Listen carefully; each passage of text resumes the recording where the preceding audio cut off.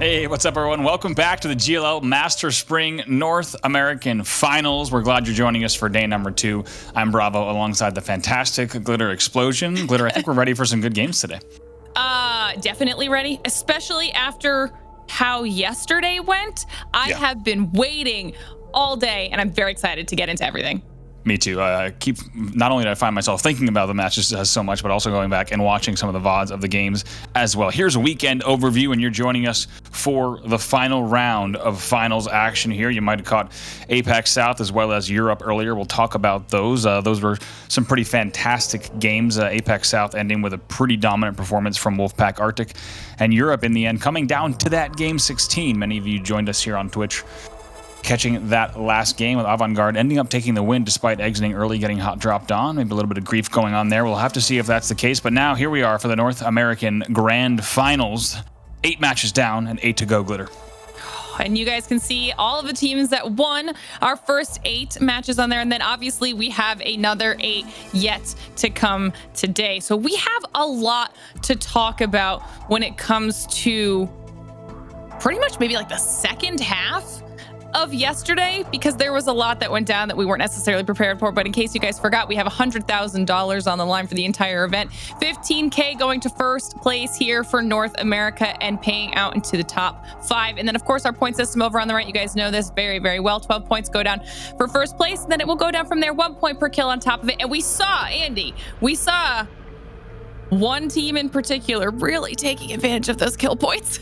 He really did. We will get to it, and I think everyone at home knows exactly who we're talking about. Let's go ahead and look at the leaderboard right now. This is after 8 games. NRG out in front with 107 points. They started to plateau just a tiny bit in the middle of yesterday, but ended so strong with a big point lead there.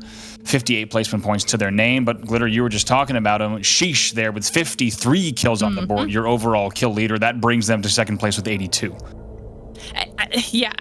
Just look at their kills, and we're going to give them a little bit of love here in a moment. But moving on down the list, we've got TSM holding on to third place. They've kind of just been comfortable in this position so far. They haven't done anything crazy, so I'm interested to see how they handle their day 2 performance here today. And then Absolute Monarchy in fourth place right now, right at the end of yesterday, just jumped above Team Liquid by 1 point. So really, really strong finish to the day.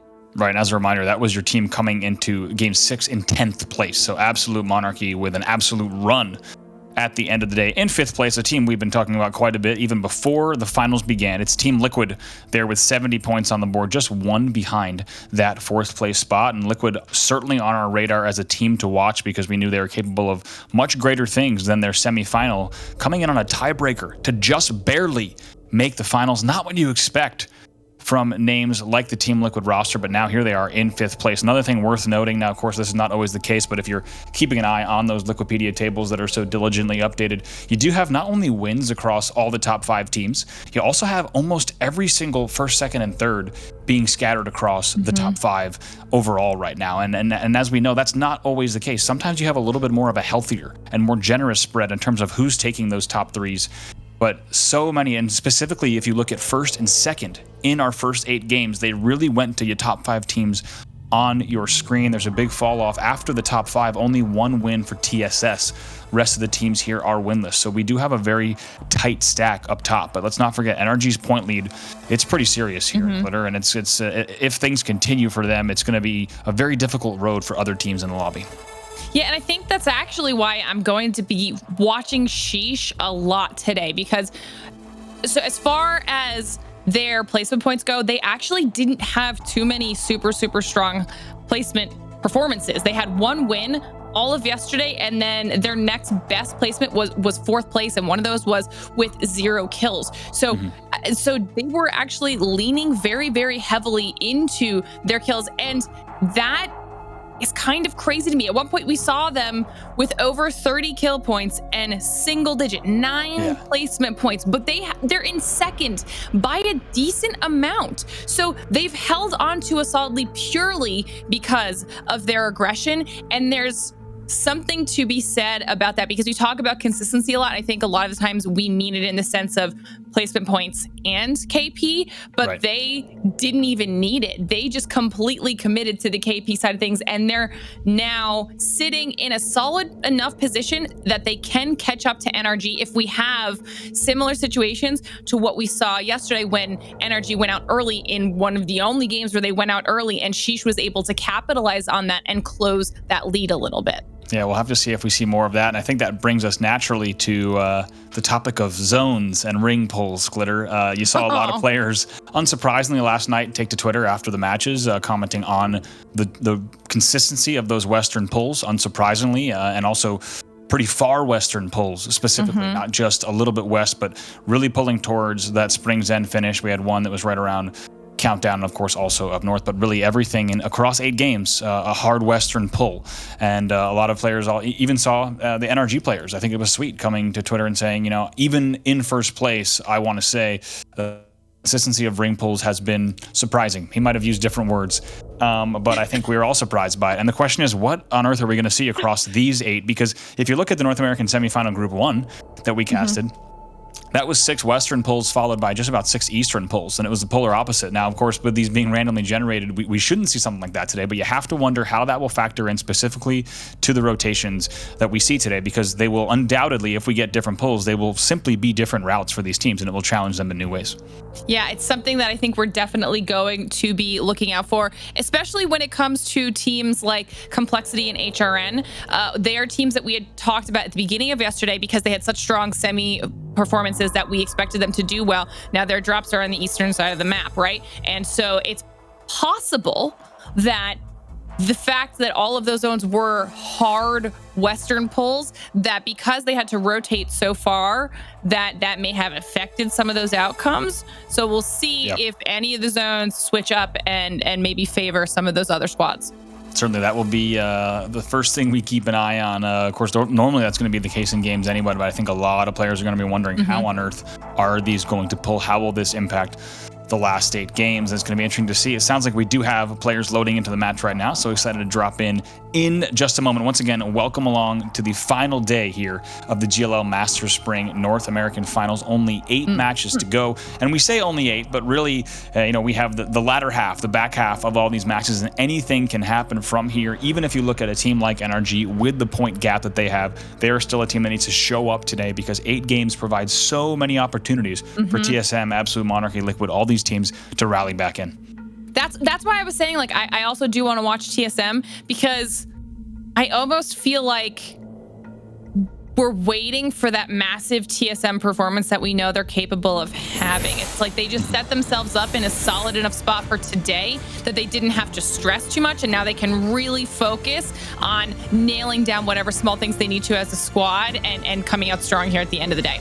And here we go now, dropping in with NRG. It's match number 9, match 1 of the day, match number 9 overall, and we're going to be dropping into their staging drop. As we said, NRG, the team to beat in this tournament, and we don't just say that because of their points total right now coming into day 2, but also what we were saying, and I think all of NA has been saying since that big ALGS Winter Circuit win, and also such a strong semifinal performance as well. Let's take a look here as we see that dropship cutting across and everyone heading to their usual drops. And now here we go, Glitter, right away, a little bit of an Eastern pull, and the gods have blessed us.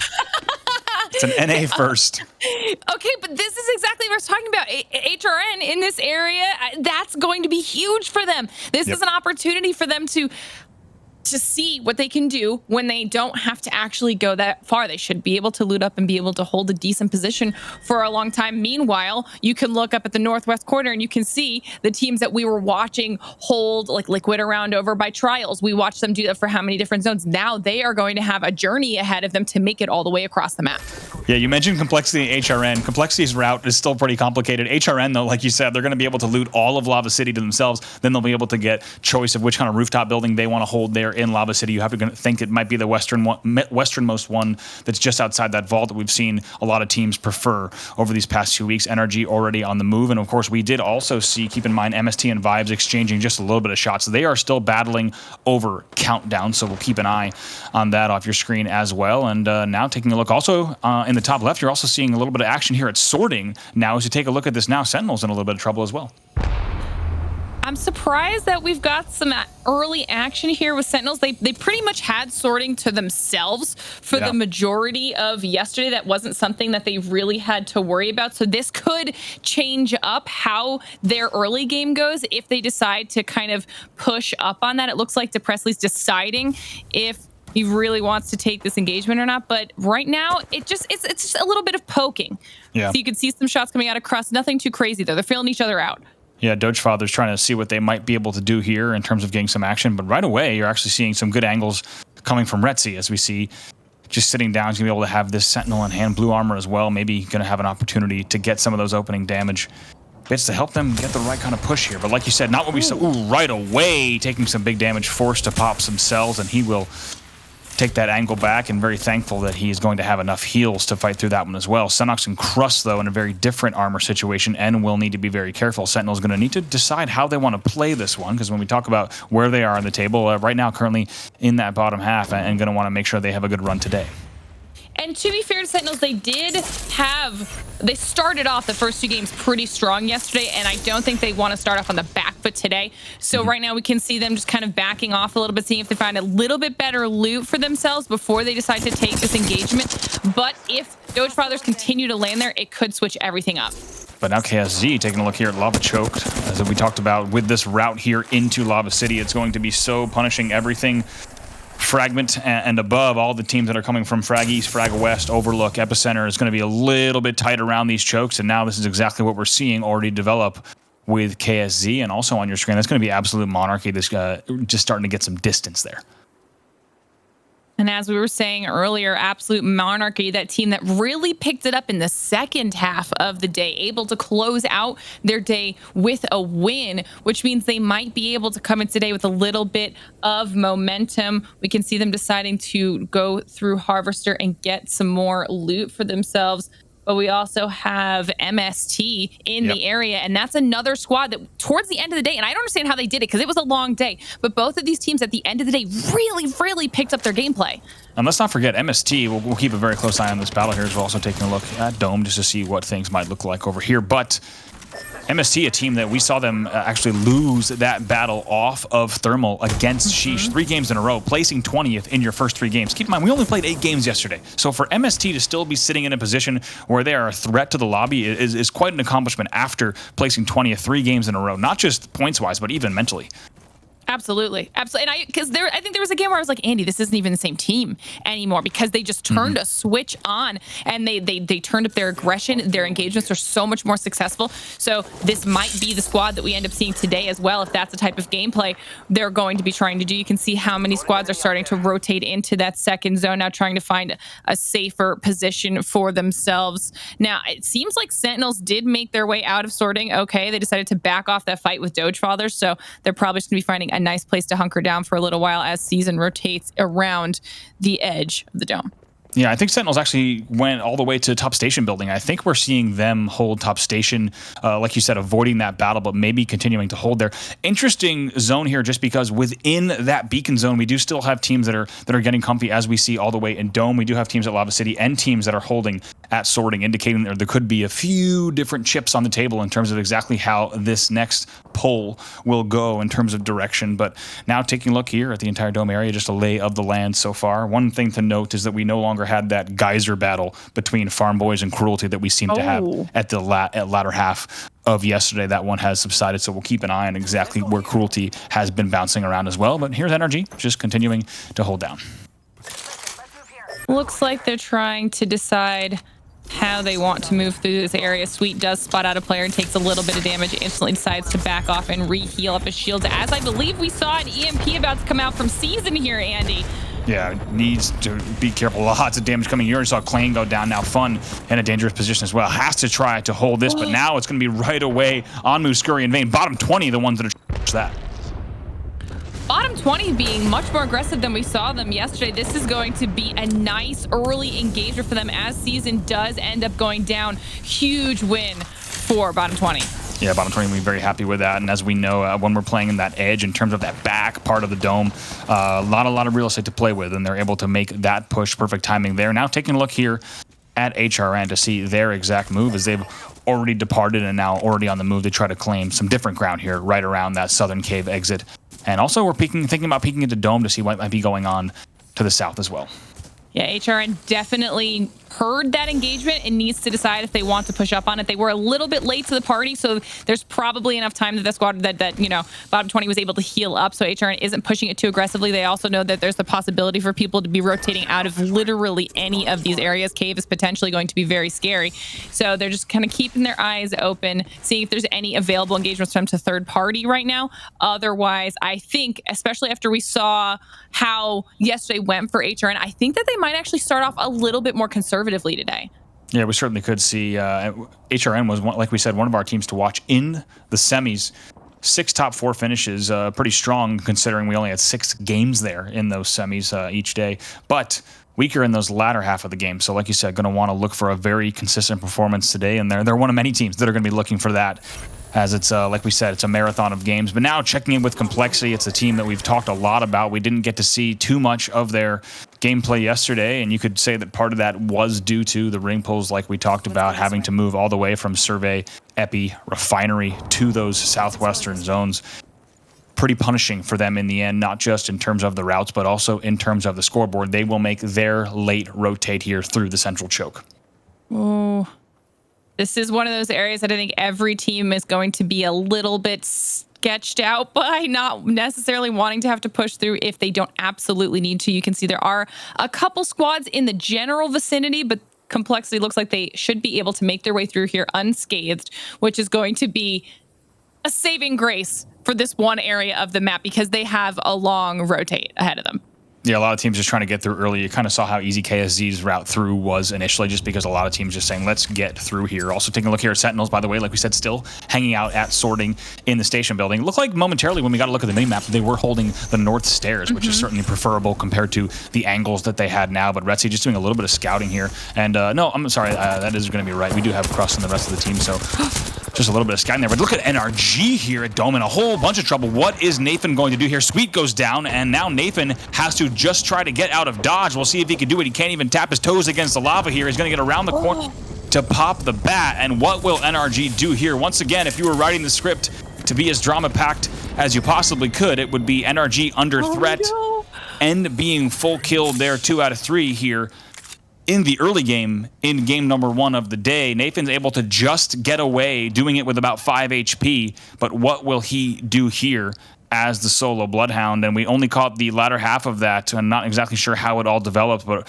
going into a situation you can bet that they did not expect to be in, given how strong they've been.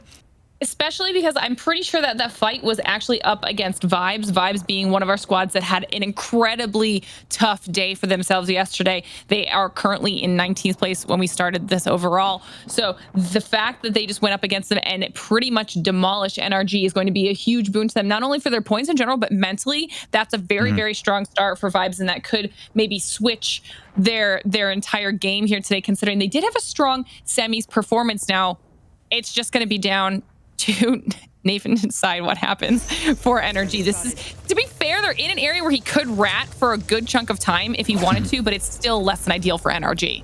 Now take a look here at Team Liquid, a team we talked about off of a poor semifinal performance, now in 5th place and looking to perform even better today. Gonna go ahead and just rotate through the ring here. And we saw some very good late game performances and coordination from the likes of Nock, Flanker, and Alberlily.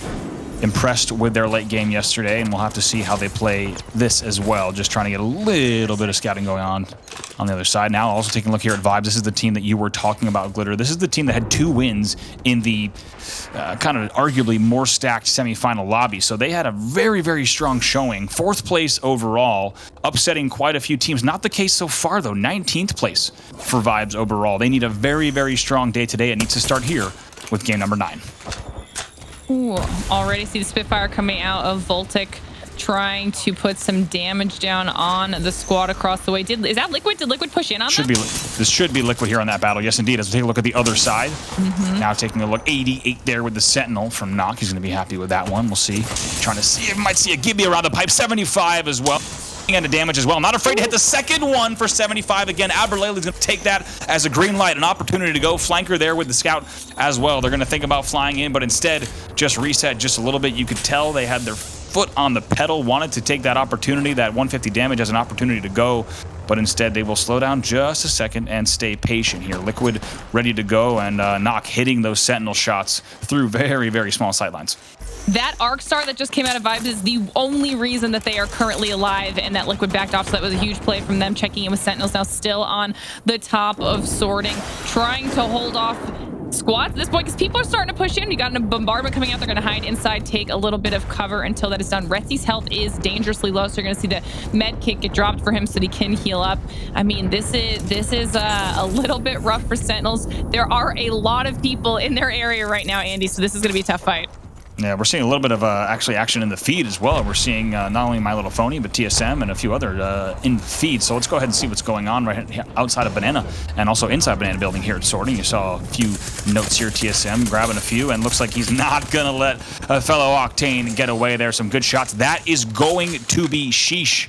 There on the receiving end of that, you see a Prize and Wig in the feed. So TSM capitalizing. We saw a little bit developing in the feed. And now Sheesh will be out, only catching the tail end of that one, so that will be seasoned. Doge Fathers and Sheesh out of this one, but that's a big note here for especially the fact that we have NRG was in a dire situation and Sheesh out this early as well. It is once again going to open up the points table for the rest of the lobby. Now let's take a look in Complexity here going up against MST up top on the high ground. Complexity, I have seen their names come up in the kill feed a couple times too, so they've definitely been dishing out some damage. Now, depending on how this goes, Reptar has already taken a little bit of damage. We see them bombardment, and MST decides to make the push. Pander's staying up above, so he's got a little bit of a height advantage here. It is a 2v3 down at the bottom. Pander decides to push down and wrap around to the right and see if he can get a better angle. All of the Complexity players are shieldless. Monsoon able to get a quick bat off, and oh my god, it's gonna be rough for Complexity. Oh boy. That Metro push there, you knew that was it. Once the angles are closed down, that will be Complexity going down there in the feed, and MST getting that right opening damage. As soon as you saw Reptar in the back, they knew it was trouble, and another nice break there for Metro from the ground with the 99 as well, but they know they're in trouble as well. They came off of the sorting height to take this, the sorting height into this low ground to take that battle, and then in doing so now have exposed themselves across the way, and now Sentinels is going to be the one that wants to claim that this is their territory here at sorting ground, whether you're on the low ground or the high ground, it's all theirs, and some good damage coming in. We'll see if they can continue here now with this Volt to get that wipe, and now it's all going to be up to Senox and Retsy. They're going to be happy with that one. MST will be going out. Sentinels picks up those kills and still looking pretty strong here, Glitter. This is a really, really strong play for Sentinels because it essentially boiled down to TSM above with them or the teams down below that they knew they could most likely third party. So they did decide to push down here, take a little bit easier fight just because of the damage that had already been dealt into MST. So they clean up 3 quick kills for themselves. Now it's just going to be about whether they can escape from TSM. If TSM even decides to push down to where they are, or can they get out of this area from any other squads that might be rotating through. It seems like there were a few shots that rang out, and TSM is on the other side of this rock, but they are currently distracted by other teams. So this is going to be interesting to see how Sentinels handles this push. Yeah, this is going to be tricky here for TSM as well. Nathan's still alive as well, and he's still doing some damage here with the charge rifle from the back, so doing whatever he can here, but also on the receiving end is a 1 from the distance, so needs to be very careful if he wants to put points on the board. He's already grabbed 1 placement point, but might have made a little bit too much noise in the end. Let's see what TSM does there. Instead, just going to go ahead and rotate just a little bit towards the south. They know that Sentinels has a little bit of height on these rocks, and now Sentinels versus TSM. This is an edge battle that could be developing right now. Yes, indeed, here comes the action. Now TSM, once again, as you said, fighting from different angles. They're going to have to retreat just a bit, and Sentinels wants to take advantage of this. Let's go ahead and take a look at Reps here with some very strong shots out of that Spitfire of his own here. Now going to go ahead and try to get that all going down and also pop some cells. We'll see how they play this. You can see just in the distance, Sentinels still trying to get the opportunity to push in. Yeah, Hal definitely is on an off angle trying to see if he can catch anybody from the side, but if I'm not mistaken, there's also a team in the cave, I think, that has been trying to pop shots every once in a while. TSM decides they're going to push up on Sentinels and force this engagement to happen. You can see how low Snipe Down is in the back. He's able to get a bat off, and I was right. You can see in the corner there, Stomps, probably the person that's been taking pot shots the entire time at this squad, making it so much harder for both of them. Yeah, it's going to be Farm Boys there that are just trying to do whatever they can. Bubble Fight is down, though. Take a look at this TSM right away. We only caught, it looks like it happened so fast, but don't mess around with TSM, some Mastiffs, and a Bubble Fight there as they're able to wipe that one there. and picked that one up pretty quick. Made it look too easy from the third-person view, and we'll have to see what they could do from here. But Sentinels was the quick victim as TSM's able to get that, and now they turn their sights to that cave, like you had mentioned. Now they're going to be ready to go, and they're going to want to get out of this open territory that they seem to be stuck in. And I was going to say, Nathan has been joining this party as well. He continues to deal damage with that charged rifle as well, continuing to be a pain for TSM, who's now trying to make this push on Farm Boys through the choke. I'm surprised that Nathan is being this ballsy in the situation, because I mean, he's alone, right? And you're going up against TSM and Farm Boys, who are currently in their own engagement, but Nathan has no fear right now. He is able to wrap around, but you can see as he wraps around, he is very, very low and does end up going down to Aves. Dude's not out, able to pick up the kill on him. But TSM is now in an insane engagement with Farm Boys. Hal goes down, but it seems like TSM is unafraid, and they're able to come out on top once again. I don't think they're going to be able to get Hal, though, here, Andy. Yeah, they're going to have to run real quick here in the end, and it's going to be a battery for Reps, and Snipe Down and Reps able to stay up. Hal, of course, doing a plenty of damage before ultimately going down, and now going to have to just continue on moving forward. And now 7 squads left here. We're actually seeing in the feed Absolute Monarchy will be ones going down as well. But some good kills here on CLG from the side of Reps and Snipe Down. They have just not stopped since they started their engagement in the banana building over on sorting. As soon as that happened, they decided to go full pedal to the metal. Now we can see them trying to dish out some more damage. That might be the rest of CLG, as we saw Reps get the 1 kill onto the first player. So they decide to back off, though, see if they can get a little bit of a better angle. Yeah, Lou, that was at CLG. Lou is the one that's currently down, but CLG should be able to maybe grab his banner as long as they don't get sniped off of it. Yeah, we'll see how they play this one. Also still taking a look, like we said, Dude's Night Out still here. Also HRN now playing the limited real estate that they have here. And as you could see from this free camp, not a whole lot of playable space. Everyone just grabbing the rocks on the ground that they can, and trying to play a little bit of elevation. TSM, the 2/3 of TSM here with Reps and Snipe Down, still trying to figure out how they want to play from this slight low ground. But there is enough cover in this route where they might have some opportunities depending on how this happens. And looks like not going to take any damage as they move up just slightly a little bit closer to the dome. This is a rough situation because right now they obviously know that they're potentially surrounded by 2 squads, but there's still 4 other squads in this lobby and they just don't know where they are. So they're going to have to constantly be watching their sides behind them, as well as seeing who's pushing in from any other weird angle like there, because there might be another sneaky solo for all they know. Nathan dishing out all that damage before he went down for NRG. You see Uri's trying to peek and pop a couple shots across the way, as you saw some of those players rotating out of the dome area. The bubbles come out. We've got the caustic traps down as well, keeping them safe in that. Oh, there is so much chaos now. Yeah, this is going to be absolutely crazy here on this close. Take a look. TSM just running straight into HRN. You're also seeing madness in the whole TSS part of the party as well. Dude's Night Out finding 2/3 players going down. It's going to be all up to Rolders now trying to heal. He cannot. 5 squads left just like that. We're seeing HRN also go down in the feed. TSM picking up a few of those kills. They're not done yet. Liquid also joining that party. Let's see what Snipe Down and Reps could do here. Reps also taking so much damage as well. Going to try to pop a bat just like that. 4 squads left. It will be Knock that is going to get the knockdown there on Snipe Down. We'll see if Snipe Down's going to be able to get around the corner, but Liquid still looking very strong here, potentially their game to win as they look across the way as well. Ooh, loot looks good on Liquid right now. You just saw the shield upgrade coming out of Albrelelli. Flank does get knocked. I might have just jinxed this entire thing. Albrelelli goes down as well, and Knock needs to decide how he's going to handle the situation. And now Knock, look at this, has to go all the way back. You're going to try to see what kind of swap exists. There's a purple swap he's able to grab, but still in a world of hurt, needs to be very careful there. Also keep in mind, bottom 20 with some good damage there onto Liquid as well, and also taking down Albrelelli in the feed. So now that will be TSS right here on your screen. They're going to have an angle. You're still going to have Snipe Down able to get back in as well, able to get all these heals off. Still bottom 20 on the left side, and now Nocturnal still trying to be part of the battle as well. Those are your top 4. Oh, does TSM know that Knock is right here? They know. Yeah, they know. They absolutely know. This is going to be rough for him, but TSM should be able to secure themselves yet another point here with this kill, and more points by moving up the placement ladder. This honestly Knock's holding up really well, and of course all of the action is going to draw some more attention, and Blur is the one that gets the credit for the kill at the end of all of that. Yeah, TSM not able to get that. They were going to be able to grab the truck, but they're not going to be able to grab the kill, despite some very good shots there out of that shotty. But now look at bottom 20 coming in around the corner, and still TSS here and TSM still part of the party. Those are your final 3 squads here in game number 9. Somehow TSM still with those heals. Bubbles are going down. Bombardment's down as well. Bottom 20 able to get all of their bats off. They are ready for this this final battle here, as they're going to be ready to poke out just a little bit and trying to get a little bit of damage around the death boxes. Not able to get that angle on TSM just yet, but they know they do still have more opponents across the way. Taking just a few ticks in the back, and TSS trying to time their move as well. Now bottom right in on TSM. See what they might be able to do. Taking the bubble. They're able to grab one. Their reps is the first one to go down. Where's Snipe Down is the question. Can they come in? TSS says, not without us. We want to be part of this party too. They're going to fly in, and TSS is your champion, playing it perfectly. And Glitter picking up where we left off there. TSS winning game number 1 overall in our North American finals. And after a pretty slow rest of the day, they win our game number 1 here in day 2 as well. Once again, they win in 2 with his Watson on horizon, flying in from above. I mean, that is like their favorite finishing play so far for any time they are able to get a victory, because they time it so well, and they just wait and rain down carnage from above.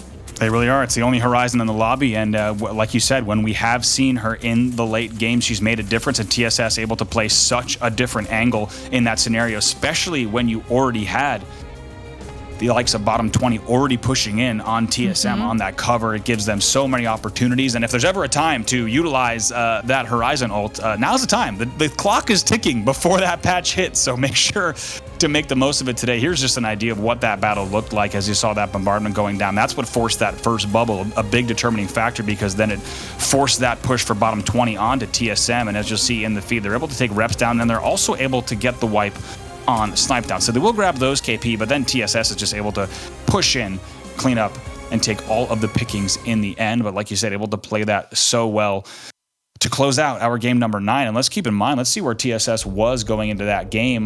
They had slipped all the way from originally, of course, first after game 1. They sat middle of the pack yesterday, right around 4th and 5th. And by the end of the day, they had slipped to 9th. So that's a big, big win for them, and might suggest a shifting of the tides for them throughout the rest of day 2. We'll have to see. We'll come back with the scoreboard and the overall leaderboard after a quick break. Don't go anywhere. More Apex coming up in just a bit. What's up, everyone? Welcome back to the GLL Masters Spring. It's a fantastic game number 1 to start things off here on your Sunday afternoon, or perhaps late Sunday evening, depending on where you're joining us from. Bravo alongside Glitter Explosion.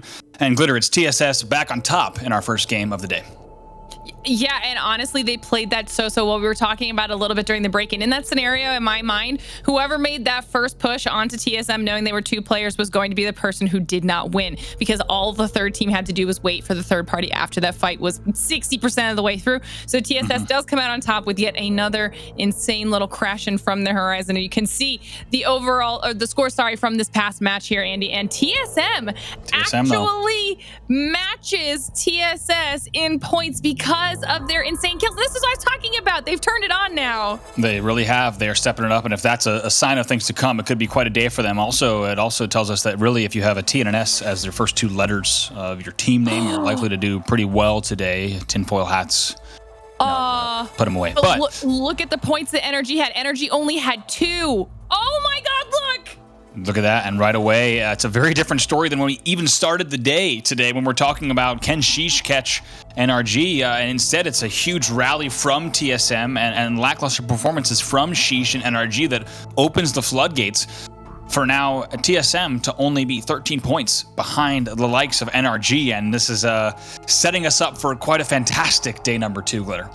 I mean, especially because TSM literally just got 12 kills in that game. They're clearly more than capable of getting 13 points in a game when they need to. You can see Team Liquid does jump back above Absolute Monarchy as well. And Sheesh is still holding on to a decent spot in that top 3, though, solely because of their performance yesterday. So they'll be able to turn it on here. They still have a lot of matches left. But then TSS is going to have a little bit of a battle uphill from here for the rest of the day. They're going to need at least one more really solid performance out of them to get themselves back in like a top 4 position. Definitely. A big jump, though, for them. 9th to 6th. In one game. I mean, if there's one thing you wanted to do to start the day as a team that's really in that 9th place spot right around there, you got to be very happy coming into 6th after just 1 game and 7 more games to go. But man, once again, we could not write this any better. It seems that whenever one of our teams that's within that top 3, 1 or 2 of them starts to falter or maybe exit early in a game, it's almost a guarantee that a team that's also within the top 3, top 4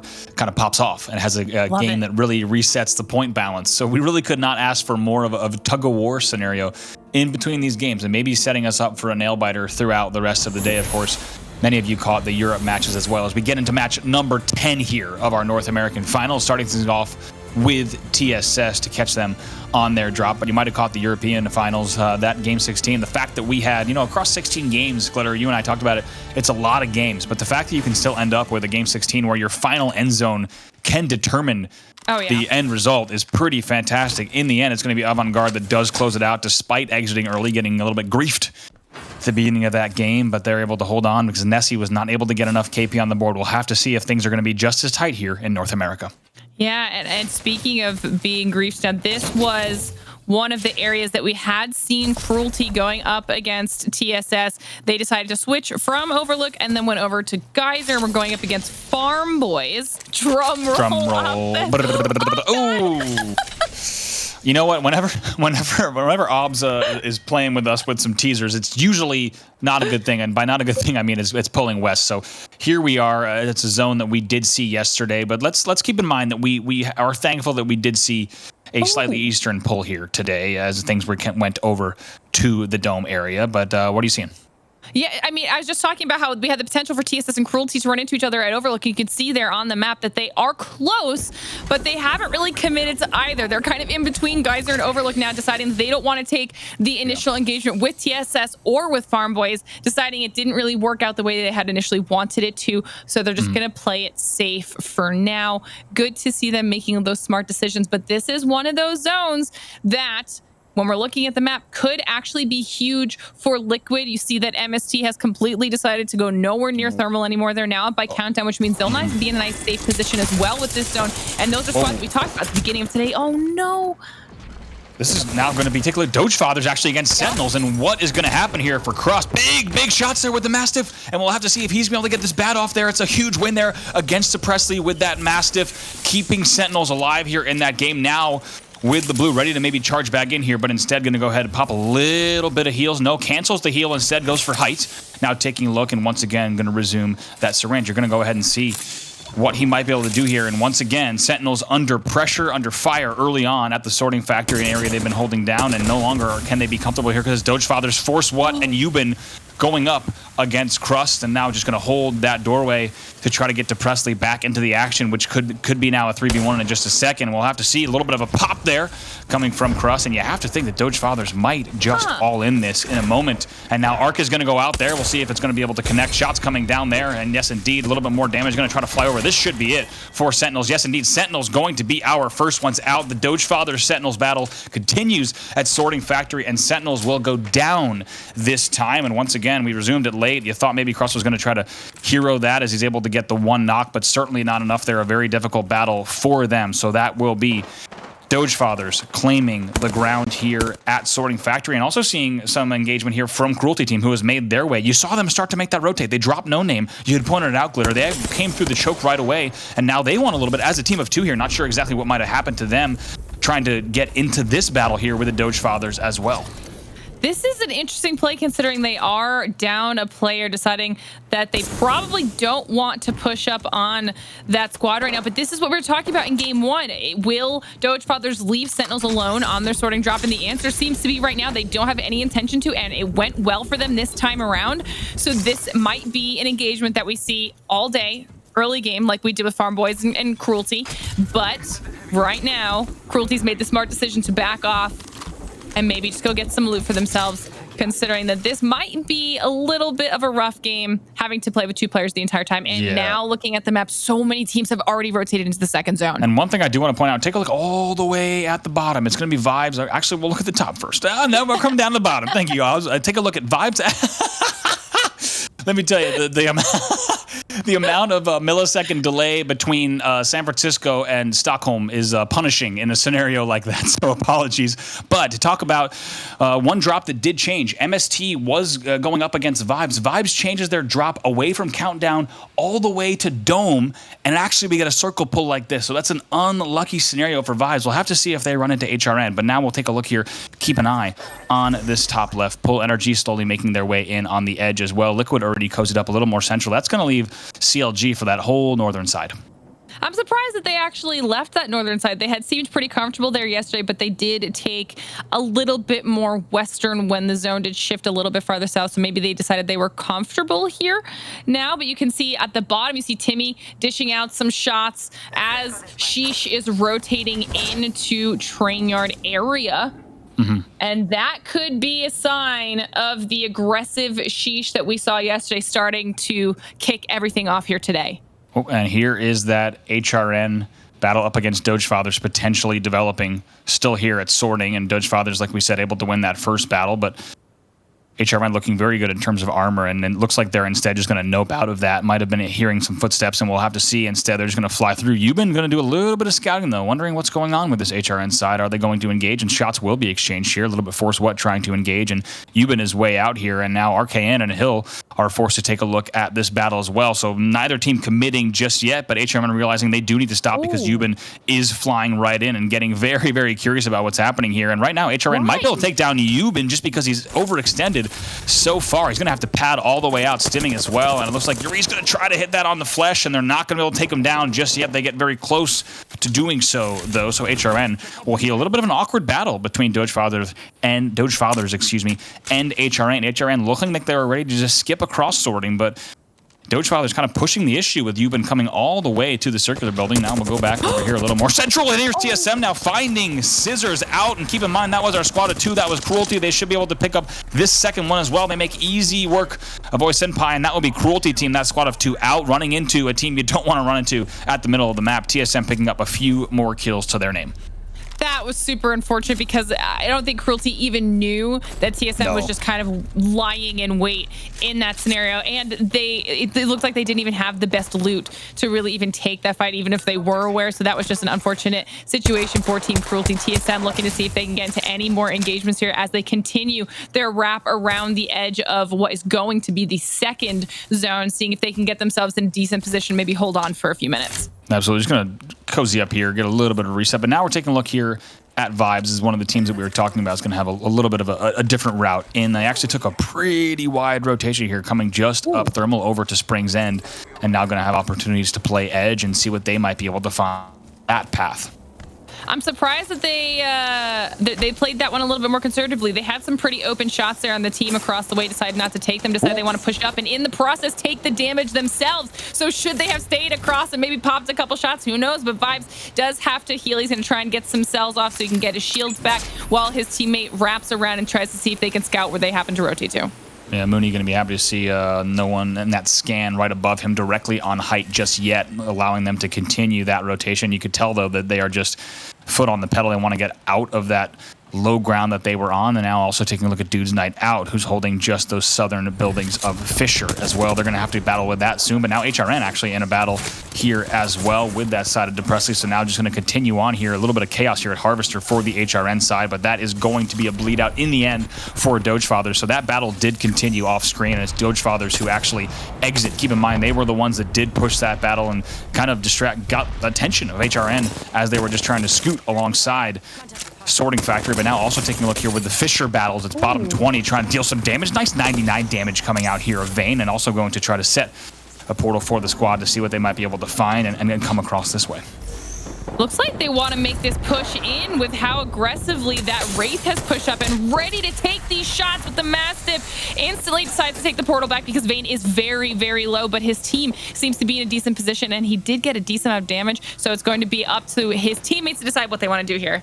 Yeah, absolutely. It's still a little bit of chaos over there. Rollers, as you see, just going to wait this one out. It's going to be Aves. It does come back as well. So Dude's Night Out still trying to play this a little bit cautious against the side of bottom 20. Now Complexity, though, still over here at Trials and playing Edge as well. And looks like they're going to try to hold forward here on the doors of the Trials entrance and going to be peeking around the corner. Spitfire and EVA 8 here in the hands of Ice Shiny. Thermals will go down to try to deny that door. But it looks like on the inside, it is NRG, like we talked about, the team to beat here in North America.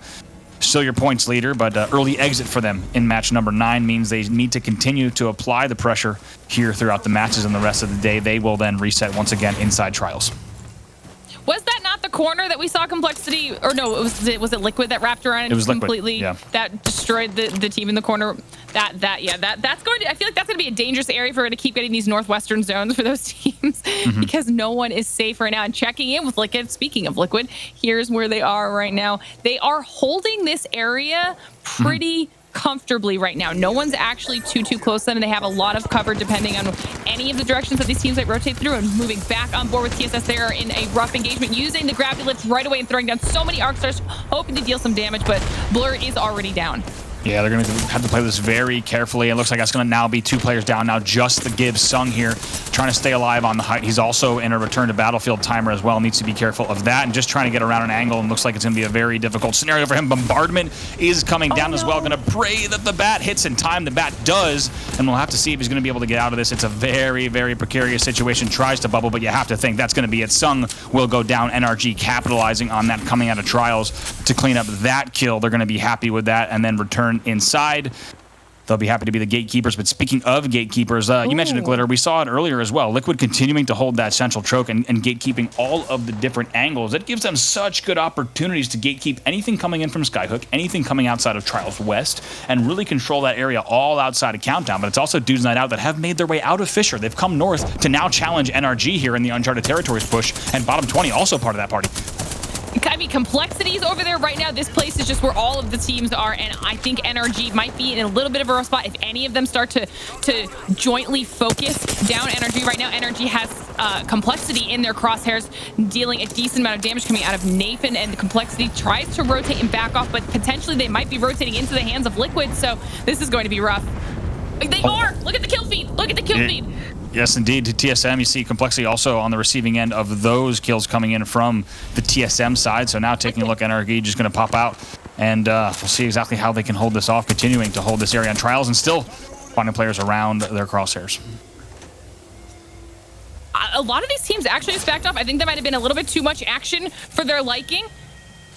Now that they did see some of those squads go down, everyone is taking the opportunity to reset. You can see Rocker just trying to loot up a little bit more here. Checking in with Sheesh. We were hoping they were going to be able to do well today. It looks like Timmy is healing from whatever engagement they are currently in, as a prize is taking some pop shots across the way onto the tracks. Timmy, though, you can see him starting to YOLO already over there, Andy.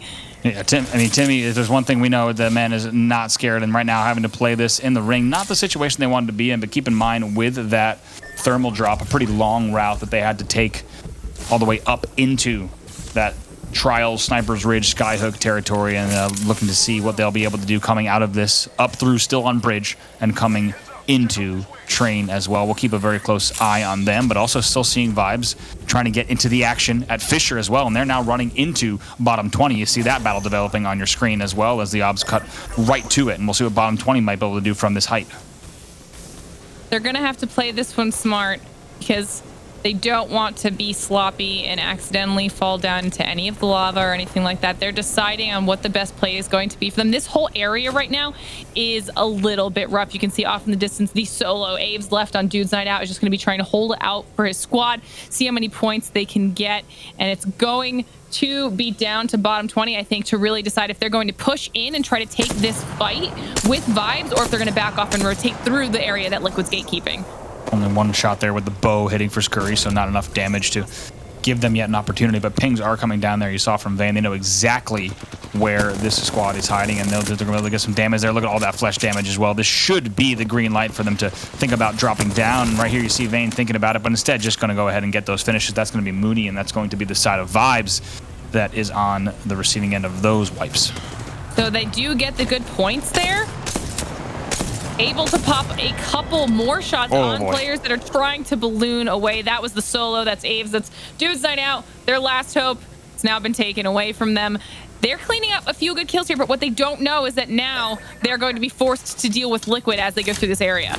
Yeah, this is going to be a challenge to come out of this eastern side of Fisher. They know that there's going to be action developing right here, and this will be the area that is being gatekept now. Is actually Liquid still going to be holding that area, and we're keeping an eye. It's going to be My Little Phony who's going to be holding there, as well as Absolute Monarchy. Those are going to be your teams that are holding in Countdown.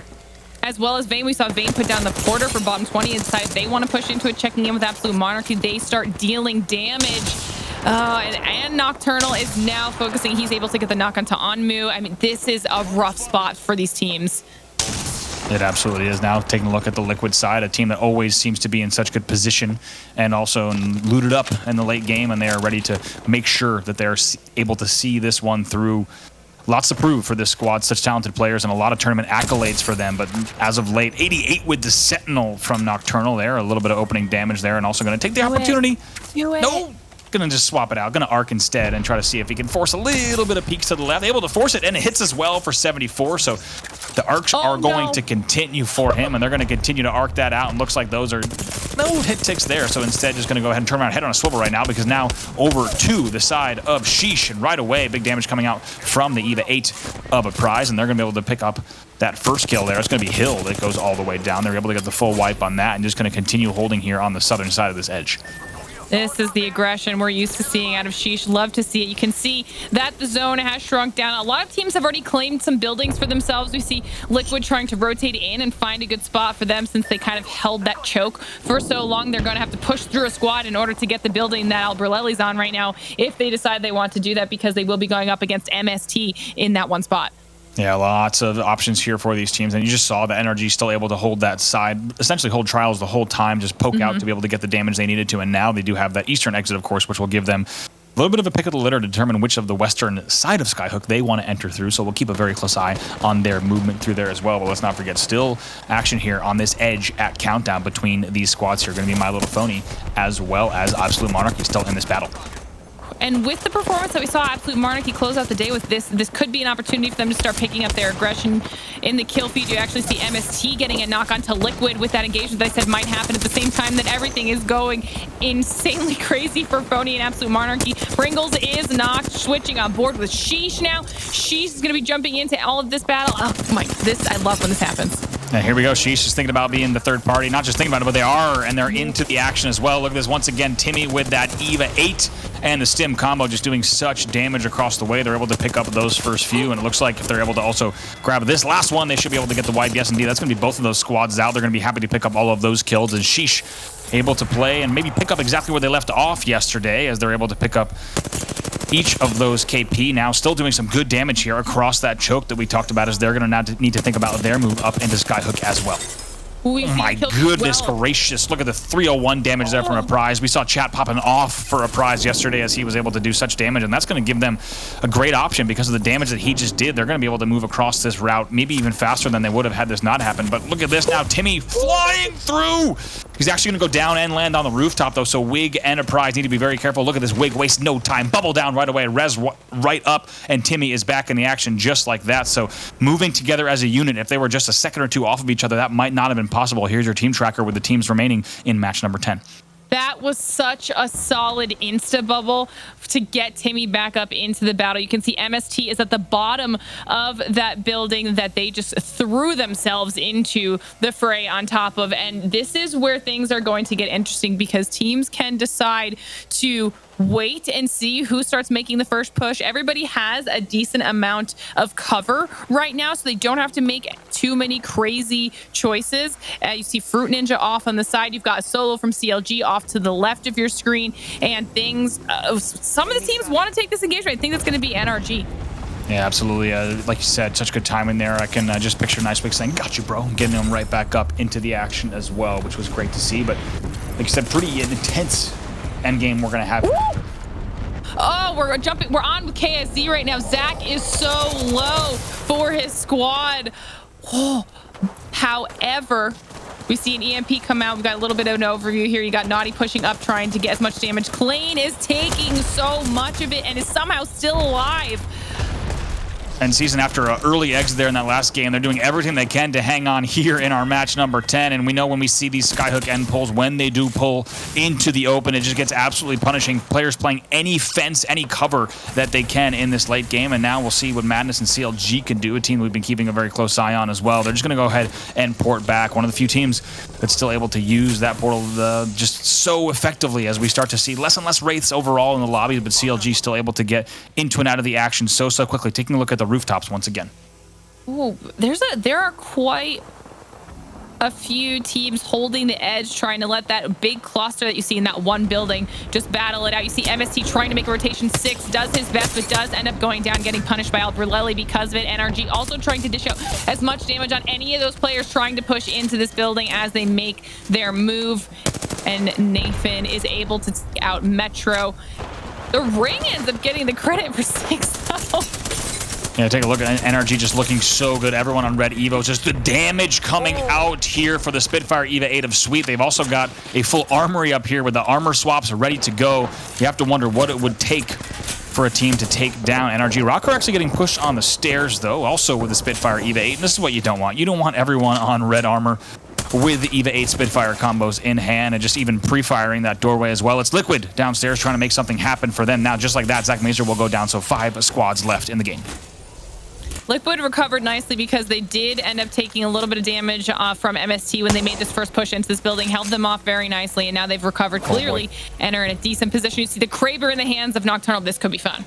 Here we go. I don't know if you caught it yesterday, but Hotzik talking about not sure what a returnal is. Maybe a returnal is when you want to return your Nocturnal, but I tell you what, with the way Nocturnal's been playing, that is not the case.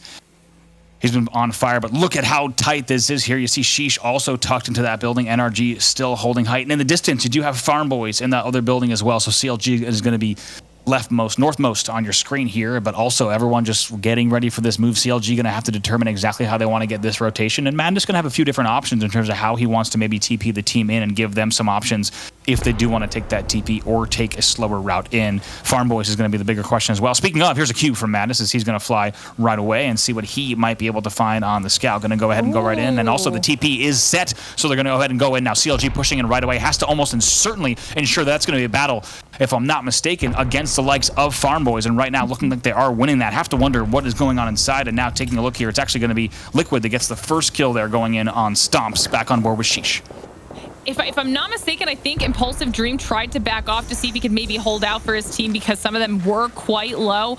NRG does know where he is, though, and Nathan is not about to let anybody hang out on the outskirts of this area as everything starts closing in. You can see 10+ hostiles on the scan coming out of Nathan, and that has got to be exactly what NRG wants right now because, honestly, I think they can take this on themselves. Absolutely, they're getting ready for this. Just going to continue holding their Rocker, wondering if anyone might come stairs. Looks like they are not, so instead just going to go ahead and poke out, taking a look at what carnage might develop below. You have to think Wig and team here with Sheesh finding a battle. It's actually going to be Nocturnal that goes down first. Liquid here versus Sheesh, and it's all going to be up to Timmy here. Now popping a little bit of a stimmy and wondering what might be going on. Both upstairs and downstairs needs to be very careful, ready for someone to come up. Instead, they don't, so instead going to hold for just a second. Still 5 squads left as some partials go down. Wig will go down officially.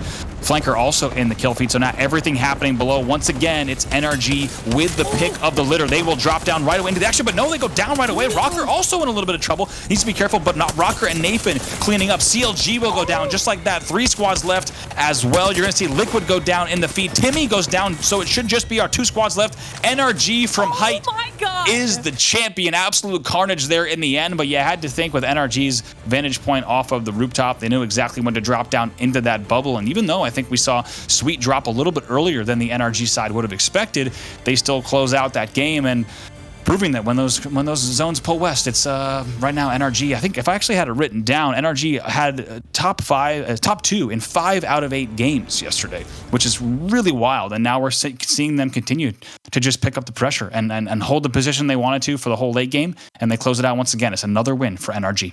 How they followed that at the end, especially because when they dropped down, I think they were expecting the 2 squads, but you saw right at the end there was that one solo that was putting in damage from behind that they had to turn on as quickly as possible to make sure that they didn't go down to that player, and then still had to drop down yet again on top of Timmy.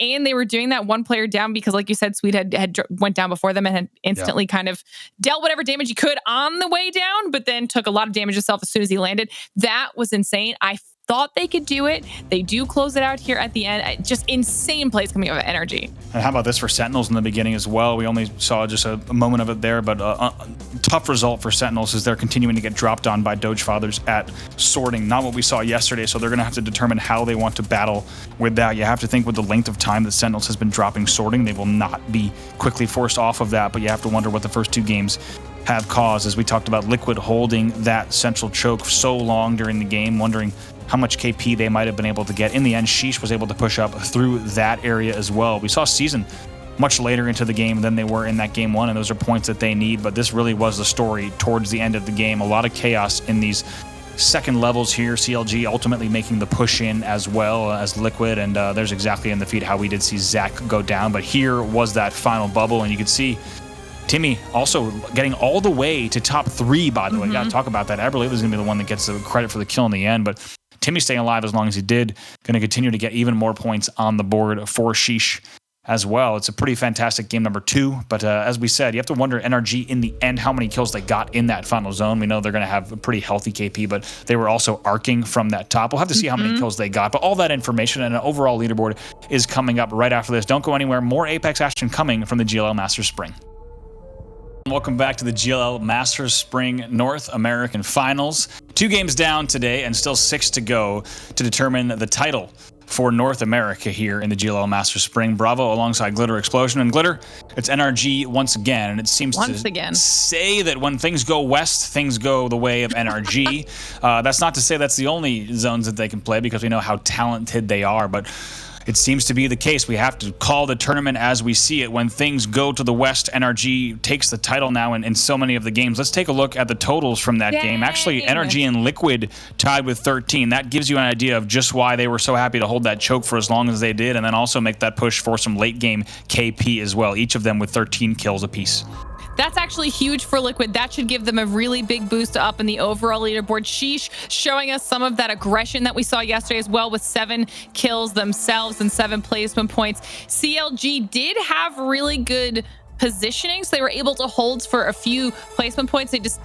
They weren't that aggressive this time around, so they were only able to get 1 KP. But this is what I wanted to see. This is what I was talking about. Liquid jumps up to 2nd place after that. But look at the lead that NRG has now secured for themselves after that game. And this might officially be the biggest lead they've had. It's right around, certainly right around it, if not now, with a 32-point lead that's commanding after 10 games. Still a very close race for second between Liquid, TSM, and Sheesh. But Glitter, that's also the second time today across just 2 games where we've seen the second place team, as you were alluding to, get swapped out. So this is getting pretty tight here, with Sheesh getting leapfrogged twice now to be in 4th. Not where they wanted to be heading into game 11. You know, I'm getting a little bit of deja vu too, because TSS won our first game today, but they won our first game yesterday. Then NRG won our second game yesterday. Now they won our second game here today. So are we going to see a repeat of what happened yesterday? That's the question. We'll have to see, of course, if that plays out. But right now, the one thing that's for certain is that NRG will continue to put up those points on the boards. And you have to think, I mean, we saw a lot of players, like we said earlier, take to Twitter last night to talk about the zones. You have to wonder, the last 6 polls that we see, based on what we've seen so far, there's really no doubt that they really will determine NRG's ease, at least, of getting into the holds that they want and getting the rotations that they want from that western side, of course, with the staging drop that we've seen them hold, as we take a look at this early drop and now wondering where the ring might pull here in match number 11, Glitter. This is going to be interesting, because even our first match yesterday, our zone was the one that was like right over a Harvester Central Choke area, and it was like the one different. Oh boy. So, yes, it says guess. Okay, I'm going to guess Springs End. Then. If Obs is messing with us, I'm going to guess a Springs End. I'm certainly going to guess West if we're getting indicators, and it's I mean, South Central would be generous, but now let's go ahead and take a look at Farm Boys actually getting into a battle here at the Ridge, which is an early game battle that we haven't seen. It's actually going to be Cruelty team, as we have seen earlier, a team really without a home over these past few games, not just at the end of the day yesterday, but leading into today as well. They're going to try to find the remaining player, and they're going to just continue to fly south here at the Ridge, looking to see where they might be able to find it. It's actually Scissors, and you have to wonder, and maybe we can get an update from the tournament admins, though. Maybe they have been forced to play as a team of 2 just due to something that we haven't been notified about in terms of player availability, or might instead be DCs. We'll have to get an update there from tournament admins, exactly what's going on with Cruelty, but poor Scissors is going to be the one that's going to have to run here at Sorting Factory. But somehow Team Cruelty has once again found Farm Boys to have this early game engagement with, and they just cannot catch a break. Now they're taking some damage there from Sentinels as well. You can see stomps over in the distance, but I don't see anybody right now, Andy, but is this the first time that Sentinels finally has sorting back to themselves again? No more contest? This is the first time today that we have not seen Doge Fathers drop and contest them. You have to wonder, keep in mind, they are all on station building and pretty stacked banana. We should have known. Let's actually go ahead and see what the rest of sorting looks like. Yes, indeed. They're going to have sorting to themselves instead as we take a look at the lay of the land and teams now having to make their very long routes. CLG, Complexity, and Liquid going to be your teams with the longest routes from the north. TSM already have exited Frag East, and they're actually going to run into Scissors almost certainly at Ridge, and I think we're going to see his name disappear pretty soon as he will be the solo for Cruelty team as TSM is just going to likely hold forward. Yes, indeed. And before we can even get to it, unsurprisingly, at those Ridge buildings, TSM is going to pick that up on the way. So just loot Scissors' box and continue on that path as they continue southwards. Of all teams to run into as a solo, just trying to survive for as long as possible, TSM is not the squad you want to see. They're going to be clearing out anybody who is in their path, as we see a lot of these teams making very early rotations, trying to get as far south as possible, knowing that this could potentially be another messy end zone like we saw in Game 1. Absolutely. Like you said, a lot of teams having to move down this way. We really haven't seen a South Central pull in our, I won't even say it's just in our finals, but even in the semifinal that we covered for North America as well, semifinal number 1, we did not really see a pull that was too much like this one right around the exact area that we're seeing. So TSM is just going to cut straight across the eastern side of sorting and continue due south as we take a look at Dude's Night Out. They're already cozied up here down south. Popping Beasts of the Hunt, giving themselves a little bit extra speed here, but also seeing if they can find the squad that was right on the side and in front of them. So this is going to be huge. They instantly clear them out. Andy, that was a little bit rough.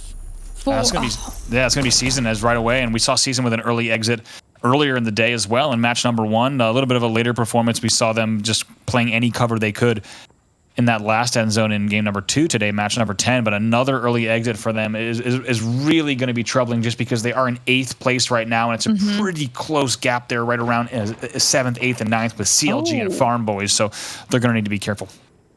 Now they're actually, they had bottom 20 across the way. You can see them just holding out in the building right underneath your camera there. But I also saw NRG in the area. We're now on board with Sheesh as we see the Arc Star coming out of Timmy, trying to deal some damage right in front of them. And in the kill feed, we do see a lot of players from Farm Boys going down. Yeah, Farm Boys as well as TSS. It's going to be a battle there on your screen, so we'll have to see what's going on there. But unsurprisingly, she's just able to hold this build, and they're going to be happy to able to hold anyone who's able to hold these tree buildings right now is going to be in a very good spot to just play into the late game and see how this one plays out, see what kind of damage they can get as things do unfold. Now it looks like Wig trying to see if anyone might be pushing on that opposite side of these buildings as well. Keep in mind these tree buildings are a lot to cover in terms of being able to hold this entirety 3-piece building. It's an example of an area where you'll continually need to hold each side of it a little bit bigger than some of the other kind of options that teams are going to have as we take a look. And now also going to look at what bottom 20 might be up to in the distance as well. Timmy trying to see what might be going on from this rooftop. And this is what I'm talking about, held now by multiple teams. NRG also on the low ground, as you see, a little bit lower in between tree and sorting. And then in the distance, that's going to be Dude's Night Out. Yeah, and on that team tracker that you can see that in the end, Farm Boys does completely go down to TSS. TSS still continuing to be aggressive and successfully so that's going to be huge for their points overall. Everyone is just kind of waiting this area out, knowing that they have decent cover for now, but this is going to be a very much sought after area. We see some shots coming out of Sheesh going off to the right side of your screen, trying to keep people away from their building. You can see just how many teams are trying to rotate into somewhere safe right now. NRG in the dead center of all of it, though.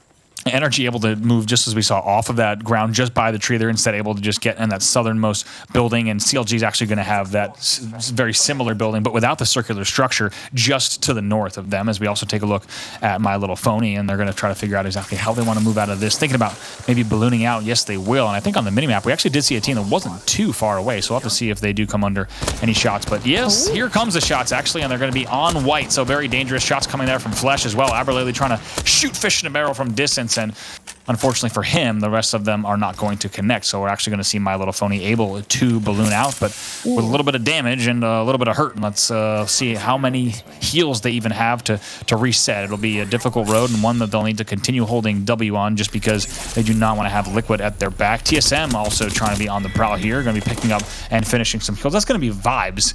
Ack of Vibes that eventually goes down as well. Was he by himself, or did they just catch him out? I think he got caught out based on 17 squads still remaining, and based on the fact that, yes, we're still seeing Mooney here still alive as well. So Mooney will now be South Dome and try to desperately maybe head west, maybe head east, spin around, maybe go north, I don't know. And you can tell he's not exactly sure how he avoids this battle with TSM at the Dome. And TSM's thinking, we need to go ahead and find this last player as well. They're going to know that there is a partial team that is going to be down here. But once again, taking a look at the route that they might take through Dome, and Hal just taking a little bit of poke damage, so gonna pop a cell and try to figure out exactly what might be the situation. They know that partial team is still around, might not know that it's just Mooney in the bottom of the map here at Dome. They've got some nice building cover here right on the edge of the zone that they can hang out in for a little while. I did notice we were looking at the map too. Complexity is going very slow. They're playing the edge as much as possible. They're very, very far north, which when you take into consideration how few buildings there are right now compared to when it was all the way over to Dome, the teams are going to have to start battling out, as we see Team Liquid here trying to do for themselves, and it might prove to work out very well for Complexity. Yeah, right now just Liquid here holding on this Summer Ridge for the moment, and Beast of the Hunt popped for Flanker as well. As you do actually see, that's going to be now Absolute Monarchy that's going to be in the thermal station, if you will, just holding down, and Sleepy Panda under some fire. Fratford Ninja as well, just trying to see how they might be able to play out of this one, because when you have a team like Liquid on that height from thermal, it's pretty dangerous. But instead, also going to keep an eye on the Harvester side as well. Scans are going to be coming in from that central building, so not afraid to hit the ult, and here they go. Bombardment's going to go down, and some nice little chip damage here coming in from Abilene on the break as well, and now might provide an opening for them to make that push. Those last shots do not land, though, as the Gibby's able to get away momentarily. Now taking a look, triple take back out on screen. Boom, there, hitting some beautiful shots there and not missing anything is Aberlily. Now swaps for the 99, is able to come around the corner and also get a little bit more damage here, just about 50 or so. And Flanker is also there with the EVA 8. Aberlily will eventually get that first one on Rambo with his 99, and players are desperately trying to pad out, and Flanker wants to make sure that they do not get away. They're going to continue with this push here. Let's go ahead and see, as he's going to start to get tagged up pretty soon. Yes, indeed, from behind. Finally, he doesn't know it. Nocturnal tries to time it as he turns around, and it was going to be Voltic that ends up going down, and in the end, Fury and Phony. So that will be My Little Phony going down, and Liquid just moving around in numbers. But now MST wants to be part of this party as well, and some decent damage coming out of the 301 of Panders. He's going to do some damage there onto the Liquid side before they're able to tuck inside that tip of the Harvester building. So now also keeping an eye out. Pad does go down as they're going to be ready to make their move as well. That was very, very well fought by Liquid. They spread out and got as many angles as possible to go for that push, and we're not afraid of that fight. But now we're checking in with TSM, who was getting into some action of their own. I believe I saw a knock coming out of reps in the kill feed before we switched on over here. So they've got a good angle on some of the squads right now. I think it was on the Sentinels, if I'm not mistaken, too. Yes, it was. Going to have some helps from the OBS there. Appreciate it there. Big shout out to our entire GLL production team, as well as our OBS team and everyone behind the scenes in Sweden, the GLL team, just helping bring this tournament to life. And of course, it's been quite a show from the players as well. An amazing set of games here in North America. We thank you so much for hanging out with us here at the GLL Masters Spring North American Finals. It's been a fantastic set of games. Still plenty to go for the rest of the day. So if you're just tuning in, you've picked a great time to join. It's a marathon where truly anything points-wise can happen. Nothing guaranteed. Energy out on top so far, but they will have to continue to perform given the fact that we have 6 games, including this one, remaining. Taking a look at the zone once again, and things do pull launch sites. So a lot of teams that were trying to be happy with their tree positioning, of course, will need to move towards the east. And teams like TSM, Complexity, HRN, as well as the likes of his Watson and crew, of course, that's going to be TSS. They're going to be very happy with their current positioning, and even Mooney still alive on the Vibe side. See, Mooney's still alive, but his position actually worries me the most because technically that building is open, right? If there's a solo in there, in my mind, that's an open building. If anybody wants to push in on that, then he is going to be in a lot of trouble. But obviously, he's just going to try and be quiet and hold it out for as long as he possibly can.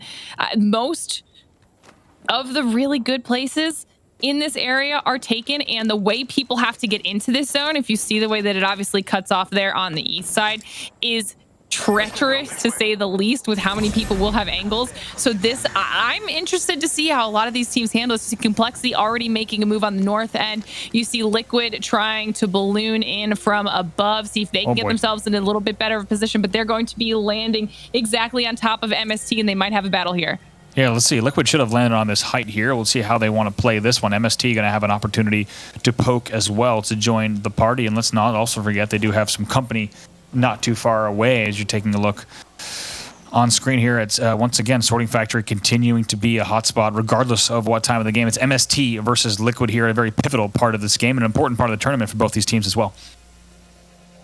Honestly, Doge Fathers has the opportunity to third party if they decide to go for this fight as well. They're another team that is close enough to do so if they want. So that's going to depend on how they decide to play this out. Liquid doesn't look like they're going for anything. They're just kind of scouting the area, trying to decide if they can take this engagement. They do spot a team across the way that might be Doge Fathers across the way. Oh no, that's... Probably going to be yeah, they're looking at Complexity right across the way, yeah. Who's going to just continuing to be holding that. Pings are actually going down, though, so pings are down, and that means that they are going, and they're getting ready to hold this. They're going to have to traverse this area. We'll have to see if, with this Spitfire, Nocturnal's able to get the right amount of damage to give them that green light. Not coming in just yet. Also, scans coming in. They're going to be very careful, and it's going to be a bubble and a bat to reset here for them, and they're going to need to decide how they want to split their attention, because MST has taken this opportunity, as they do see Liquid sandwiched in between Complexity, that they might have an opportunity to try to engage here. Now, how will Liquid play this? Aberlily already taking a lot of damage. They're going to be forced to, as you might expect, into that low ground and have to decide how they want to play this one. Now, a wise decision is Complexity unlikely to poke just because you do have MST on the other side. So it's going to be a little bit of a, not just a shield reset, but a mental reset for Liquid. But keep in mind, Monsoon here, and getting curious about what might be around the corner. Reptar as well. Reptar is not afraid to bring the toes to the edge because he's wondering if MST might engage and see if those shots come in from across. And Monsoon also just watching the bottom of the ramp, making sure that no one's trying to get them on the flank as well. And he knows right away, sees that players are coming in. Bombardment's going down. Big 301 damage coming out of Mon as well. He's going to stim back to the team and say, guys, there is a team on the way. And they're named Team Liquid, and we'll see. Team Liquid likely going to have to reset. Yeah, they go all the way around, unsurprisingly. Between that Bombardment and the 301 of Monsoon, those are two things you do not want to be pushing into, so Complexity's still going to have this height here. That's definitely a rough position for Liquid. I think they actually didn't know that MST was below them when they were on the banana building, so they just thought that they would have a safer engagement with Complexity across the way, and now it's definitely going to bite them. But I don't know. Okay, in this scenario, they have the opportunity to wrap wide all the way around here to the the bottom right of your screen and kind of try to go that way, risking some potential shots coming in from MST or Doge Fathers who are also across the way, or they can try to push up to the side of Complexity like they did. They took a ton of damage from Monsoon, but now they know he's there, so they can handle the situation a little bit better while knowing there might be some people also looking down on them. This is a rough spot for Liquid to be in. And let's not forget, if Liquid does take the route that's actually to the west, of course, they will also run into everyone that is holding launch site. So that will be tricky. But now taking a look at MST, speaking of, they're into another battle here of their own, as they're actually going to be running into the likes of also CLG. Now, CLG going to win that one against MST. We saw CLG playing that edge. They're still just at that tip of sorting at edge, and they're able to win that one. All three players going to reset as well. They're going to be happy with that. But now let's go back over to the Sheesh side as they're trying to win on this western side. And this is the choke that I was talking about that was about to get really sketchy for these teams to rotate through. Sheesh is doing a good job holding people in it right now, but this is a scary area to be in, especially when you consider that the teams you're going to be rotating into are TSM, who've already had a building in that area, and a few others. Sheesh is deciding they want to take the engagement on the northwestern side of it, though. Probably smart because they can gatekeep as many people trying to do the exact same push they're trying to do. They see people, they see knock players coming out of that portal, going to clean those up real quick for themselves and get them out of the way, and that's going to be bottom 20. That does go down in the end. Timmy trying to make some more pushes, see if there's any stragglers left behind, throwing out a thermal, hoping to dish some more damage onto these teams that still have yet to make their way, but we see two frags in front of Liquid for them. Oh my goodness, look at this now. Very difficult circumstances here. Nocturnal and Flanker needing to work together in this TSM battle. Need to be very careful, trying to get heals and just holding on to a pipe and a prayer here, trying to get all the heals off as they can before TSM might try to wrap here. As we said, Aberlily already down, and now on both sides, as you can see, not many options for them. They'll need to work together to try to play out of this one. We're also seeing the likes of CLG continuing to battle against complexity as well, and TSM just looking down here on this bubble. Some big damage out of the flat line of Hal is able to connect there with many shots on multiple players, and more as well. Not done, going to pad right out away from that arc, able to come back up down, not take any damage as well, and then come back inside to pop a cell. TSM have such a good position for themselves right now, and they've been able to just dish out damage or pick players off as everything else is going on. You can see right now that Snipedown is the current kill leader, 6 kills to himself. This could be another massive game for TSM. It really could be. It is shaping up to be one as we take a look here. Still complexity, if you were wondering, on that low ground here, and it's actually going to be HRN that instead scoops up into that high ground as well. And TSM, as you now see, going to still have that height, and looks like now Lou is going to go ahead and TP right back into, be ready to try to fight this battle with Madness as well. And it's going to be a crazy late game again here, Glitter, in our match number 11. I am excited, though, to see HRN right now in this stage of the late game. I think they're playing much better today, and I don't know if that's because of their decisiveness or what. We jump on board with Timmy as he absolutely shreds Vayne. Bottom 20, I believe that might be that was their last player, and they are now out. Yeah, it should be it for bottom 20 in this match, but Sheesh not stopping, continuing to be ready on the push, and we'll see exactly how they want to get in here. TSS also on your screen as well. The question is also if we'll see these teams on the low ground engage each other. Complexity and CLG definitely scouting each other out just a bit, and just as quickly as we say that, Lou is the first one to exchange just a little bit of shots back and forth, and CLG trying to decide exactly how they want to play this from low. Also keeping an eye here on those stairs, making sure that they don't play that low ground, get caught down low. Now that should be some decent shots. They're going out to the Liquid side coming out now from CLG. You have to wonder if CLG might decide to make that push. Ticks do not come in. That does not give them the sign to go, so instead just going to hold off on this dome, but they do have to decide how they want to make this push. Momentarily we'll see if they decide to try to clean up the pickings here on Liquid, or if they try instead to get around the corner there on TSM. More nades going to come out here for Madness. Poor Liquid is just stuck at the end of an alley, essentially. You know, they can't back out because the zone's going to deal too much damage. Jumping up board the NRG, I was wondering where they were and what they were doing. You see Rocker dishing a lot of damage. Nathan's already knocked, and Sweet and Rocker both need to get some bastard cells off so they can heal their shields. No, Rocker goes down to the Gib. It's Depressedly that takes him out. This is going to be really hard for Nathan. No way that Nathan somehow gets the melee kill. Are you kidding me? Looks for a swap, and he gets the swap. You have got to be kidding me. We were sure that was going to be it, but instead wraps around the corner with the heirloom out and is able to pick up the kill, then gets the swap, going to reset with the team. We have got to watch that again. You have got to be kidding me. I need to see that entire fight. Holy crap. Now on board with HRN as we take a look at them still continuing to hold this building just like that. We do see Timmy going down in the feed. 8 squads left. HRN able to dish out damage to a lot of these players as they're padding across their way. You can see kills are going down onto Sheesh in the kill feed as well. You've got Archean dishing a ton of damage into that horizon, and this time the play does not work out for TSS. They're going to clean up the final kill here, or maybe not. There we go. TSS unlucky. Also NRG there in the feed going down as well. So now taking a look here at the TSM side, it's a 50 with the Mastiff there for reps off of that first battle. Now switching on board here to Hal, also watching that same. We're going to now try to get a little bit of foot into the door. Going to get ready to break this one down, and all sides of that are going to be surrounded there. Snipedown also going to come in on the flank, but Hal is forced to retreat here because we do have an EVA 8 coming in from the other side as well. Things are getting tight here at the end of the game as we're now seeing Snipedown just trying to wrap around, work with Hal against this door guarding as well. They are not going to slow down. EVA 8 still out, swaps to that Volt. Should be able to get this finish here on this Bloodhound. They will. That's going to be Flanker who goes down. Going to try to get a swap off of that. Is Snipedown if he can, and we'll see if it's there. Yes, indeed. It's a gold one. Now going to go ahead and get reps up right away. 4 squads left. You can see the other players pushing in on TSM, though, so hopefully Reps is going to be able to get his heals off before they make the play. Decides, I think it looks like everybody is just doing a nice little reset. Nocturnal is actually still alive for Liquid right now, so he's probably going to just try and play it safe, let the rest of these squads battle it out. You can see HRN is right above CLG, and here are the shots coming in on Nocturnal. Yeah, just trying to do whatever he can. He's going to go ahead and get this battery off. Also bubbles and knows that he has to decide what he wants to do quickly. But before that can finish, HRN does poke right around the corner. It's going to be RKN in the feed that actually picks up the final one there on Nocturnal. So now looking at how HRN will make this move onto TSM and already engaging just a little bit here. Snipdown watching that furthest side, and they're going to be ready to make this push. CLG, of course, still on that low ground. These are your final three.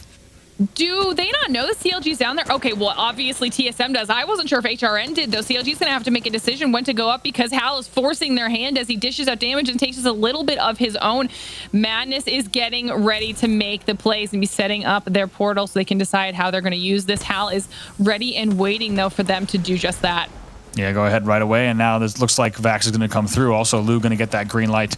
Instead, actually going to just take this long road. So now still having an opportunity to play this however they'd like from that bottom ground. Hal earlier trying to force maybe HRN to drop on CLG. Would have loved to have seen that and just being the ones to clean up. But they have reset completely, and they're going to be holding inside. CLG, you have to wonder when they're going to hit this time. Keep in mind, Madness did just spend that portal on that move that really might not have been necessary in the end, so they will not have that TP for a little while. So it's going to be a little bit of a trickier route for CLG up that ramp, but TSM and HRN both seem to be distracted enough. So here comes that ult as that Snipdown going to be ready to make this push. Scan does go down as well. Just going to be playing these crates here will be TSM. HRN just playing that outside right away. Bombardment is seen, so Bubble goes down almost simultaneously both sides. Pad goes down as well from Hal, just trying to see if we might be able to catch team off guard. Keep in mind that Bubble will expire just 1 second earlier on the TSM side, which will expose them right here. Here is that Bubble just trying, that Pad, as Hal's just trying to get above the Carnage and stay alive. Somehow he's able to do so, and right now you're actually going to see two players on HRN are the first ones to go down. Can they get the third? Yes, they get the third. Now it's just CLG versus TSM. Will CLG be the ones to come in and close the gap? We'll have to see. It's all up to Vaxlon, but no! That's going to be it. CLG in the end takes the victory here in our match number 11 from the low ground. Glitter, they're able to close that one out, and my oh my, absolute carnage. HRN, the first team to have actually two players going down, but in the end, it comes down to just Vaxlon on the CLG side, able to close out TSM in the end. We got to watch that one too. A pretty wild late game circle there, and it looks like that Pad and that Pad that Hal set, just trying to get a little bit of height there at the end, and they were able to get the first two kills, but in the end, CLG is able to push up from that low ground, and like we said, taking advantage of the fact that we knew that they knew that TSM would be distracted with that HRN battle, and they're able to kind of time their entry, and in a weird way, that low ground actually gave them really the opportunity, the choice to time when they wanted to be the third party in to that final ring. I did not see it going that way, considering that the low ground was literally dead center between both of the other two teams, between TSM, between HRN. So I thought as soon as CLG made their move up that they were just going to be toast because both teams were going to have, the sight lines on them to be able to deal whatever damage they needed to deal. And that was pure chaos. I mean, there were caustic traps down, there were jump pads, there were multiple bubbles, and in the end, CLG comes out on top. And this is that was that fight, Andy, that we saw. That was the beginning for Energy. Absolutely. Now we're already taking a look here at how all these battles went down here as well, and you have to wonder, one of the big questions is, I want to know where exactly the CLG bubble was, because let's see, they're able to keep in mind, they're not taking any damage here throughout that entire time. We'll have to see if they even bubble up, or if they just instead kind of come up. Like we said, they take advantage, great little third-person view here. They eventually do bubble, and then that's when they exit there, and they're able to, in the end, take a look. I believe we're going to see, first of all, it's going to be Lou and Madness, yes, indeed, go down, and then it's Vaxlon in the end with that melee that's able to pick up that final kill. And they were also, I was wondering, the one thing we didn't get to the first time was where exactly that CLG bubble was. And you have to think, because we did see TSM get their bubble forced 1 second earlier due to the bombardment, then we saw the HRN bubble.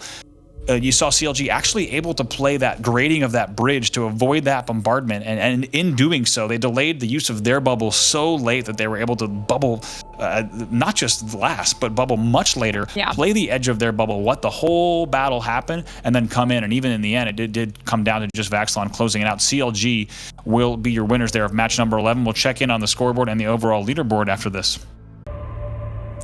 Hey, what's up, everyone? What's up, everyone? Welcome back to the GLL Masters Spring North American Finals here. Bravo alongside Glitter Explosion. We've had 3 matches today, and now moving into the rest of the games, and we'll have to see what the scoreboard says after that game, because we know there's a few teams, Lauren, that probably had a few KP along the way. Absolutely. And I thought TSM was going to have it. And as I say, that matching CLG, who does win for 11 kills apiece, TSM getting second place for themselves, while CLG is able to close it out in the end. Huge game for CLG. HRN having a much stronger performance as well. 9 kills to them with 7 placement points. Look at that point shelf too. After third, you have all the way right away Sheesh with only 8 points, so double that into third place. So a lot of points being starved from the lobby and being taken by CLG, TSM, and HRN. We'll have to see how that's going to impact the overall scoreboard as we head to almost the halfway point in day number 2, and it's still NRG. Their lead is trimmed by just a bit here. Now they're up by 21 at 140. Keep in mind that takes about 10 points off of their lead, which is considerable at this stage of the game. TSM going to be at 119, Liquid at 110, Sheesh at 106. Once again, second, third, and fourth are pretty tight. NRG maintaining a comfortable lead, but nothing that one game could not upset. CLG making a nice jump for themselves as well, now in 5th place above Absolute Monarchy, above TSS, teams that we had seen starting off the day a little bit higher in those overall rankings, so that's going to be huge for CLG. And they also have a nice cushion above those teams so that they can continue to have strong performances. They might start sneaking up on Sheesh if Sheesh continues to slow down today. We do still have a lot of matches left, so their teams have some time to adjust and get some more points on the board, but excited to see that TSM is slowly chipping away at that NRG lead. Absolutely, and like we said, a 20-point lead here for NRG, while it's considerable, and NRG is going to be very happy to continue having it, regardless of who is only 20 points behind. You know, this lobby is absolutely one that's capable of catching them. So NRG, like we said, still with a long way to go in this game, and you made a great point there, Glitter. That win for CLG does bring them from 7th to 5th, and CLG is a team that we've been talking about even before the semifinals, when we talked about how they came out of the ALGS winter as well. 4th place there, 5th place in their semifinal, so they've kind of been on that top 5 window, and we know that all 3 players on that team want to prove that they're even higher, not just part of the top 3 conversation, but a contender for the win, and they've got several games yet here today where they could still make a run for it. Yeah, so let's see how they decide to start off our match here, as we are jumping on board first here with Counter Orange Gaming. Now, this is a team that I think this is the first time so far. We won't ever guess the zone. Okay. I can't tell if they're serious now. I'm actually gonna ask Geyser. Let's go crazy here. I don't know. I mean, OBS tend to be pretty cheeky. I think it's gonna be a Western pull again. That's what I'm thinking. Let's go ahead and see. Oh boy.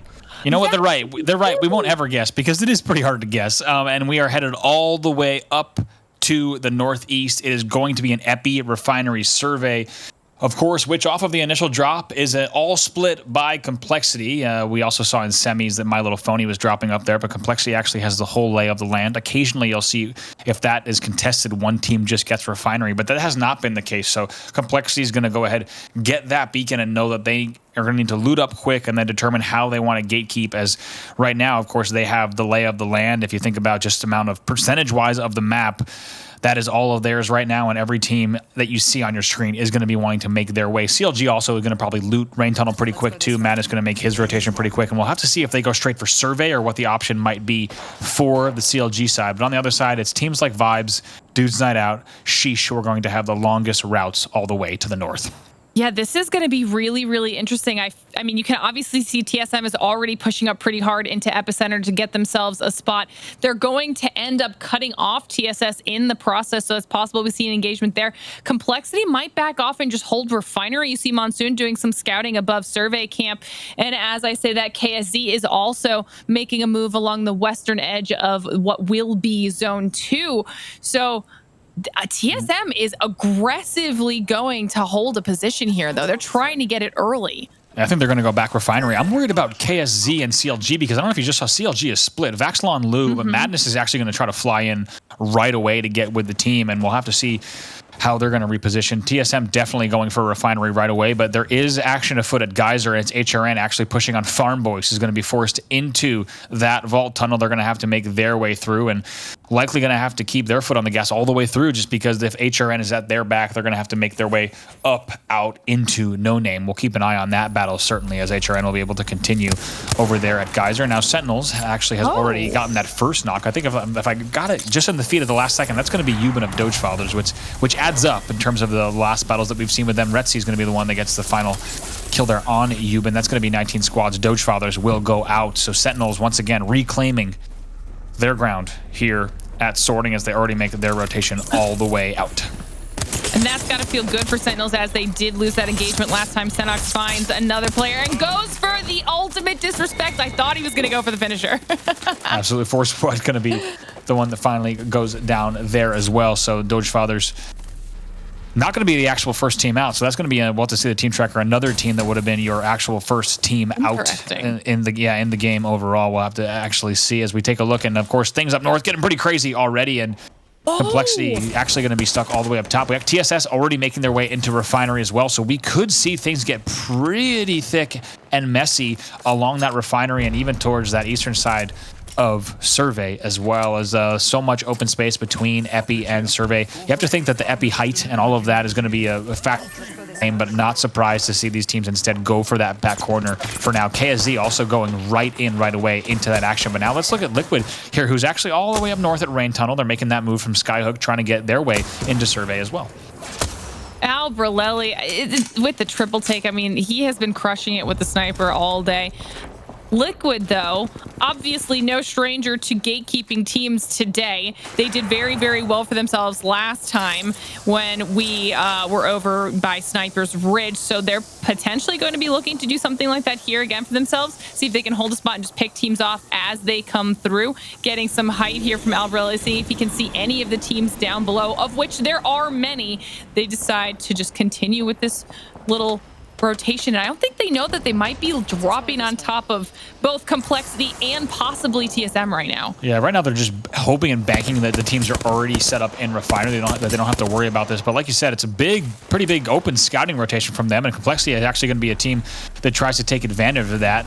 Beast of the Hunt activated for Reptar, and now getting flesh damage as well, and might be able to capitalize here. We'll have to see. It looks like Shiny and Monsoon actually not joining the party, so actually going to just reset just a bit, but finding that last player that's going to be trying to fly in, and Reptar going to come right over the top. Scan does go down as well. I'm going to see what he can find along the corner, but like you said, Liquid probably not ready for what was actually developing along that northern side. Teams were not holding Survey and Refinery only as they might have thought. Teams were actually out in the open here. That bubble's going to go down as well. Arcs going out from Reptar, but some shots being exchanged. Liquid in a world of hurt here. Bombardment going down as well. Flanker needs to be very careful. That will take him down. Nocturnal also goes down.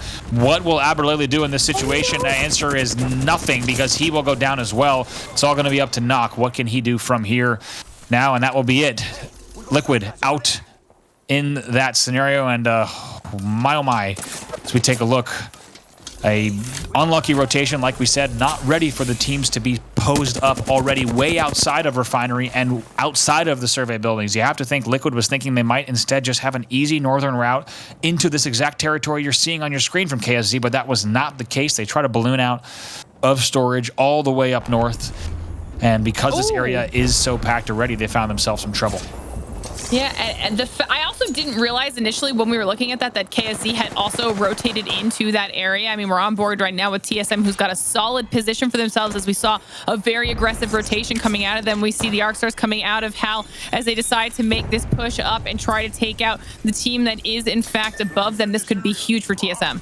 Yeah, and we saw how fast TSM went for this building in the back and cut right across, like we saw, just cut right across TSS, who couldn't even move that fast at Overlook. And now taking a look, and man, the Refinery building already so tight. And this tells you why Liquid thought they might have had that move, just because they did not expect the KSZs and now Complexity to be already in this northern position, because they expected the teams to be already set up in the normal spots that you'd find them along these refineries and all of the miscellaneous refinery buildings as well. But instead, they got cut out just because this area was so busy already. TSM going to have to fight from the low ground here as we take a look at who else is part of this party. It's going to be Absolute Monarchy on your screen as well.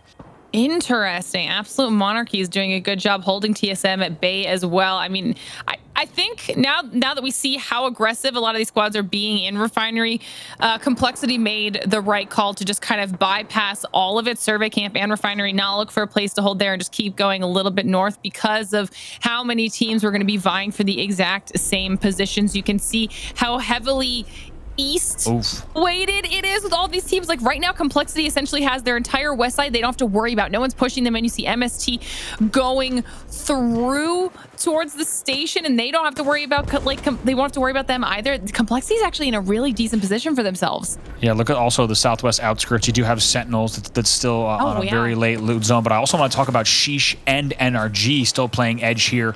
And to be honest, you could have, it looks like Sheesh will cut across before Sentinels gets an eye on them as they're going to try to take Mine Pass, but you could have Sheesh and NRG at Train Yard. So this is a really precarious situation just because Sheesh right now still in 4th place, NRG of course in 1st as well. Battle's still happening all the way in Refinery as well, so we'll look to the obs to tell us where the most exciting battles are going down, but we will keep an eye on that southwest interesting development happening at Mine Pass and Train Yard as well. And it's actually going to be reps here of the TSM side trying to see what he might be able to find up top. Snipedown's also going to peek Hal climbing there to see what angles they might be able to get Hal poked back down, and Snipedown going to continue to head glitch as well just at the top of these stairs, trying to do as much damage as they can there on Absolute Monarchy.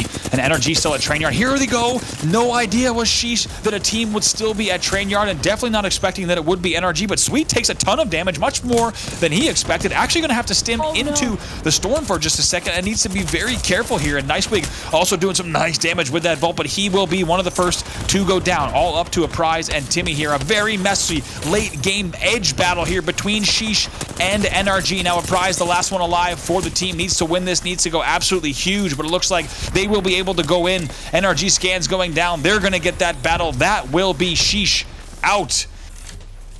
And just like that, NRG able to capitalize once again. And you could just tell based on the movement of Sheesh that the last thing that they expected was NRG to be in the rafters of Train Yard at this stage of the second ring closure. And that will be the end of Sheesh's run. That's troubling for them as they went from 2nd to 4th already today.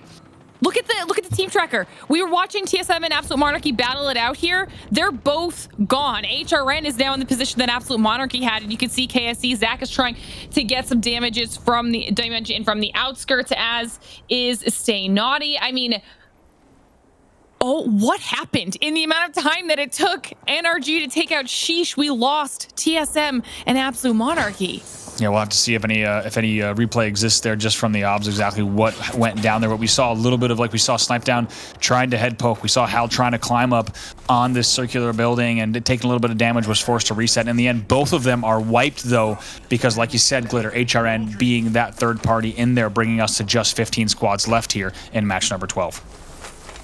That is going to be huge as far as NRG being able to maintain that lead, because TSM was the closest one. They had just cut it down after our last match and were doing really well for themselves, and now they're taken out of the running really early, jumping on board with Sentinels, who is able to start finding an engagement here, and they come out on top against Vibe so far. But Retzi does have to leave as soon as the bombardment comes in. I don't even know if he's going to be able to get those banners there, so Voltic might have actually just saved the day.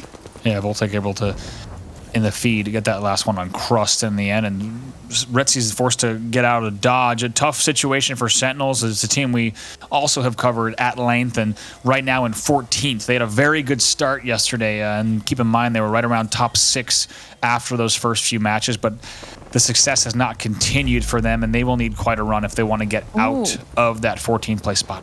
Is he thinking about going for it? Is Retzi going to go for the banners right now? Certainly looks like he is considering it. We'll have to see how he might try to play this one, and MST still going to continue holding right around Epicenter and might have something to say about that if the attempt is made. I mean, it's going to be really, really rough to try to survive a... Wait. The creep cam. Is this... The creep cam. Octane, not generally known as a tiptoer. He's not generally a tiptoer, let me tell you. But now we're going to go ahead and see how he might be able to play this one. Just tiptoeing around is Retzi. And knows that an MST is not too far away. And MST also knows that there might be a temptation to go for those banners. So they're going to continue holding there. And Retzi's going to have to tiptoe the other way now and think about how he might want to make a much longer rotation around here. Like we said, Sentinels just doing whatever they can to put points on the board. But Glitter, we caught it earlier, and just the fact that you did have that exit from TSM over that circular building, they were able to hold low, but not for that long. But Complexity and NRG is the battle that we are now thinking about focusing on, because Shiny and Mon with some great angles here from the north, forcing NRG even further into survey camp. Reptar is going to be throwing down some shots as well, and have to wonder exactly what's going on there at survey and just what the shield situation might be for NRG as they're trying to now get cozied up into one of those survey trailers. And Reptar is actually going to do a little bit more pushing. Looks like he might be on the receiving end, so might have to just drop back. But NRG and complexity of the battle that we're certainly keeping an eye on here. And now taking a look at NRG, able to get into the trailer, get shield back up and try to pop some white health as well before they decide to make their move out of survey. It looks like they're able to hang on for now. Yeah, they do have some decent cover, but looking at where the next zone is going to pull right now, looks like KSC is in the most favorable position, so they're going to be able to set themselves up nicely moving forward. You can see some shots trying to find NRG as they peek outside of the door. Complexity is going to do a nice job of just slowly wearing them down and forcing them to use a lot of their resources that they were probably hopefully trying to save for endgame there in case they have to be in one of those insanely chaotic situations once again.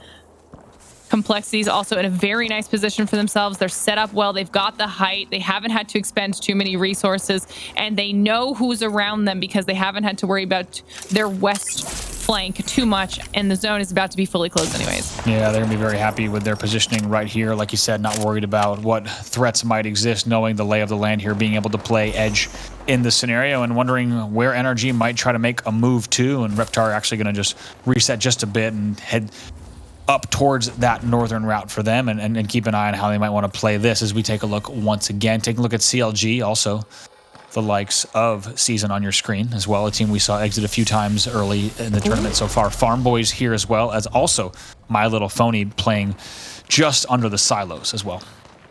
Ooh, we see the EMP come out, and Farm Boys might be in a little bit of a rough position. All of them did lose their shields, but it looks like they're in the process of getting them back as we speak, so they are able to recover a little bit. Season right above them. Look, I mean, it could be Vibes, it could be Season. There are so many teams right around each other in Refinery right now that this is about to get dangerous. You see Phony on the edge trying to just kind of wait it out, see what those squads are going to decide to do. This might be the group right here that, as the next ring pushes in, starts to go down. Certainly, yeah. And also, let's not forget, we also do have a few other squads still part of these battles as well. Of course, Aves on your screen there. That's going to be Dude's Night Out. Just in the distance, not too far off, ready to hold on that height as well. So like you said, Glitter, waiting for which team is forced to make this first move. We'll have to see which bombardments might force the first bubbles to determine exactly how the dominoes will fall. But a team like Dude's Night Out going to be very happy with this height. CLG going to be the team that is holding the opposite side from them. See CLG, I think there's also some bottom 20 players on the screen. So we've got a lot of people ready. You can see off in the distance, Stomps is taking a little bit of damage for himself. Not 100% sure what's coming up, but you see the arc stars going off in the distance. People are trying to poke each other and get them down a little bit. I believe we heard a Beast of the Hunt go off somewhere from one of these Bloodhounds, and damage starts coming in on Sprinkles. And yeah, they're going to need to be careful there, just because Phony knows that there is danger afoot just outside. They're also getting dinged from that eastern side as well. So now CLG looking at maybe an opportunity here. Lou not afraid to go in. Also Madness already in here, trying to get right into the bubble right away. And the scout actually comes out from the hip. Lou with some great damage there, able to hit all those shots. And also the wing pops out, gets some help from Madness as well. That is going to be bottom 20 that gets pushed on. CLG in top form there on that push, wasting no time to get into the bubble right away. And even Lou with the scout from the hip, hitting those shots so nicely. Now taking a look at My Little Phony once again. They know that Farm Boys are just below them here, so it's a battle beneath these silos on these two different levels, and Rembo wondering what he might be able to find just below, and they know they need to be very careful here. Bombardments are going to be coming down. This is going to force some bubbles here on your screen any moment as we see Fun just trying to get back in, maybe get a reset for him, as here come those bombardments that we were waiting for, and also a lot of cover for both of those two teams. Now up on height, it's going to be MST. There were bombardments, there was an EMP. We saw players padding in from above, and I think that might have been Dude's Night Out checking back in with CLG as they've now switched their focus to all of that chaos across the way because they have a ton of cover and great angles on anyone that's trying to take any of those fights. So CLG is going to be able to do a lot of work right here. Nice 3-1 damage there from Lewis. Is able to just get 50 there from distance, and it's going to be NRG who's also here on height. Those are the ones that are getting actually dinged from that side of CLG, but they're going to be able to just keep playing these angles on these silos. Make sure they don't take too much damage from the CLG side, and they should be good. So NRG proving everyone who's been saying that they can only play the Western zones, proving them wrong as they're able to get into this late game as well. That's going to be MST at now 8 squads left, and it's going to be NRG that's picking up each of those. NRG will also drop off of height momentarily, and now Gatekeep here on these stairs being able to put in so much damage there. Flatline is out for Sweet. He's going to stim right back out there. Bait and switch pings are coming down for which areas he wants to make sure that they're watching. Also, once again, Sweet just turning around once again. So much more damage. You know NRG's going based off of that damage, but Sweet goes down early, one of the first ones to go down. They will trade with Hill now. HRN part of that battle as well. It's going to be all up to Rocker as well as Nathan. Nathan will go down now. Rocker the only one alive for the NRG side. Farm Boys is actually going to be the one that swings around. NRG goes down. In the end, Farm Boys is the one that cleans up that one. Eva 8 still out for Elusive Dream, but he goes down actually in the end. Some great shots coming in from the other side. Farm Boys just doing what they can. It's all up to Farmer Lucas as well as stomps from this low ground. Just like that, 7 squads left. I don't even know how you followed that. I couldn't keep track of who was alive, who wasn't, which full squad went out, which one didn't. You see Pringle still alive for Phony as he's landing a ton of Eva shots. Ends up getting it down, but starts taking damage in return. You can see Complexity all the way out on the western side, just kind of watching all of this go down. They are in a solid position as Farm Boys are in the process of getting taken out themselves. We've got HRN, we've got CLG. Yeah, should be Complexity maybe putting this push on KSZ. We'll see if they're going to get the opportunity to do so. But like you said, Complexity just very happy to be out here on the prowl.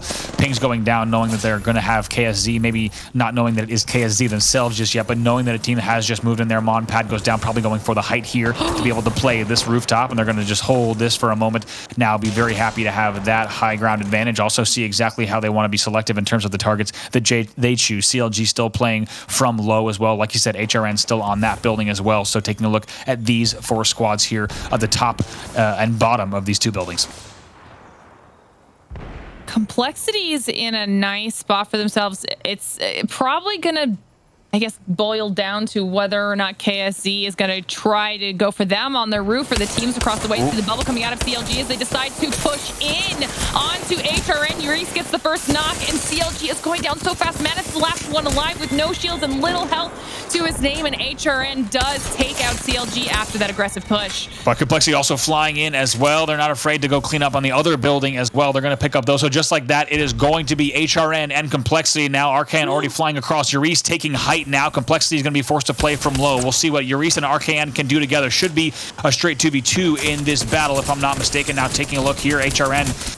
Urice trying to do all the damage that he can. Yes, indeed, he takes down Shiny. So can Arcan and Urice together make this one happen? Octane comes through, and yes, HRN able to win it out. Make the late game push on Complexity, and that was quite a wild end game scenario. What we saw in each of those buildings, each of the teams making the push, CLG making the push from low, Complexity making the push from height, and that only left HRN and Complexity to duke it out. HRN, they didn't waste any time. They didn't wait around, and they're able to fly in and take advantage of that. That first knock on Shiny gives them the 2v1, and they close it out. Great stuff there in the end of the game.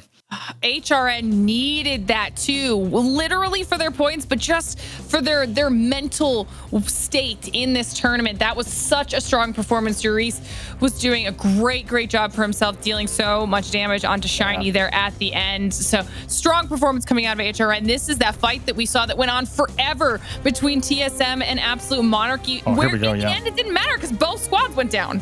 Yeah, and actually what you saw was as they tried to bubble and climb, look at HRN, and it's great. Big shout out to our ops team for getting us a look at that as it was happening at the same time as the train yard battle, but able to see that right as TSM started to climb, they just were getting burned and also took a lot of damage from the top. In the end, like you said, HRN padded right in. They took advantage of that. Now here's that Complexity push once again as they're able to win that against KSZ. But look at this play from Urice with the Spitfire from the hip. My goodness, with that spray, Octane comes through the door. It's too late. HRN closes it out. Wow. Big stuff from Urice. Glitter, we talked about it yesterday. If we look at this lobby, there's so much talent across this lobby, but if there's a player that you want in a clutch scenario there in late game when we're talking about all odds against him, no shields, having to just absolutely spray, Urice with a Spitfire is definitely something that you would want to have on your team. HRN able to close that out, and it's not only big for them, like you said, points-wise, but they're also in 12th, and it's a team that we had certainly in our teams to watch for top 5 contention. So now with that win, with this many games left, can HRN make a run to maybe be part of that top 6? We'll have to see. Hey everyone, welcome back to the GLL Masters Spring North American Finals. We're getting down to the home stretch. Bravo alongside Glitter Explosion covering the great action here, and in the end, HRN picks up a win here in the middle of the day. Some snaps here. Snaps for HRN because that was a clean game. They're able to pick up 7 kills, 19 points themselves. But KSZ also doing very well with 8 kills. The kills a little bit more spread out this time around here, Andy. I mean, all the way down 5th place NRG, even with 7 to themselves. Yeah, it's a great point, and we're used to seeing the top 3 teams in double-digit kills, which is quite a statement, and it tells you how these games have been going. They have been kill-heavy and lopsided, with teams starving other teams for points. This is one of the first games I can remember in our entire North American final where we did not have at least one team with 10 kills. That kill column looking a little bit light and also a little spread more evenly, as you said, and KSZ going to be pretty happy with that result, especially just because they find themselves earlier at quite a different spot in the tournament, the place they didn't expect to be at 15th. Yeah, Complexity also getting a nice 2nd place finish for themselves, so that's going to be a good boon to their points. But now we're looking at our overall leaderboard. NRG still holding on to a decent lead above TSM, since TSM did go out earlier than expected this time around. But Liquid has jumped up for themselves here, doing well. Sheesh still holding on because they're insane kills last time, Andy. Absolutely, they're still holding on to that, and you can see just how dominant they've been in kills. Finally, Sheesh does get surpassed in kills, by the way, over the past few games by NRG. NRG will take that title, but TSM not too far behind either. NRG, though, once again, back to a 30-point lead, and that's a story we cannot forget. There's been a lot of shakeup around the middle of the leaderboard and some interesting developments, but we cannot forget NRG continues to keep that lead. Every time we see it brought to within about 20, they answer back again, or at least the lobby responds in such a way that they maintain something like a 30-point lead. So it will be NRG on top, TSM in 2nd with 119. Liquid and Sheesh in 3rd and 4th, and it's still very tight here between TSM and Counterlogic Gaming. With this many games left, certainly anything can happen from that 2nd to 5th, and the question is, Glitter, can make a run to threaten NRG? You want to know what's crazy, Andy? Tell me. This is after game 12, right? So we're 12 games in. How many games were in semis? 12. Exactly, right? Look at the scores of NRG and TSM. 149 points right now and 119 for TSM. In their semis, they were at 150 and 122 after 12 games. And it was actually 120. It was 120. So they're each 1 point. Right, 120 or 120. They are each 1 point off of their semifinals trajectory, which amazing find and thing to point out by you. Great call that this has played out so identical, a 1 point difference, but in terms of actual score, identically in terms of NRG and TSM in that semifinal lobby number 1. Pretty remarkable stuff, and you have to also think that you might say, oh, zones are a big factor there. And actually, the zones played out pretty darn similar overall in terms of day 1 being all west, and then we had much more eastern pulls. So very interesting that this has played out after 12. The question is, in these remaining games of the day, will we continue to see the same thing from NRG and TSM as we get ready? We're hearing that waiting on one team to get into this lobby, and then we'll get underway with match number 13. Lauren, the big questions for us here as we take a look, I would say Sheesh and CLG and Absolute Monarchy. What are those teams up to? It's a 26-point gap between the top and the bottom of that, but those are 3 teams that we have not been able to ignore because they've had an ebb and flow of pop-off performances through these past 2 days, and you have to wonder what's going to happen to them. Also, TSS still part of that conversation. Like we said, not the same day they had yesterday, but really between 4th and 7th, still a lot of questions to be asked and answered for those teams. Yeah, Yeah. And guys, don't forget the payout is top 5. So that's what these teams are really, really fighting for if they want to go home with a piece of that pie. Okay. So, I mean, right now, CLG is holding on to that 5th place position. Sheesh has slowed down a little bit here today. So will CLG be able to surpass them? I'm sorry. I am just so stuck right now after realizing those statistics of the consistency when it comes to NRG and TSM, because for BR, that's the one thing that we're going to harp on all the time, right? If you want to be successful, you have to be consistent, and they have literally almost identically mirrored their performances so far. That's insane. It really is, and there has got to be a very, very low percentage if you take a look at a 12-game semifinal and then something like the first 12 games of a final, how often this has happened in Battle Royale history. Pretty wild. As we take a look here at HRN with that Lava City drop, we're starting things off with them because they bounced back with a very solid performance that in the end brought them up the leaderboard just a little bit. And the question will be, can HRN continue to string together performances? We'll have to see. They've had very long roads, very long routes in terms of end zones that they fly into. Haven't had the most luck, but after those games, we'll have to see if they can continue to climb their way up the leaderboard. No, but I do want to give a lot of love to HRN in general as a team, because obviously we've hyped up Jurisa a lot because he's just a clutch god at this point, but I feel like as a unit they just look and feel way more cohesive. They're working better together, they're moving as a squad, they're making better decisions and taking better engagements. So I think HRN just looks good today. Absolutely. You might see on that team tracker production team just flashing that up because it looks like Team Cruelty was not able to connect in this match. It sounds like maybe some connection issues happening there. We'll have to get official word from station admins on exactly what was happening, but you did see them load into earlier games with 2 players as well, and they were also that first team to exit that we hadn't yet tracked in the previous game. So that is why you will see this game start with 19 squads total. And here we go, taking a look at the poll. It's not too dissimilar, but it's not identical to the polls that we saw earlier. But still, overall, in terms of routes, going to be pretty similar to a lot of what we saw yesterday as things are going to close in on an area. And if we take a look between open space, Glitter, and Cliffside, the amount of playable space, really, it's all just Harvester that the teams are going to have an eye on. And those Harvester snakes are going to go so quickly. Of course, you already do have a team right there like Season able to just hold early on and going to have a pick of the litter of Harvester, but NRG, you have to think they're going to make their way across high ground and across bridge as fast as they can over to Harvester as well. Yeah, this is going to be interesting because, I mean, it's literally just staging and Harvester if you want some big cover, and obviously it's going to pull off of both eventually. It's going to go down, so there's going to be very limited space for people to utilize. It's going to be a lot of soft cover that they're going to try to do their best with, and if you look, it's nothing really but chokes coming in, with the exception of where Sentinels are, and sorting and checking back in with them. Once again, going up against Doge Fathers, they decided they were going back for it. Yeah, Doge Fathers back here at sorting. They're going to hold the southern tip as well, and Sentinel's going to try to hold a very similar angle.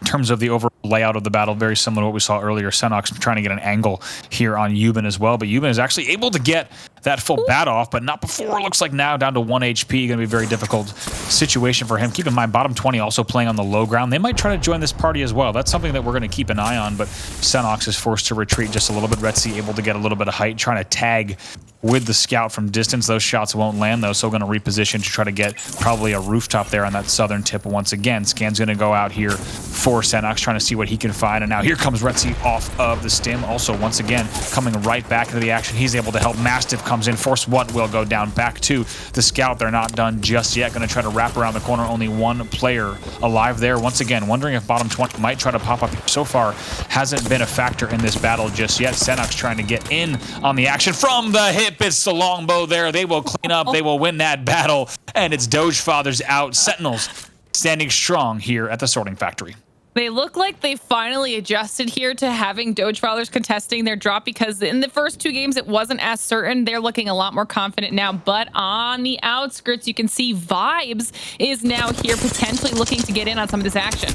And absolutely, we did also get an update there on Cruelty team. Looks like it was going to be a no-show for them. They were in 20th place prior to these games, so maybe deciding to end their run here a bit early. But now, like I said, on this battle here, as we take a look, lots of action in the feed as well. That's actually going to be TSN also, and TSM and Season, and also even the likes of Absolute Monarchy in season feed. But now checking in with NRG on your screen. Like we said, Season actually will exit there, so they will be going down, and it's a team that we had been keeping a very close eye on as well, but not doing too well today so far throughout the day. Right now in 10th place, but they will have to sit match number 13 out as we stay on board with NRG. It's going to be big for Absolute Monarchy, able to get some more kills. TSM finally able to find the players they were looking for, and that's going to be KSC that actually goes down. It's going to be rough.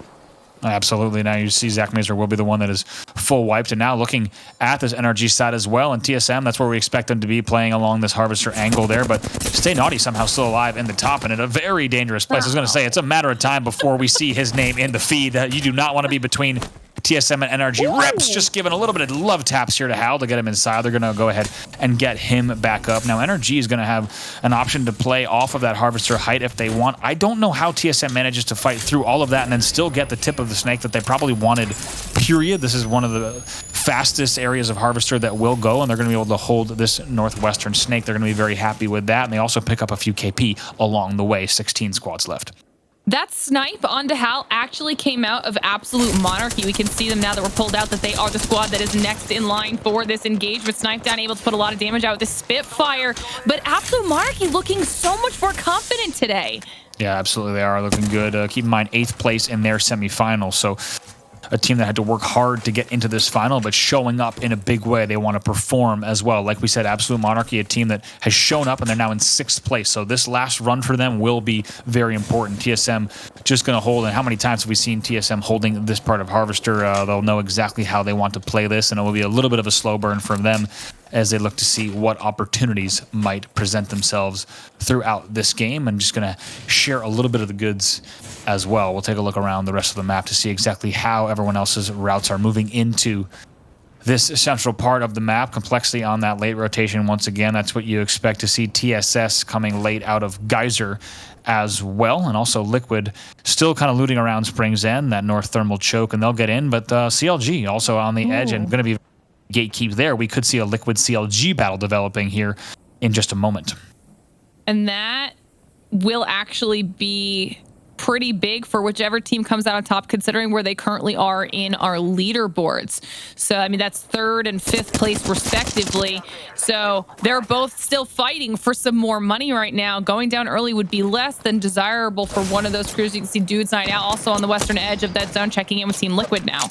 Yeah, look at this now. Nocturnal able to hit one of those triple take shots at least. Just going to go ahead, receives some damage as well, so he'll pop back. And like we said, Liquid going to be very happy with this height they have been able to hold here. We'll have to see how long they're able to do it, but for right now, they're going to be happy to gatekeep here. Some decent shots coming in, and Aberlily able to also engage with the scout as well from distance. And this is an area that we saw actually late game yesterday, NRG holding and closing out that late game finish, if you recall, as a squad of 2, getting one of their many wins of the day and of our North American final. It's CLG inside staging there. They need to be very careful with how they play this and determine exactly how they want to maybe take this route out. Albert Laley getting a little bit curious here and actually going to push up just a little bit to see what kind of pokes he might be able to get.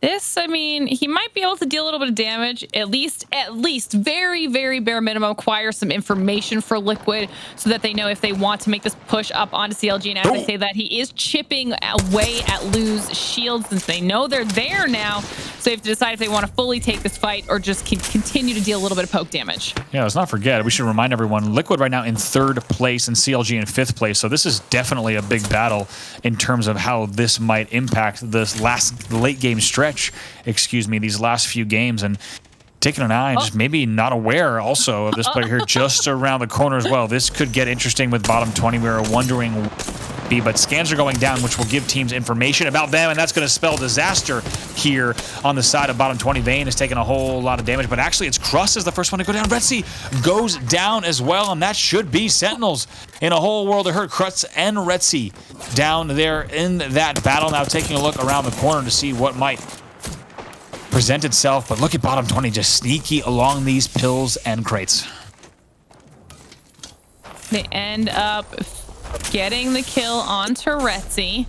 Bottom 20 not afraid to take both those players out. Senox is trying to escape, with just the tiniest shred of hope to try and get some points for his team. He might be ballooning to try and get those banners, which would be kind of risky, but I mean, what else does he really have to lose at this point? People do see him on the balloon and start dealing a little bit of damage to him. He's trying to scout, see if anyone is in this general vicinity, still taking damage from behind, no shields whatsoever, gets onto the roof safely and needs to decide what to do from here. Yeah, absolutely. Just gets away there through that balloon effort and is able to get a quick scan off to know that he can at least take a breath for a second, is able to also heal back up, and 40 seconds on those banners will have to make a tough call. And guess what? Bottom 20, keeping a very close eye on that southern tip of Harvester, making sure that no one might try to make any moves for those banners. Ooh. We're also taking a look here at low. Farm Boys is actually going to be holding the low snake just below tracks, and then top tracks is going to be held by TSS. I wouldn't be surprised if TSS decides to drop down on top of them, but you do see that Watson is very, very low, needs to replenish his health and his shield, and only has a white shield, so it's less than a desirable situation. However, if they do win the fight, they could end up with a lot of loot. Now Complexity making a push onto TSS, caught them out, and instantly wipes them out. And look at that, right away, you're going to see his Watson, that's the Horizon, gets taken down. They are now going to be down to a squad of 2, and you saw on your screen there, Complexity pushing, and Monsoon is not afraid to take your portal. You better believe it. He is going to just stem right out of it and continue W King, trying to see what he might be able to find. Great damage coming out of the 99 right away. Not 1, but 2.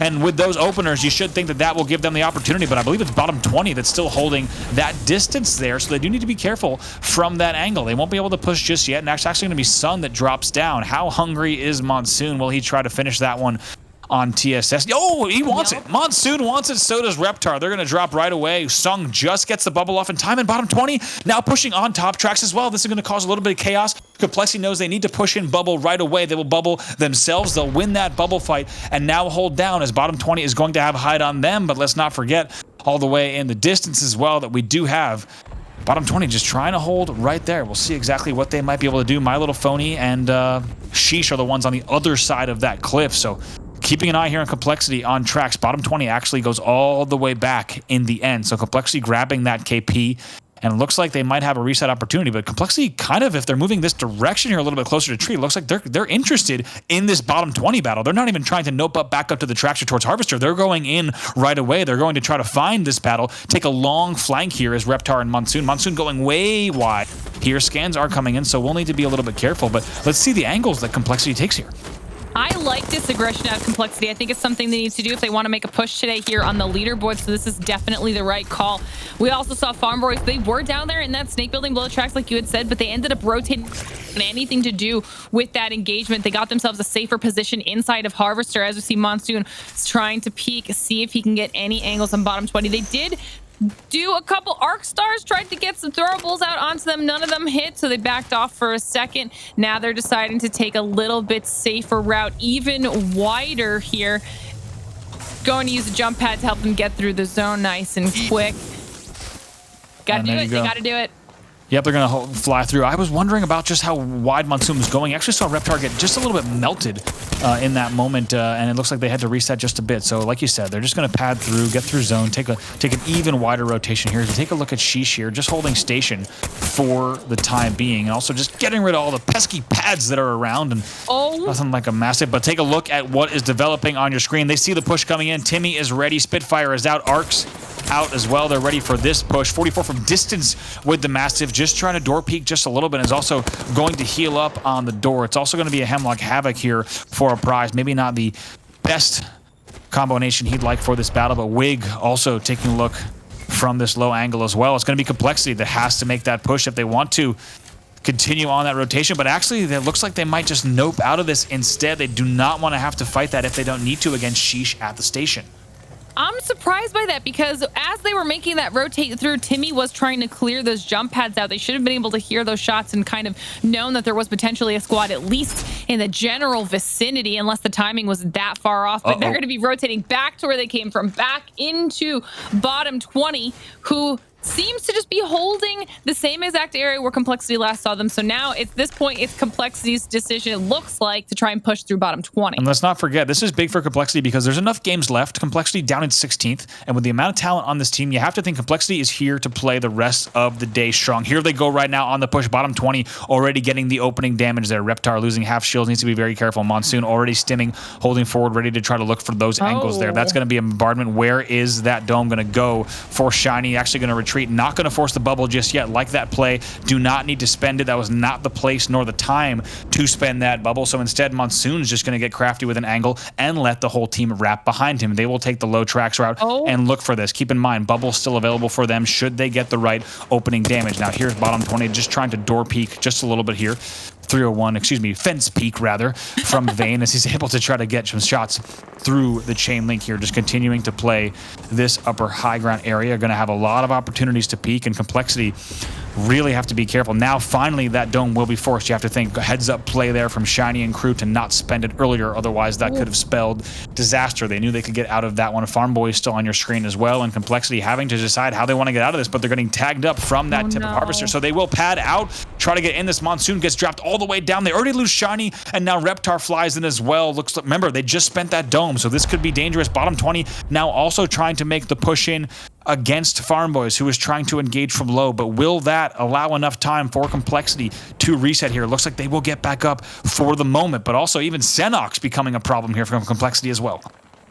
I saw that coming. I saw Farm Boy starting to peek the door of the area that they've been holding now for a little while on Harvester. Luckily, when Complexity made that push and they were able to get into a little bit of cover, it forced bottom 20 and Farm Boys to focus on each other instead of really focusing down Complexity. So they were able to heal back up, get the res on, I think, Shiny, with whoever got knocked. It was Shiny, now they're back. Yeah, they're back in a full 3 position. Liquid jumping on board with them as we see Nocturnal still with the triple take, able to give some damage. Alberlelli is all the way pushed up, though, trying to get some throwables in through that doorway.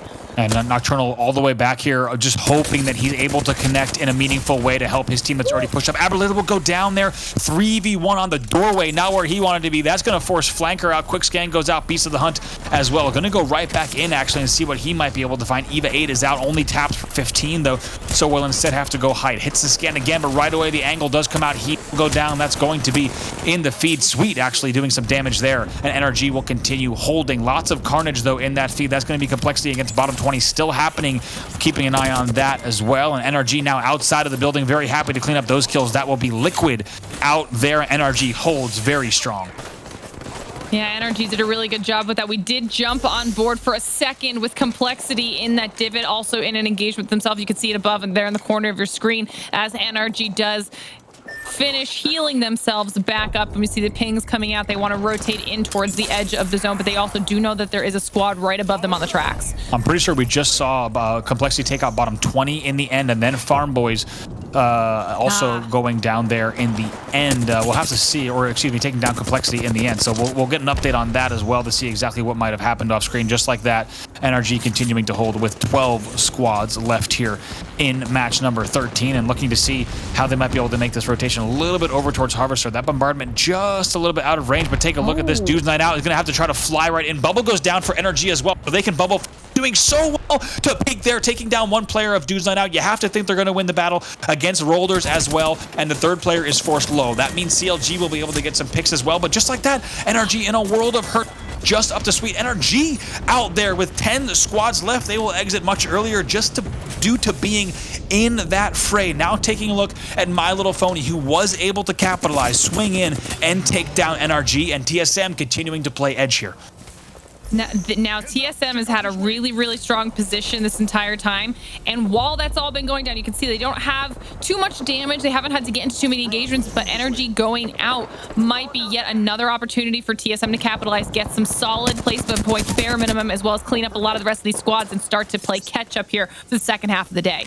And like we said, we know TSM, as soon as they're holding this Snake and Harvester, this is the comfortable spot for them. They know exactly how they want to play this, and since then, been doing very well. We have not seen a ton of KP on the board across there. Look at these nades from distance, though. Reps opening up with that flatline damage, then able to arc and frag from distance to get a good bunch of damage, but also take a look at that rooftop as well, still engaging. So TSM going to be very happy to just hold this. Keep in mind, if you're just joining us, TSM still in second place, and they're behind NRG going into this game by 30 points. It's a big delta. They need the points on the board, and NRG has already exited at top 10. A big opportunity there. CLG thinking about coming off of this height, though, down to maybe challenge TSM. That's the battle I'm certainly keeping an eye on, and TSM knows they're going to have to swing off of that harvester tip and go back to look at that height that they're so used to playing themselves. Actually, it's going to be a TP opportunity here for CLG, maybe noping out of that and getting up to the height, but Lou taking so much damage. Bubbles just in time to be able to get some heals off, and they actually go around TSM. They did not want to play off of that height. Instead, they wanted to get in even earlier, and take a look now. Actually, padding is TSM to get into that mix as well. But double bombardments happening on your screen here. Bubbles are going to have to go down. Absolute Monarchy still holding on height as well. Some nice massive play coming out of B-Board, and gets into the bubble. No, just in time does not. Sleepy Panda now going to try to fight, do whatever he can to stay alive here. Actually gets on the pick up another kill there on Dupe. That's going to be Dupe's night out in trouble. TSM somehow still alive here and able to reset on the rooftop. TSM timing it perfectly.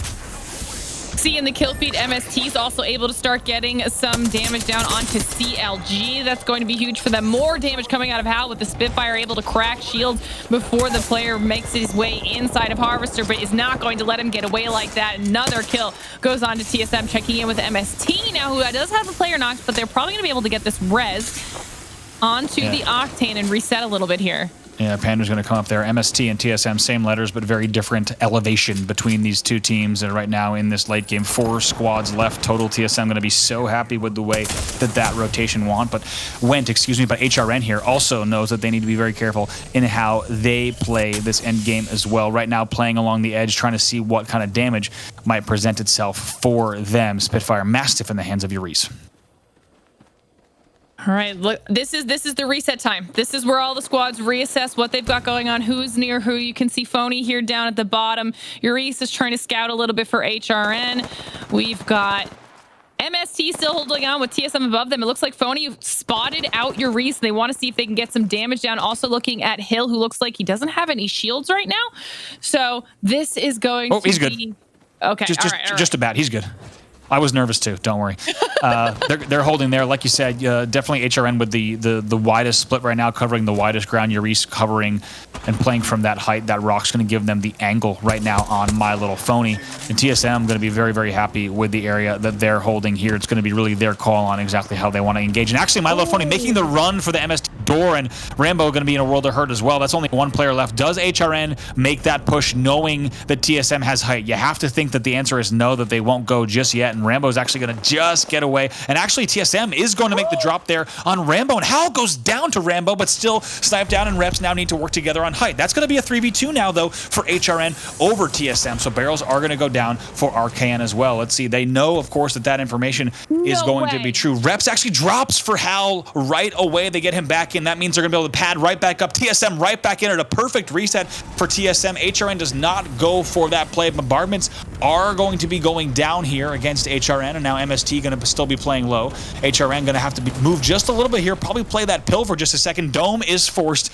as well. Here's the question. Who comes out of that doorway first in between MST and TSM? Bubble does go down, so MST can play that. TSM has to drop into that bubble. HRN will very patiently and happily wait outside. TSM picking up those first few kills against MST, and just like that, we should go down to 2 squads. HRN should be able to close this game out without a doubt, as they're the third party in. And yes, indeed, HRN is the champion. We said they were playing the widest ground there towards the end of the game, and you saw it all just piece together for them, able to get some really good damage, allow MST and TSM to get into that battle. And as soon as you saw that first bubble go down for MST, you knew that TSM was going to be forced into it. And even though we saw HRN bubbling earlier, we knew that they were going to be the third team in. HRN plays it textbook, and they're going to be pretty happy with that, Lauren, especially because they were in 9th place coming into that game. Absolutely. I was surprised when I didn't see any throwables coming out of HRN with the angle onto Hal, and they allowed reps to get him back up. But in the end, it does work out for them, as both MST and TSM were forced out of their positions because the ring was closing in on them, and they still played it perfectly. We can see here, this was that fight with Liquid and NRG, who did a good job holding that one building until they had to come out of it. And then unfortunately, there were too many squads just ready with the third party to for NRG to survive here. But this was yet another another strong performance for TSM if they were able, especially if they're able to get a good amount of kills up on the board here. They might continue chipping away at that lead. It was a great move. Look at this rotation too from TSM. They let all of this hectic action go down just on that tip of Harvester. They were the last to rotate. They claimed the roof, like we said, while everyone else was in absolute horrible situations in terms of armor. They just were able to hold up on this rooftop and play such a good game. Look at Reps able to get Hal right back in. Watch how fast, also able to go down. Pat is up right away, and you're going to see Hal and Reps come right back up to be able to get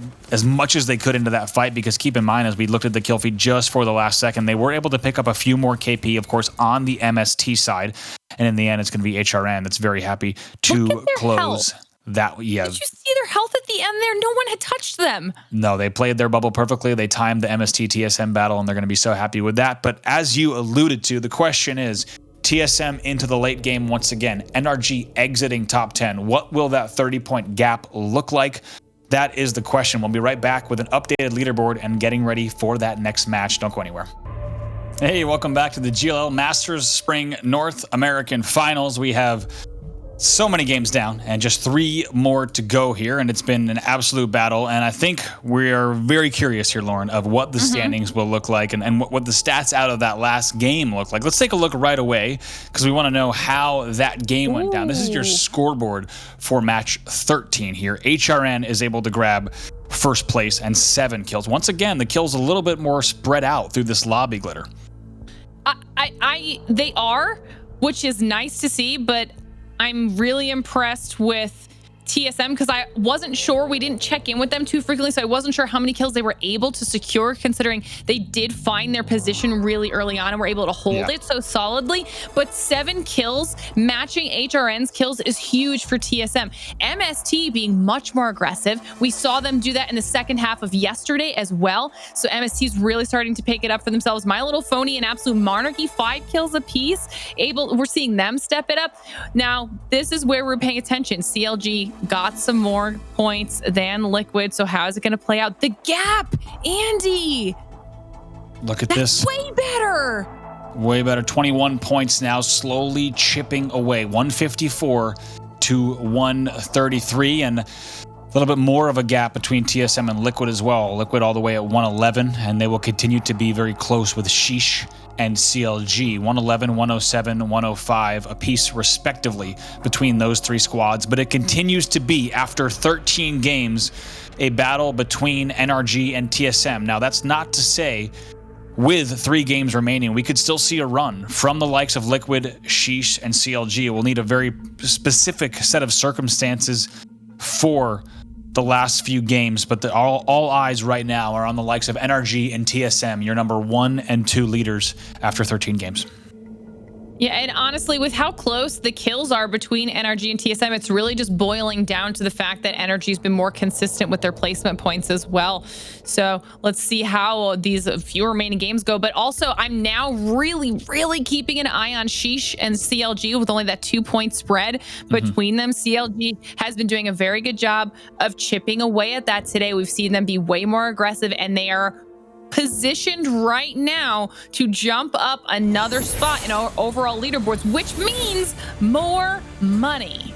It does mean more money, and also means a lot more excitement for us in these final few games as we drop in to our next match here. Also got a shout out to HRN once again. That brings them into 7th after most of the day spent on the right side of the leaderboard yesterday. So we're looking to see what this HRN squad can do. It was one of our top teams to watch, definitely with top 5 potential and even greater. So they will head back down to Lava City, and we'll see what they can do throughout this game. And on the topic of zones, Glitter, we've had a little bit more variety here, certainly. We got to give credit to the ring algorithm where credit is due in terms of a little bit of Eastern pulls, as well as things like a South Central pull that we saw earlier as well. That's more variety in terms of overall gameplay today, and certainly been a little bit of a factor, but it has not changed the fact that NRG is on top of the leaderboards. But why don't we just see what's going on at Sword and Factory, because we already know that Dude's Night Out and Sentinels are be going at it. Excuse me, Doge Fathers and Sentinels. Again, Doge Fathers and Sentinels have just decided that if someone's going to get the area, it's going to be through blood, sweat, and tears, because no one's giving it up easily. I'm surprised that they haven't switched. I mean, we're towards the end of the day, so I guess, you know, what's the point now? They might as well just keep doing it and see who comes out on top. So it feels like, though, that Sentinels has figured out a good rhythm for this this 1v1 situation, and they don't look concerned about it anymore. They obviously struggled in the first couple games against it, but they figured out how to defeat Doge Fathers. And we did see a few Here we go. Okay, well, okay, you know what, Andy? We can't who do you think's gonna win? We can't say we haven't seen it before, but we haven't seen it in a little while. So we are heading to the northwest once again. And man, we got a little Obs glitch there. We wanted to see exactly what Obs is thinking about saying something. And looks like I saw a little bit of a hee coming through, but here we are now going to the northwest once again. It is going to be the area of Countdown, Trials, Skyhook West, and North Fisher all coming into play here. And we already know that the likes of CLG, Liquid, and Phony, as well as MST, all teams that are going to be vying for this land, and teams are already trying to get outside Trials Tower if they can. Take a look at this MST going right away up there. They're going to be meeting a Team Liquid, so they're going to try to get in maybe right away and instead just scoot around and see what they might be able to find. Now, Liquid's going to come out of Trials pretty darn looted, and they're going to be happy about that. Yeah, we also saw that NRG was aggressively rotating all the way up already, and they were coming up behind My Little Phony, so there's potential for there to be an engagement there as well. Albrelelli going up top. I wonder if Liquid's just going to choose to hold the high ground and look down on everybody as they rotate through. They are in position to do so right now, but now we're checking in with CLG, and I swear, I don't know why, and I don't want to jinx it, but they've been looking so good. They're in a very good position right now to do well in this game. You might have jinxed it just now, Glitter, but we'll have to see some shots connecting there from the scout of Axelon, but takes a big damage there, so actually forced a Phoenix all the way down from that blast from distance, and just going to reset a bit here. CLG, of course, with that Skyhook drop means they're going to be able to hold the westernmost buildings and keep an eye on the likes of Liquid, who's going to be holding top Trials. Now, we also do see Absolute Monarchy in the distance coming up all the way from Fisher. We've seen them actually with a train yard drop throughout the second half of yesterday, so that tells us why they were able to get through Fisher just so fast. But back to the point you were making, Glitter, Liquid almost certainly going to be very happy to hold top Trials and make sure that they're able to get any poke opportunities, any gatekeep opportunities. But keep in mind, Liquid in third right now. They are a team that wants to string together in these final 3 games some very good performances in order to even place even better than third place here. It will require quite a bit of points for them to do so, but Sheesh is just biting at their heels, only 4 points away from them. MST rotating into Trials, seeing if they could maybe get any of the scraps of the leftover loot from when Liquid came on through here.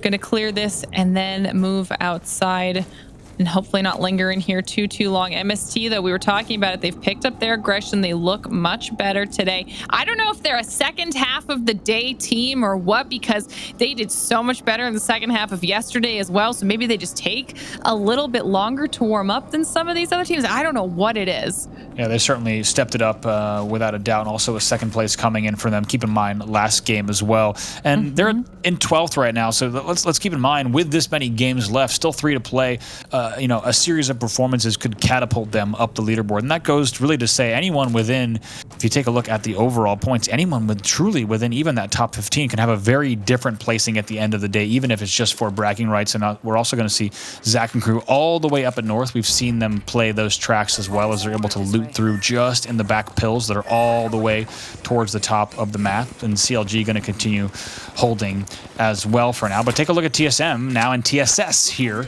in Survey Camp, getting into a little bit of engagement here. We'll have to see who comes out of this. Once again, neither team probably expecting this at Survey, but TSM actually going to be holding Survey Height. So maybe if they get that right opening, will be an opportunity for them to make that push. And here goes Snipe Down right away. Hal not far behind.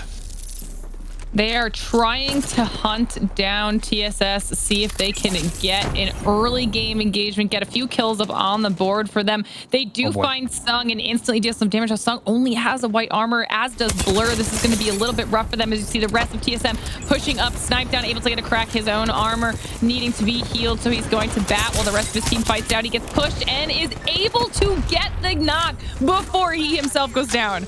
Ooh, Hal goes down, though, to his Watson there, so that Horizon should still be alive somewhere. Reps right now trying to find out going to work with Snipedown to find out where that horizon might be, but big damage coming in. Needs to be careful because look at this. Farm Boys wants to take advantage of the opportunity. They have flown in now. They're going to take down Snipedown there as long as the op speed is true, and it's going to be up to Reps on height. He is going to slide right out of there, wants nothing to do with that battle, and we'll have to see if Farm Boys decides to pursue, wondering exactly where he might be. Ping's going down on the truck, wondering if he could be hiding along here. Looks like Reps did get away in the end based on those pings. Impulsive Dream is in the beast of the hunt, and he wants blood, but not able to find it.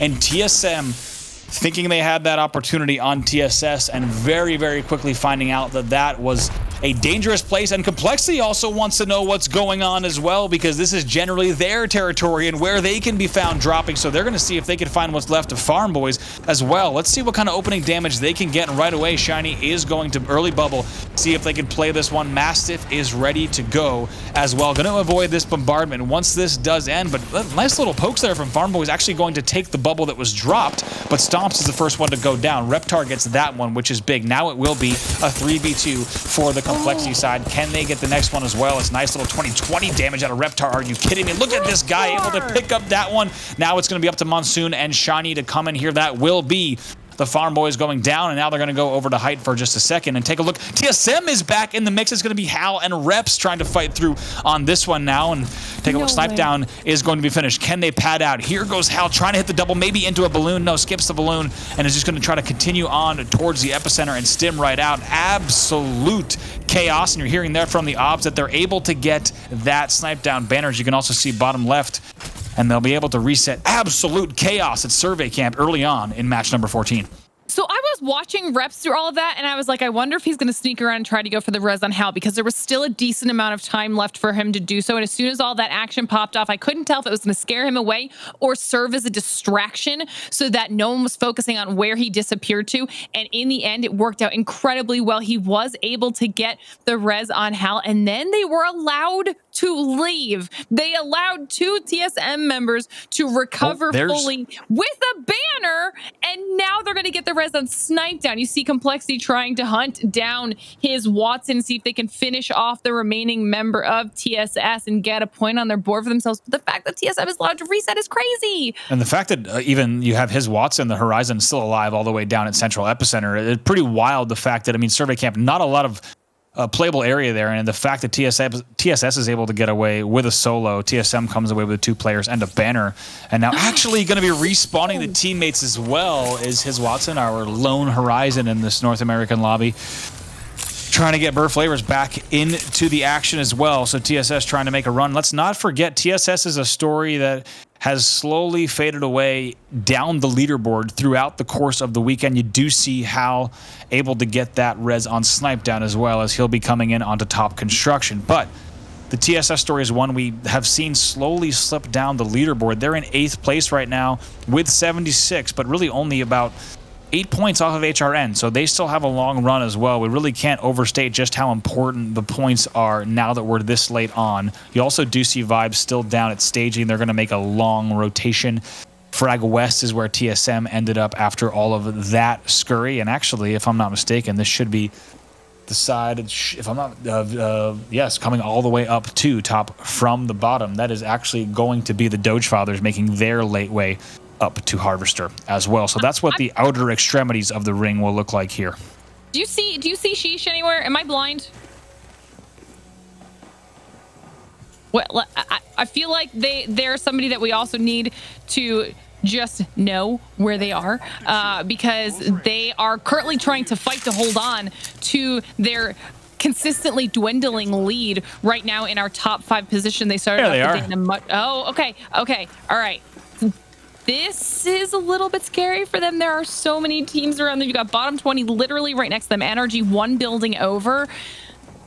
And my little phony above them. So the building that they chose was a tiny one. So they're going to be holding here. But like you said, a very important game for Sheesh right now. Your 4th place team, only 4 points off of Liquid in 3rd. Taking a quick peek into the bathroom here, and a little bit of a celebratory crouching as we take a quick look. And it's going to be a prize here. Just getting a little spammy with that crouch. Just going to go ahead and sit and hold cover. Take a look at the machinery here. Not state of the art, I would say, for the Outlands, unfortunately. Not really the best looking. Maybe kind of public transit-y looking sink and toilet, but you know, they're going to play the ground they have, and they're able to do that. So now looking at Complexity actually making the skyhook maneuver across that open ground for just a second. Like we said, Complexity with a lot to play for here if they want to have a respectable performance. Right now, they have not lived up to their names and the amount of skill that we as Apex fans know that they possess. Not going to be happy so far with their 16th place, especially after coming off of some big performances in the quarters and the semis. Don't forget, Complexity was one of your teams that placed first in their semifinal number 2. Reptar with 30 kills in that semifinal. It's been a very different final for them, so we'll have to see how they play out here at Skyhook. Kings going down from Complexity. They do spot out another squad. It looks like they are full sending as well, unafraid of anyone who might be in their path. Some cells going off for Monsoon as he did take just a little bit of damage when he was making that push forward. But they are now in a much more solid position. Scans and Stims coming out to see if they can hunt down that squad that they did see just a little bit ago. Monsoon is just no fear right now, spotting out some of the players on the roof. Arc Stars do come out. We're going to see if any of those land as well as the jump pad and oh no. Here they go. This is trademark Complexity aggression. Look at that right away. Mooney, that's going to be 5 that goes down. Can they get the second one? No, actually the kill's going to be exchanged there on both sides because CLG's part of this one as well in the feed. And actually CLG is able to get all those kills there. And you're actually going to see Complexity exit there. Sentinels wants to be part of this as well. They're going to fly up right away, try to pick up a few kills. And the kill feed looking absolutely nutty there as 2 players from CLG, Madness and Lou at least, going down as well. So that westernmost skyhook building being absolute carnage. Vaxilon not going to be able to get away either. Reps is going to be the one that gets that one in the end. TSM on all purple down on the low ground, and we'll see if they try to take that height as well to join Sentinels in there. But just like that, CLG and Complexity will exit after Complexity with that trademark aggression onto height. They were not aware that they were going to run into Vibes and CLG and Sentinels in that building. We talked about just how important that westernmost skyhook building would be in this type of circle. That hurt. That hurt. It was going so well, and then everything just kind of exploded at the same time. Checking in on Energy, we did note earlier that they were in the area of Phony, of Sheesh. We see shots coming out from Rocker with the Spitfire as players are jump padding across his vision. Oh, that's going to be so easy for him to clean up. He knows that there's a team below him. There's teams everywhere right now. Bubble does come out as he takes a ton of damage, but is able to recover very quickly for himself. And here's Sheesh. Maybe somehow Sheesh is going to come out on top of this, as they're going to have some nice little angles on that low ground team. You're going to see Wig and Timmy here just waiting to make sure that they can engage appropriately, and Ping's going to go down as well to try to push up to see what might be available for them, as they're going to see a team all the way towards that northwest side, continuing to push back where they were positioned on earlier. Now Timmy still holding W, and shot's going to be coming in. Needs to be careful, try to block the door if he can. And actually it's going to be a prize that goes down. Bubble goes down right away. Unsurprisingly, we're going to see Wig maybe able to get the team up. Thermite goes down. They're going to have to win this from the bottom. Nice job with the team shot there on move. That's going to be bottom 20 trying to make something happen. The bubble's going to protect them for just a moment, but Timmy and Wig need to desperately work together. Timmy just trying to avoid the burning, maybe playing a little bit of shield here. And Wig up top, definitely in danger, but he does get that bad off. Also a bombardment coming down here on that Fisher building as well. But dangerous scenes here. Also dangerous scenes for NRG, who joins this, because bottom 20 actually is going to take down Sweet and Rocker down as well. So Nathan down at the bottom. This could keep things very interesting. What's going to happen with that bombardment? Do we see this bat get off? It looks like yes, he will be able to get that off. It's all going to be up to him from the low ground. We're also still seeing the Doge Fathers fighting from low. Nathan just to the left side of your screen needs to determine how on earth he's going to play this situation. I cannot believe that somehow in that process NRG took so much damage. Season now taking damage themselves from Dude's Night Out. Oh, this is just complete and utter chaos. We see the throwables coming out. Season has one of their players knocked, but they're going for the revive as we speak. Able to clean up that squad. They are avoiding the bombardment right now, but somehow make it out of there unscathed. Yeah, we also just saw Doge Fathers in the feed, by the way, going down. So you do have bottom 20 now above Sheesh. So Sheesh able to reset in what was a pretty scary situation for them. Taking a look there, you do see, once again, Doge Fathers, Absolute Monarchy also being eliminated there. So we're going to continue to see battles and engagements coming in from the low side there, and it's going to look like Sheesh is going to continue to engage. Will bottom 20 try to get down on them will be the question. We'll have to see. This is a dangerous situation for both of them, but you have to think higher stakes for the like of Sheesh. Sheesh being in 4th place and bottom 20 right now being in 13th. Okay. I was waiting to figure out Timmy's armor situation. I wasn't sure how loot poor they were, but it looks like they were just waiting to get him a BAP for some purple armor. Timmy's in a much better situation than he was a few seconds ago. And now it seems like they're looking out who's going to be ahead of them if they have to use rotation. That's got to be Nathan. Yeah, it's got to be. I was going to say they just spotted out Nathan. There's no way he survives this. But he is able to at least go down swinging, knocking a prize who they will revive. But at least he made a statement. He did right there, trying to hold on. But, man, NRG exiting once again. Not even top 10 in this game. But we'll get back to that because TSM trying to make the move right alongside the Trials Cliffs and clearly not going to be an easy one. It is all going to be up to Imperial Hal. He's already lost reps, sniped down as well, has gone down. So Hal now trying to figure out how he's going to play out of this one. Has shots coming in from height, has shots coming in from the Fisher side as well as we go over to Liquid. That's going to be reps that's going to go down in the end to the hands of Abroleli. Now taking a look, trying to get the finish here and maybe even see what he can loot up. Now Liquid, once again, how many times do we look at them at this stage of the game and they are looking so good in terms of loot and positioning? Take some damage though and able to port back up, and this is what you want to see from them.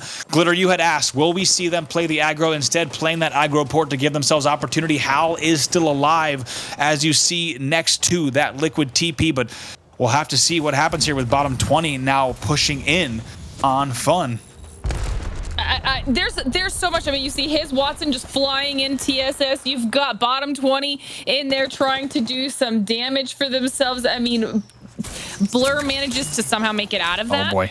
TSM though, trying to get the banners, but Hal needs to hold off bottom 20 at this point. Oh, and he also does not hit for the last shot, went in for it, but that will be it. TSM will be out now, so early exits, or earlier than we'd expect for both NRG and TSM, which certainly gives the rest of the lobby an opportunity to step up. Like we said, Liquid causing a whole lot of trouble for so many teams here. You're also going to see MST and Sentinel still here. Both players on Liquid are going to drop. They want to finish all the kills that might be down here. Yes, indeed. That's going to be his Watson as well as Blur Flavors. That means the last two players on a TSS will be exiting. Now looking at KSZ, trying to see what might be going on here at the Trials exit as well, just in time for that bubble to end, and they're going to pull back off of the door for just a second. Oh, Liquid could totally wrap around on them, though, and I'm not sure if they know that they're there. Sentinels have been holding off the inside of Trials for a decent amount of time now, but Liquid is looking so strong. This is an area they're so comfortable with, and it's been working out in their favor so far. I love that they look so much less afraid today, and this was one of the teams that we were obviously watching because they're currently sitting in third place, so this is a huge performance for them. Huge, and the fact that we already have NRG and TSM out of this game and we've been watching Liquid picking up that KP, it's a big opportunity for them right now. They're at 111 points, NRG at 154, TSM at 133. Liquid certainly the team with the biggest opportunity here as we check back on board with Sentinels. Making sure they have all of their armor swaps ready to go in the event that they need to start making this push. The ring is closing in on them, and they know that there are multiple teams outside of this building. You can see Phony there. Robles going down on them. The bubble does come out as they have to push in, afraid of the damage from that ring, and KSE instantly starts trying to put some damage out onto them. Liquid, however, focusing towards the Sentinel side of things as the defensive bombardments come down. Yeah, gotta be careful. Look at this My Little Phony right now, ready to pick up all the kills that are coming in from here. It looks like no one going down just yet in that feed as we do take a look here. Spitfire damage, not connecting as much as he'd like, but at the end, Rambo able to do some decent damage there from distance. So looking at Team Liquid, once again, they're able to get everyone back onto Red Evo, just playing this fence. Gotta watch out for these frags, but we'll have to see. Wondering also if Nock had spent the dome on that. You have to assume that he did, but we'll get that information as fast as we can. Now just going to be going ahead and sitting down, playing this extra cover as well. And now it's going to be a TP set and a Q for Aberlele as well as he jumps back up, getting ready to set that. Maybe even trying to go for a kidnap for a second. No, instead just goes back around the corner here. Going to take the TP right back instead and just able to hold it down just along this edge. And we've seen Liquid play this ground as well, Glitter. We saw it yesterday, how well they were able to capitalize in this exact same spot. But they're going to see Phony to the left here. Not sure if Nocturnal knew that they were that close, that they had pushed up already. So they're going to be forced to heal once again. I'm so stressed right now. They need to pick a push, whether that's out to their left and they decide to go for Phony, or they wanted... That portal is gone, I believe, so they can't take the portal anymore. KSD's trying to wrap around and put the damage on Phony. If Zach can actually do that, it could be out for Liquid, and they can make the push out to their side. Absolutely. Zach just holding there on that farthest west side, just seeing what he could do. Keep in mind, Liquid is engaging across to the west as well with the remaining members of the KSZ side, so that bubble's going to be spent. That's going to be an opportunity for Liquid to go right in right now. We'll see who gets the first knocks on each side. Looks like no one just yet. Still 4 squads remaining here as they're still trying to fight along these doors. Absolutely messy with no knocks going down just yet, but big damage coming in from up top. That's going to be Liquid out right away, just like that. Phony's able to push in. They pick up the first one. Now, what can KSZ do, as we do have 3 teams left? They're playing the outside here. They should be able to pick up this last remaining one. If they're able to do so, we will go down to our final 2 squads. KSZ still pushing in here, trying to see what might be left of the Phony side. They're trying desperately to swap as fast as they can. That means 2 squads left. KSZ is able to take down Phony. They should be able to take down the last member here, and KSZ is your champion in match number 16. They play the outer northwest side of that so well, and in the end, they close it out, making it look easy, Glitter. It was just shoddy shot after shoddy shot at the end there. He's just running around, just evening everybody in the back. And I mean, KSC, that was the squad that we had mentioned, we're talking yesterday, at the beginning of yesterday, and as one of the squads to look out for. And that was such a solid end game from them. They had spread out so they could get different angles. They knew exactly where every single squad was and how they wanted to push that, and they did so as a unit, and in the end are able to take down the win. And how about this opening with the just TSS, TSM complexity? I mean, look at the 2020 out of Reptar as well. It was absolute carnage in Survey, something we haven't really seen early game in the North American Finals so far. But then Mile did things get absolutely nasty at Fisher with teams getting stuck in situations they did not want to. Somehow TSS able to fight out, and TSM for that matter, able to fight out of that early survey, but Liquid popping in here. Here's exactly how this went down. Liquid holding just outside. How absolutely messy was that Sentinels Liquid battle? So Sentinels is able to come over the top on Liquid and wipe them out pretty quickly.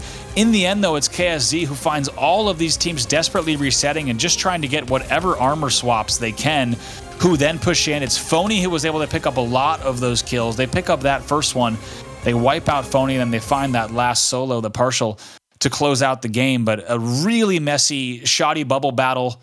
It's kind of hard to say, shoddy bubble battle on the outside of the trials door. And there was so much peeking happening for what felt like at least 12 seconds, and with no knocks coming in. In the end, though, it was Sentinels that came over the top, though. So the biggest story of that one, though, was the fact that we had NRG and TSM exiting earlier than you might expect, and that's going to open up the floodgates for a team like Liquid, who is able to play into that Final Four. Yeah. The question is, where will things stand after that? The admins are tallying the scores right now. We can't wait to get you the scores. All of that and more coming up right after the break. Hey, welcome back to the GLL Masters Spring. We are getting down to the end of it. It's the North American Finals with only 2 matches to go.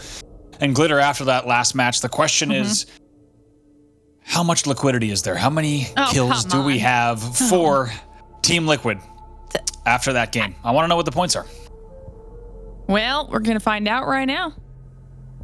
And it looks like, honestly, a little bit lower than I thought. I thought they got more than 5 kills. However, this is yet another game where it's because the kills are just so spread out amongst all of the teams. If you look, 5th through 7th have more kills than 1st through 4th individually, right? So that's insane. I don't think we've seen that yet.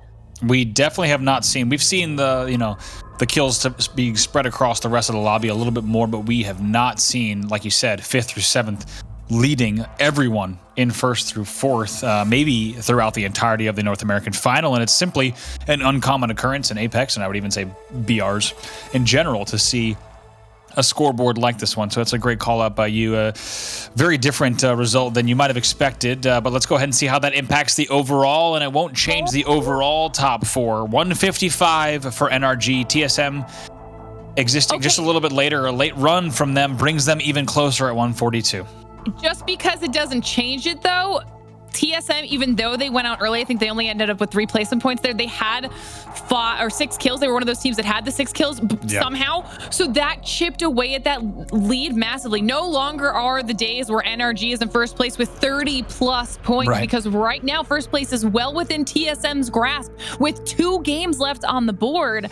Yeah, only 13 points away. It's wild. And then on the other side, you do see a 21-point gap between TSM and Team Liquid, and Sheesh still in 4th. Very close behind them is CLG in 5th. So that third, fourth, fifth battle still developing, and our number 1-2 battle as well still going on. Like you had just said, there have been many times throughout this tournament where NRG has been up by 30 points, sometimes even more than that. For it to just be a 13-point difference right now means anything can happen here, and we could also still see big runs from the likes of Liquid and Sheesh. So if there's one thing we wanted, it was a lot of Apex games. That's what we get. And also, it's not always the case in a 16-game set where as you get to the last two, it's going to be this close. Luckily in Europe, it certainly was. But we'll have to see how these last two games play out because it is still anyone's tournament in North America. Let's get ready for match number 15, our penultimate match. We'll start things off with the winners of the last one. It's KSZ.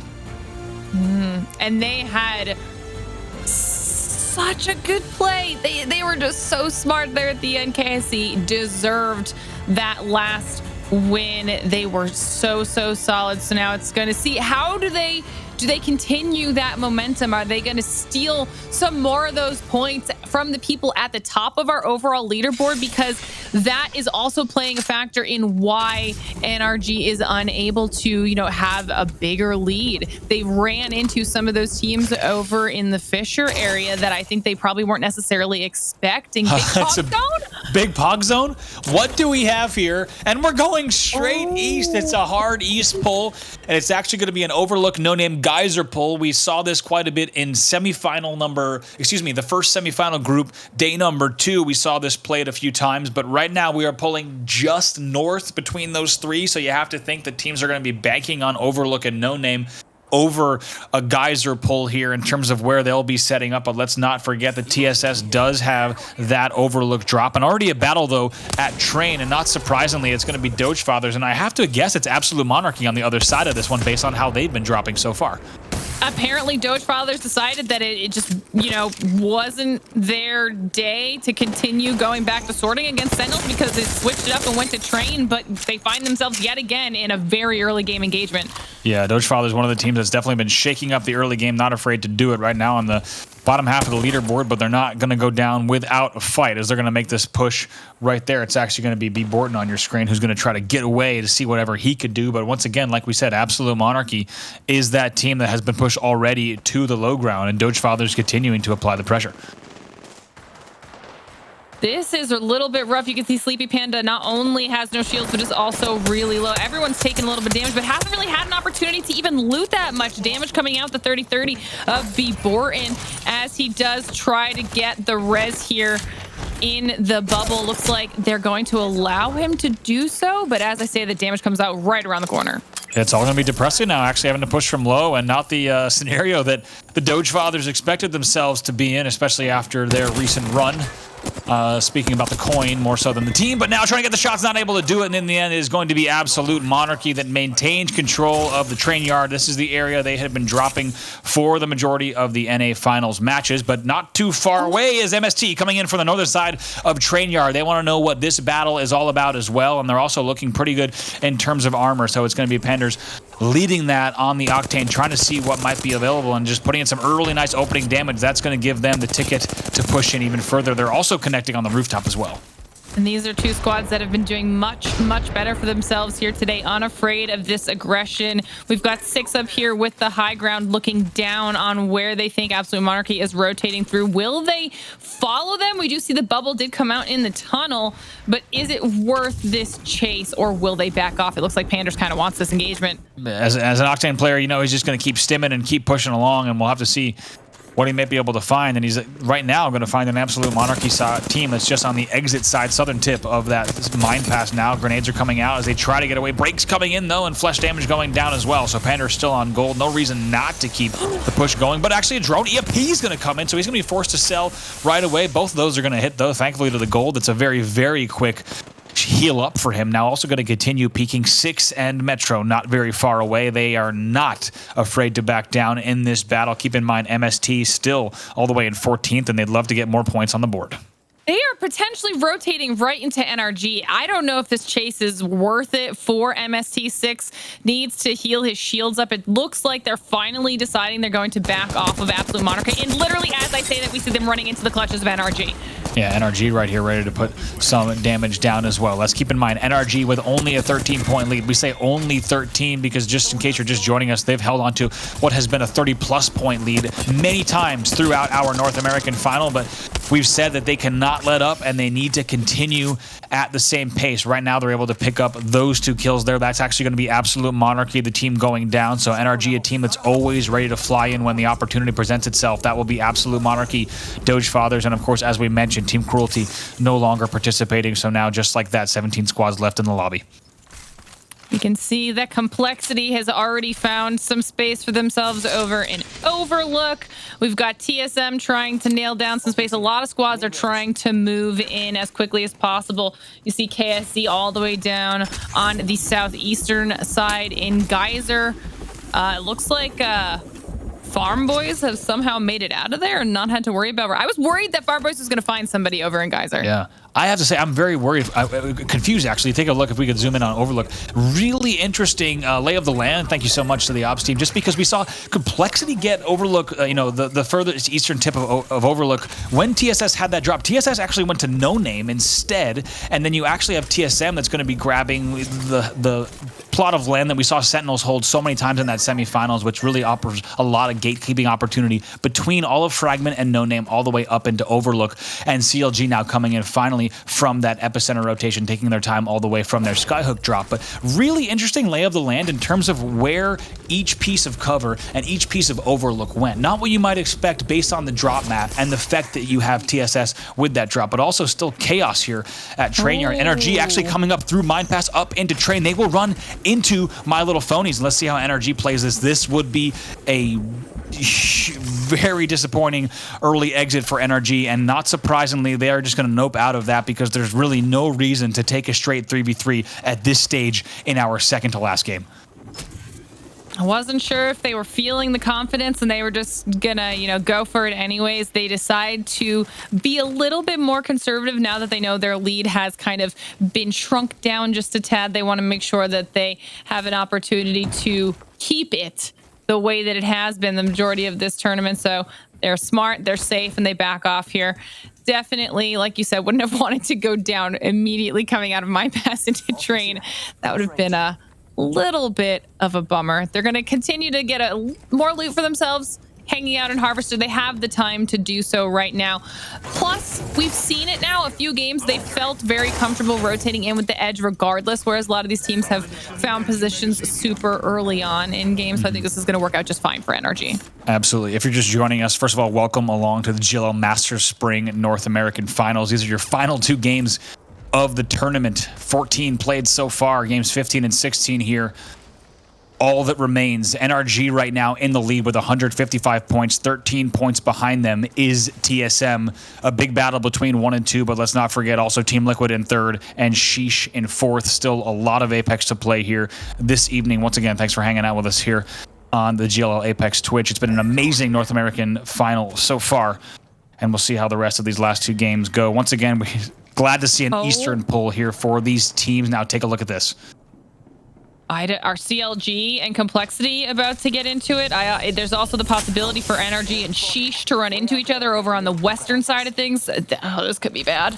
You have to think right now, Complexity just going to try to be happy. Mon's going to be happy just to hold this height. You're going to see the other 2 players. I think the reason you have Shiny and Reptar holding that back building is because you do not want to have that back building as vacant. But just as quickly as I say that, I think they are going to rotate back to silos here. So that's going to give them an opportunity just to hold. Keep in mind, Overlook does offer a lot of late game holds in terms of those buildings, the silos, playing low silo on the southernmost tip. There's going to be a lot of different places for them to play. So Complexity actually, unsurprisingly, goes for the southern side silos. We can expect them to play the gens that Mon was just holding, as well as the tops of the silos to keep CLG at bay.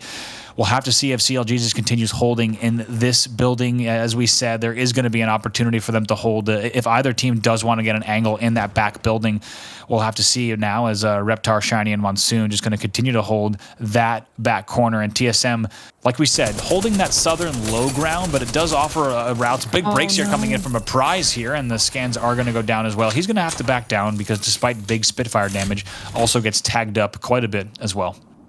Saw on the kill feed as well that Albrelelli is able to get some damage down onto Klain, so that could potentially be bad for Seas. And I did notice right before we switched off the map that Liquid was rotating in from a very, very northern position, trying to get themselves into the zone, as we see KSZ and Sheesh battling it out right now.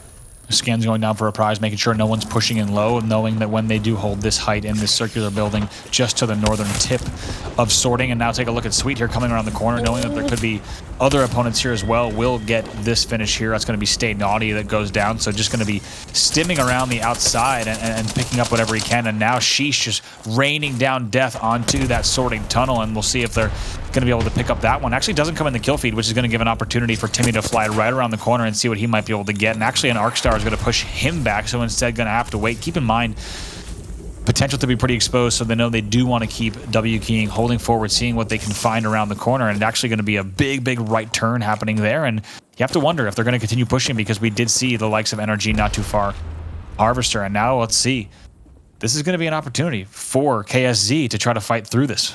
Well, I had said on that Western rotate, there was a chance for Sheesh and NRG to run into each other. I didn't realize that KSZ was also close to that battle, as Sheesh decides that they're just going to try to chase this down. You could see how low Nox, if that's correct, if that's Nox health and is actually that low, and all he had time was to really just get a bat off for his shield. That might explain why are they trying to run away, and Timmy's shredding with his flatline right now. I was going to say, we got to go back to first person Timmy, because this man is on a mission here, just continuing to stem forward, able to hit that double as well, just looking for whatever he might be able to. And they're going to chase them all the way north through the central choke, all the way down around past the compound and back through this central choke. Pad goes down as well. They are not stopping. This is how Sheesh has been playing all tournament long. That's what's gotten them into the top 4 so far. They do not let anyone go without a fight, and they are continuing to chase this. And it was one of the longest chases I've seen in Apex for a long time. But guess what? Right here at Underpass, it's NRG on the receiving end of it. Oh no, they're gonna keep running into each other until they find somewhere safe to hold out. You can see Rocker checking down, and guys are making sure no one's sneaking up from behind on them, while Sweet and Nathan deal out damage on the front end. I also did see in the kill feed earlier that we had Dudes Night Out going up against Vibes, and they were doing well against Vibes. So now, as I say that, we've got more teams going up against each other. Look at Sheesh right now, just trying to fight. They're right now looking towards that northern part, right around that corner. That bombardment actually being quite effective. NRG is actually forced down just a little bit into Underpass on the Geyser side of Underpass. They're going to continue engaging. I'm curious who is around that no-name frag east side that they're engaging right now, giving them sight lines. It could be TSM, but the angles don't look right. It looks like TSM's probably tucked a little bit too far to the east. So instead, it's actually HRN who's a part of that, as well as TSS. And actually, we're seeing a few teams as part of that. Farm Boys is unsurprisingly in No Name. So several of the teams that we said would be up in No Name are already engaging here. So we'll have to see, when will Sheesh decide to make a move. They're going to be pretty happy holding that choke. But NRG with big breaks. Look at this. All right, TSS taking so much damage there as well in the feed from Farm Boys. But NRG, the pad is going to go down. Arcs are down, but they're going to go ahead and pad right over it. Here comes NRG pushing in on Sheesh. They should be able to pick this. Wig will go down in the feed. Where's the second one? Let's go ahead and see. Yes, indeed, Wig will be finished. Timmy will go down as well. A prize will go down. NRG taking advantage of that opening damage. They'll have to heal very quickly. They'll have just a little bit of cover in this choke, but NRG taking advantage of Sheesh. And you called it, Glitter. You said, oh no, and that's exactly for good reason. Sheesh goes down, NRG capitalizes, and that's going to put even more KP on the board and make for a very difficult Game 16 for Sheesh. Oh no, it's very, very top tier official analysis. I just want you to know that, Andy. Thank you for giving me my credit there. We see some shots coming in onto HRN. Good job. Thank you, Ups. I appreciate that. HRN is going to hold middle vault here in this tunnel, and definitely an area you want to be. We've seen TSM actually in the semifinal. When we do see pulls like this between Geyser and No Name Overlook, certainly a position that any team would be very happy to hold in terms of gatekeeping there any of the action that happens in Geyser. And you're also able to poke out to take advantage of opportunities that might exist right at the top of this, right at the southern part of No Name at the vault tunnel entrance. So we're going to see HRN just continue to hold here for the time being. Yeah, and they're actually taking damage from MST once again, being aggressive here like we've been wanting them to. RKN does finally go for the shield swap and decides to see if he can back down and find a different angle over on the side with Urice. I wouldn't be surprised if they eventually decide to make the push up on this squad and just kind of go for those kills. We see an Arcstar coming in from MST to try and see if they can maybe just keep HRN at bay.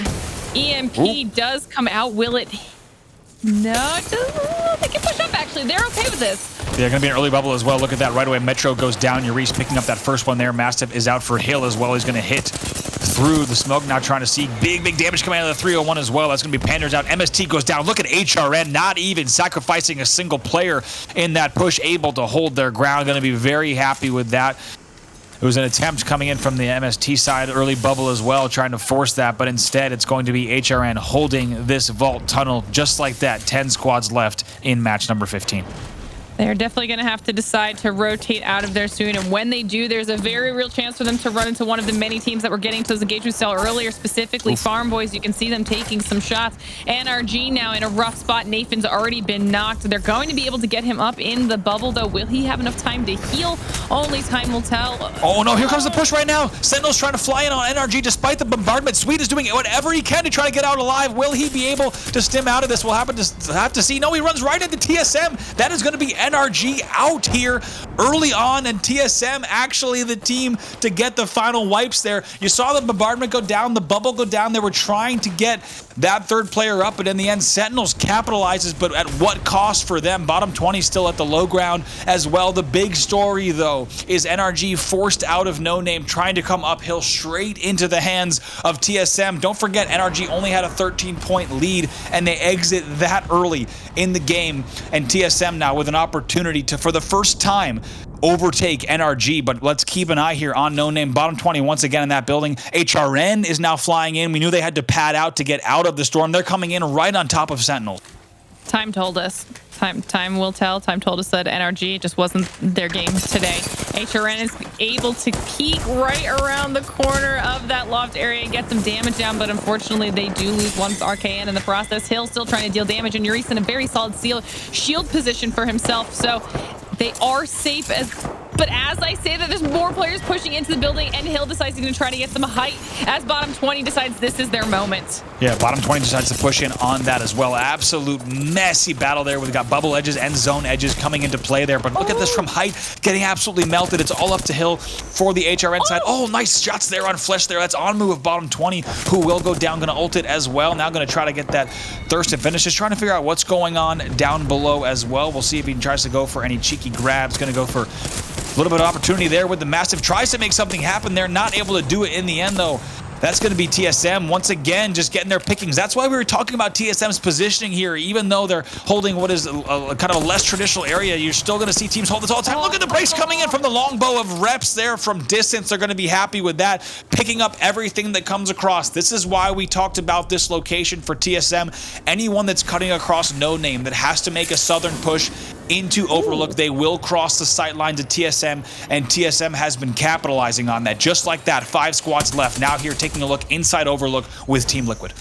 I don't know what happened with Liquid, but as we jumped on board, Albrelelli's down. We were watching heals come in for the rest of the team as they were making a very quick exit back into their building.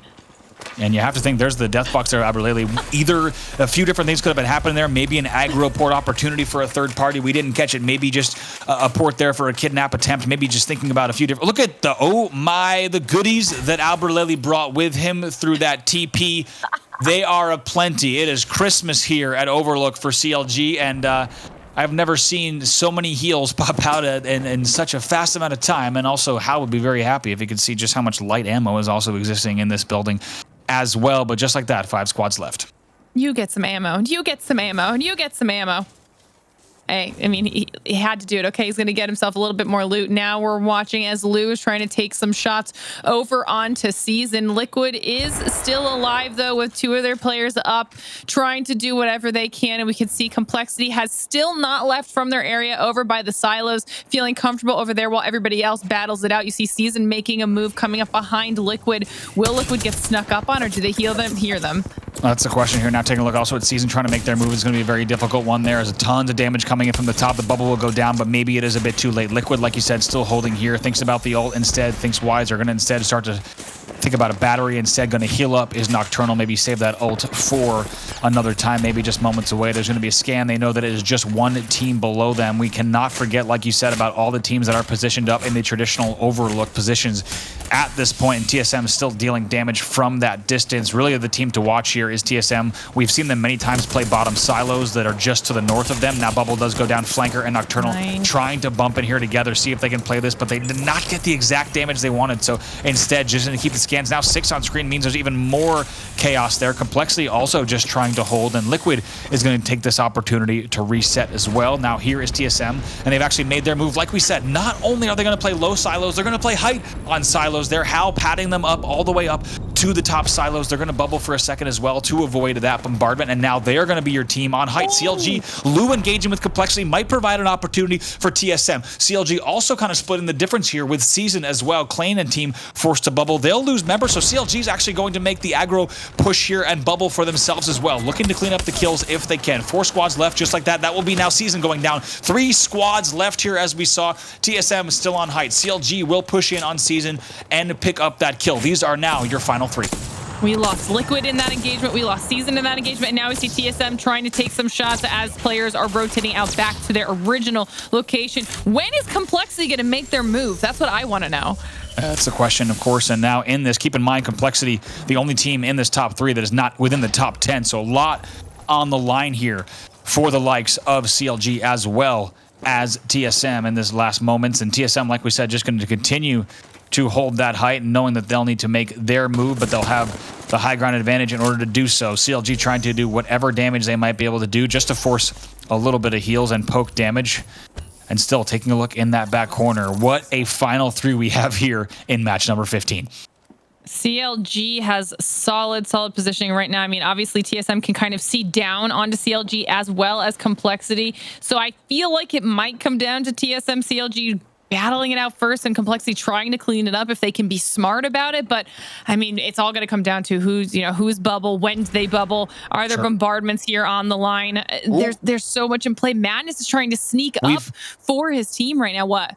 A little bit of deja vu here. We've already seen Madness play this exact port in the semifinals. We know exactly what he's doing here, maybe setting that portal to see exactly where he might need to if he has to. And right there, you see, there's the move. They're going to play this cover. It's great cover for them. TSM really does not have the angle on these pipes. So now Complexity actually making the move. They're now going to play low silos. TSM is still going to be holding height.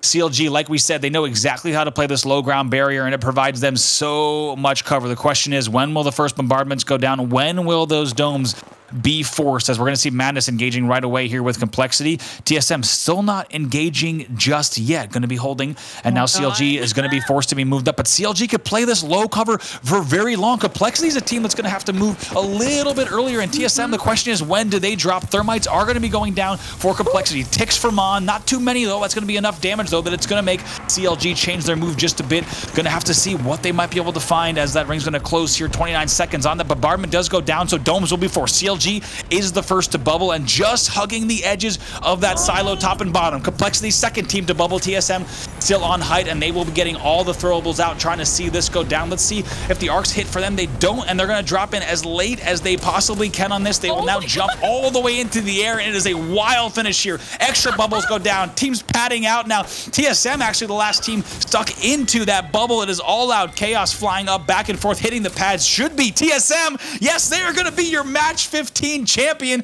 It's a kill leader banner as well in the end. And Glitter, does this set us up for a great match 16 or what? Yes. I'm sorry. The pad. The pad.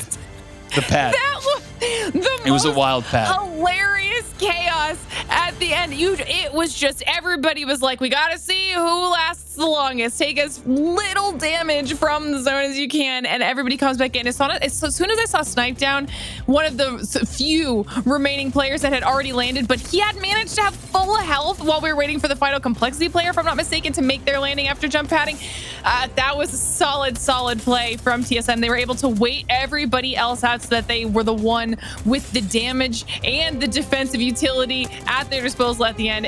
Good job, TSM. We also have to see, I got to watch that again from an ops point of view because I want to know that pad, how many people inadvertently sent on a crazy angle into the storm. I mean, we saw it happening, but I'm curious at what scale it actually happened and how many players accidentally took that pad. But you're taking a look here at how that final battle developed. Just absolute chaos here as we take a look at, once again, that second bubble goes down. You're going to see a double bubble, and right away, Monsoon accidentally hitting that pad as well. Then you're going to see Lou hitting that pad, and in the end, TSM knows not to step on that pad as Shiny comes back in. Lou is going to come back in the end.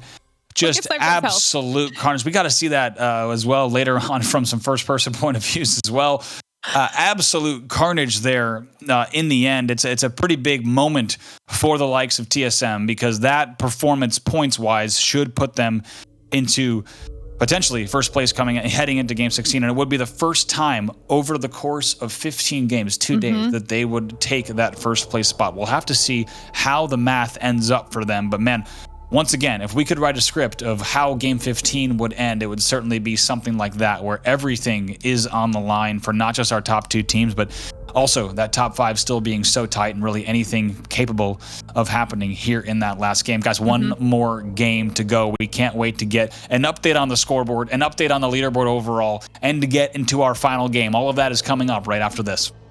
Hey, what's up, everyone? Welcome back to the GLL Masters Spring North American Finals.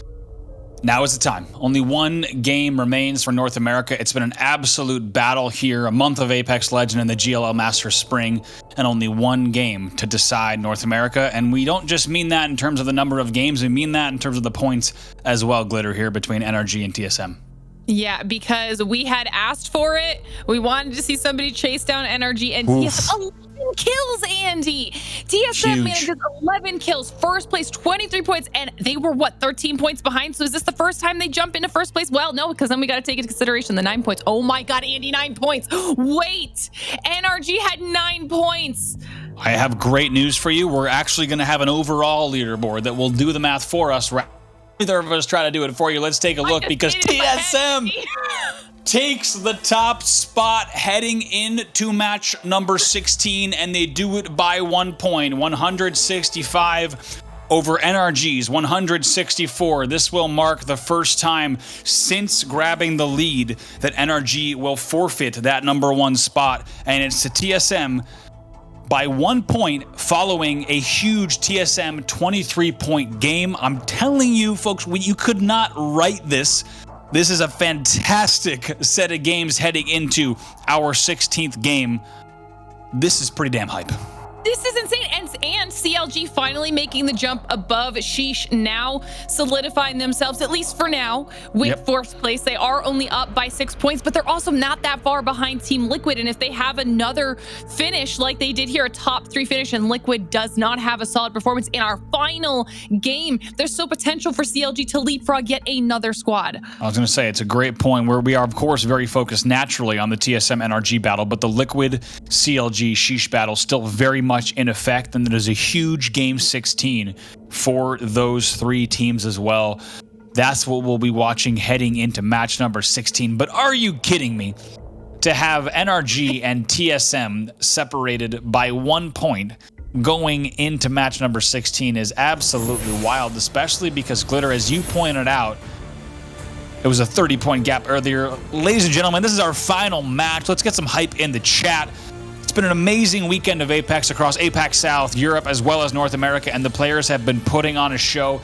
Here's the question as we take a look at TSM's signature frag East drop. The question is, where will this zone pull?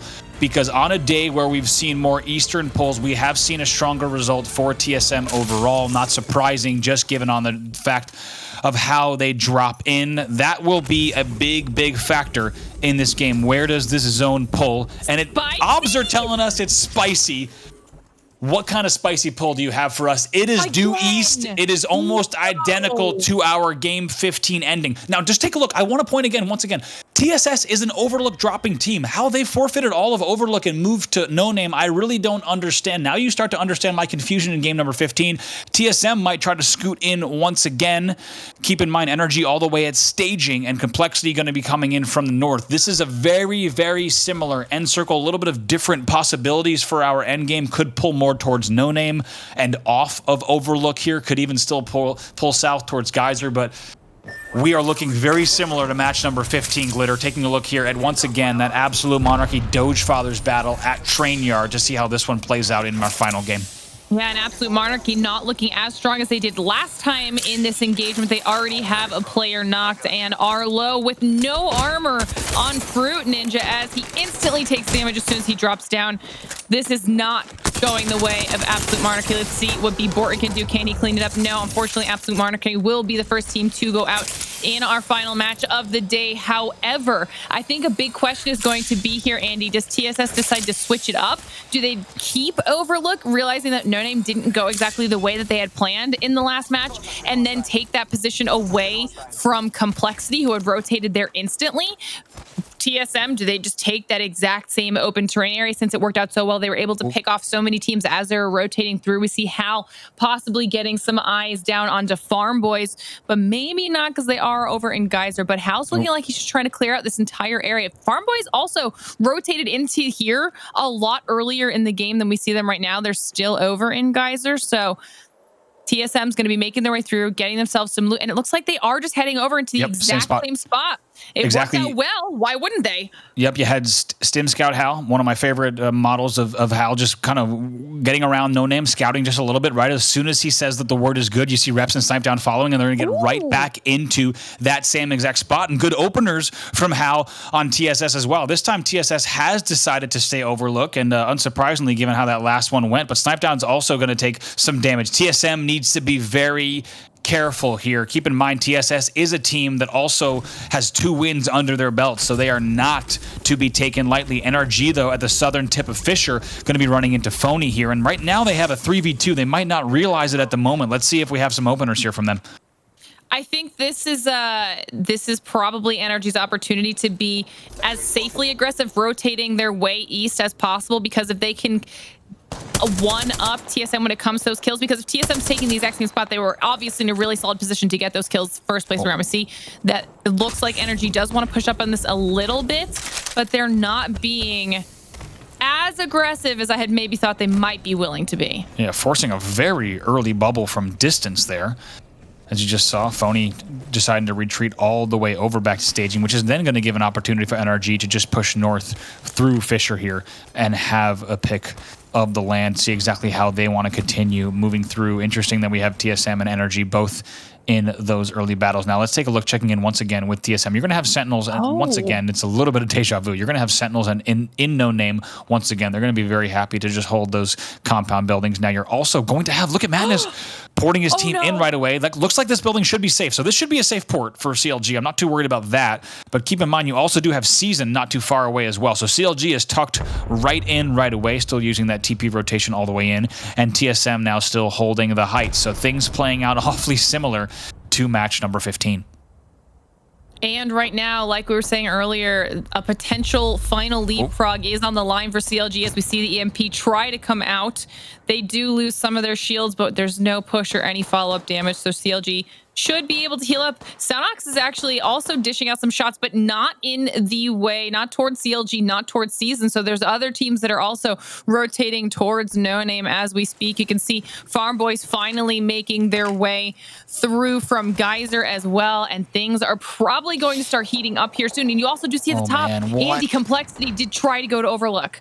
And also, we also have NRG all the way at Skyhook now, and Liquid still looting Skyhook. So you could not ask for different circumstances for NRG and TSM here. TSM is tucked into that southeastern side, like we talked about it, that advantageous ground that really gatekeeps between No Name and Overlook. And now look at battles happening between HRM as well as bottom 20. HRM wants to get into these buildings, bottom 20 now, right now holding bottom building and trying to make sure that they can hold. And it looks like we might actually see HRM just simply hold around them all the way on that low ground just below these buildings, kind of playing in the nooks and crannies there. A few arcs going to be dropped.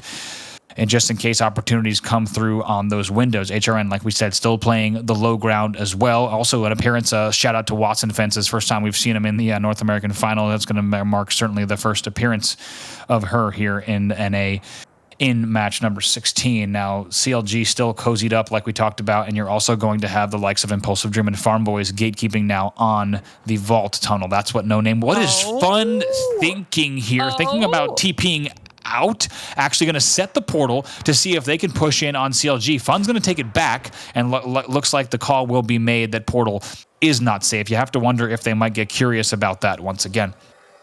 Oh, I mean, so the problem is there's 4 teams in this area right now, not accounting for any of the teams that might be in the outskirts, right? So if you decide to be the team that pushes up any other team, the other remaining 2 teams are just waiting for that. They're going to obviously know where the fight's happening, and then you could be potentially putting yourself in a 3rd and 4th party position, not, like I said, not counting the teams that are now in the outskirts. I gotta also curious what happened with Liquid and NRG up in Skyhook, with Liquid still looting south Skyhook. There we go. They just went right through. I was gonna say they're gonna take Rain Tunnel. I had to figure that we would have known, and of course the observers would have caught it had something, been going down. NRG is gonna take the longest route way around Survey, probably through Refinery. Of course, all of that will have been looted by Complexity, who's already tucked into Overlook, and that's gonna leave Liquid on the station to make their way in as well. Don't forget MST actually might find Liquid on that outer edge as well, on that western side. That battle could be developing any moment here as we see them running into each other. That's certainly something we'll keep an eye on as well. NRG taking the far north path. You could not ask for more drama here in our match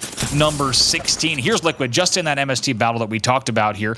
Nocturnal, Flanker, and Aberlily having to focus their sights south onto this choke, and may not have been immediately where that MST was pushing, but they are alerted to it quite quickly as they're going to keep an eye on that. Liquid knows that there's potentially there just is some money hanging in the balance for them, so their performance will determine what spot they solidify in our overall leaderboard. I'm anticipating them trying to be as smart as possible here as we check where our zone is going to be shrinking down, and it is pulling off of Overlook a little bit, forcing people out into the open some more, which honestly might work out for TSM in the long run. It will, and I'm still so surprised to see TSS forfeit Overlook to go to No Name in that last zone, and now they've decided to stay Overlook, and it means they're going to be part of the really nasty KSZ TSS Complexity battle that's starting to develop and will develop. And like you said, TSM is going to have an opportunity not just to pick up what comes out of that, but even third-party opportunities as well. I'm very curious to how TSM will play this. They can just continue to hold that ground if they want, or they can actually decide to become more active participants there. Right now, they're going to continue playing the exact same game that we saw them playing. Let's not forget also, actually, as we take a look here, Noct not too far off of Hal, all that western tip of where the Overlook buildings just begin at the top of that zip. He'll continue holding there. But TSM going to be very happy with their positioning. We're still also wondering how NRG will come into this. You have to think it's going to be a northern route straight from Refinery, playing a little bit. Yeah, here it is actually, straight from Refinery up into Overlook.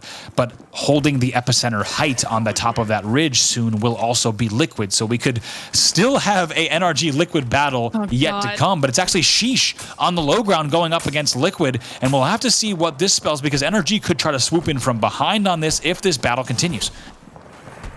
Oh, this is going to be rough. You can see that Flank and Aberlily are starting to try to dish out some damage. It looks like they actually might be pushing Sheesh off of their position here. Scans come out from Flankers so they can figure out exactly where they go, and it looks like there was a bubble down below. So they actually might have secured their position here.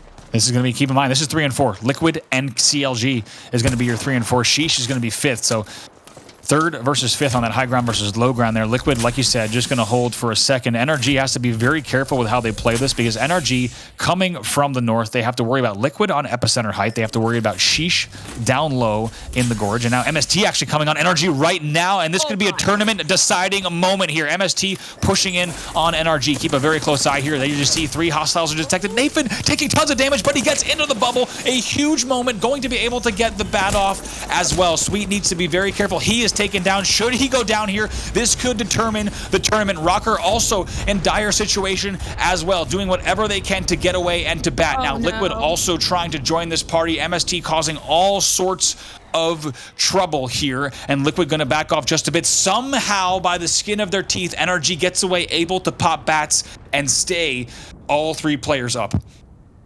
I cannot imagine how mad they would have been had they gone down in that scenario. They do heal. Sweet's already on the move, trying to scout for better positions for them. It seems like they are Liquid. okay. Do they know Liquid is above them? I'm assuming they do because they saw the shots coming out, but that jump pad does force them to take some damage. Yeah, the jump pad tells us maybe they were not aware that Liquid was that close and already peaking from that height. Rocker now trying to get away. Sweet's actually forced to heal as well. And look at this now, as they're just going to be pushed all the way out to these fragment buildings, not where they want to be at a situation like this, and just going to pop as many heals as they can while continuing to move across the map. And now also looking at My Little Phony, engaging from a distance there. Charge Rifle doing a little bit of damage from distance in the hands of Phony himself. Going to just hold these rooftops here. And now NRG still trying to make the move. They're going to go bottom station. They might be forced into this fight as well. Can Rocker get inside? This is a tough road for NRG, and they have not made it easy on themselves by taking that northern round. Also, My Little Phony, by the way, still now in the in the Octane Rev, trying to push in with the death protection here. Totem is down. Let's see what Phony is going to be able to do, as they do have height here on NRG, and they do have this free push. Take a look right away. You're going to see Metro MST going down. MST is going to be on the receiving end. NRG here maybe in a position to clean up, as they're going to see Liquid taking out a few players from MST as well. NRG still somehow looking good in this moment. Just going to slow things down, get the heals off, and what could have been chaos for NRG actually ends up being a battle there between the side of MST and Liquid. Also, Farm Boys in the feed as well, and a nail-biting scenario as Phony is going to retreat. NRG is going to stay top station and still continue on into the mid-game. I'm stressed. I'm so stressed out right now. We saw the Rev come out final game yesterday as well. So, I mean, maybe that's what they were saving it for. But to see them rushing with the totem, I was not emotionally prepared for that. Luckily, NRG does make it out. And we see that it looks like any of the teams that were even remotely close to Frag East are starting to rotate away from that. NRG is going to try to maybe sneak up behind everyone that's already in No Name, but do they know that they're going to have to end up coming across Vibes potentially at the same time? Once again, we could not paint a more different story. You have NRG desperately fighting at the edge. How many times did we see them? By the way, very expensive in terms of economy. They spent a lot of heals getting out of all of those battles there, which is something we have to keep in mind. But you could not ask for a more different story between our number 1 and our number 2. NRG desperately playing edge and barely staying alive time after time, and TSM tucked into that cliffside that we've seen them and other teams play so well in this kind of circle pull. That's where you want to be. So NRG going to just be forced to slowly scan their way through that easternmost side of Frag East and try to figure out what routes might be available to them.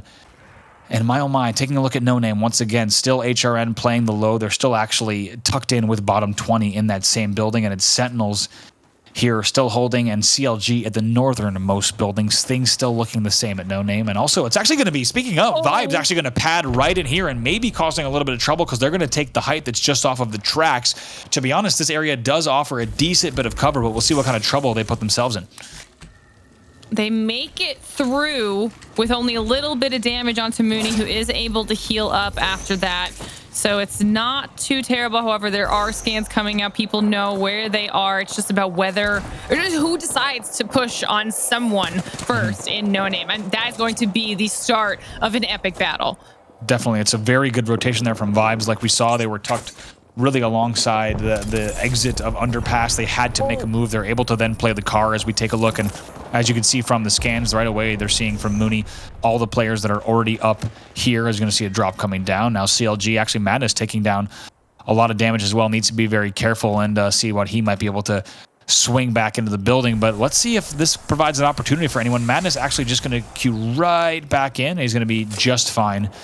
And go ahead and get a little bit of drop skis. Some goodies back for the teammates here. Some light ammo as well being dropped, and going to heal back up. Like we've known, Madness not afraid Two poured out, makes a place. But look at this. Vibe's actually going right back out, rotating once again. It looks like actually going to be on Sheesh, who's now under fire. And the Thermites are going to tap up pretty great from Timmy. He's going to be happy with this damage as they're going to hold this bubble fight now.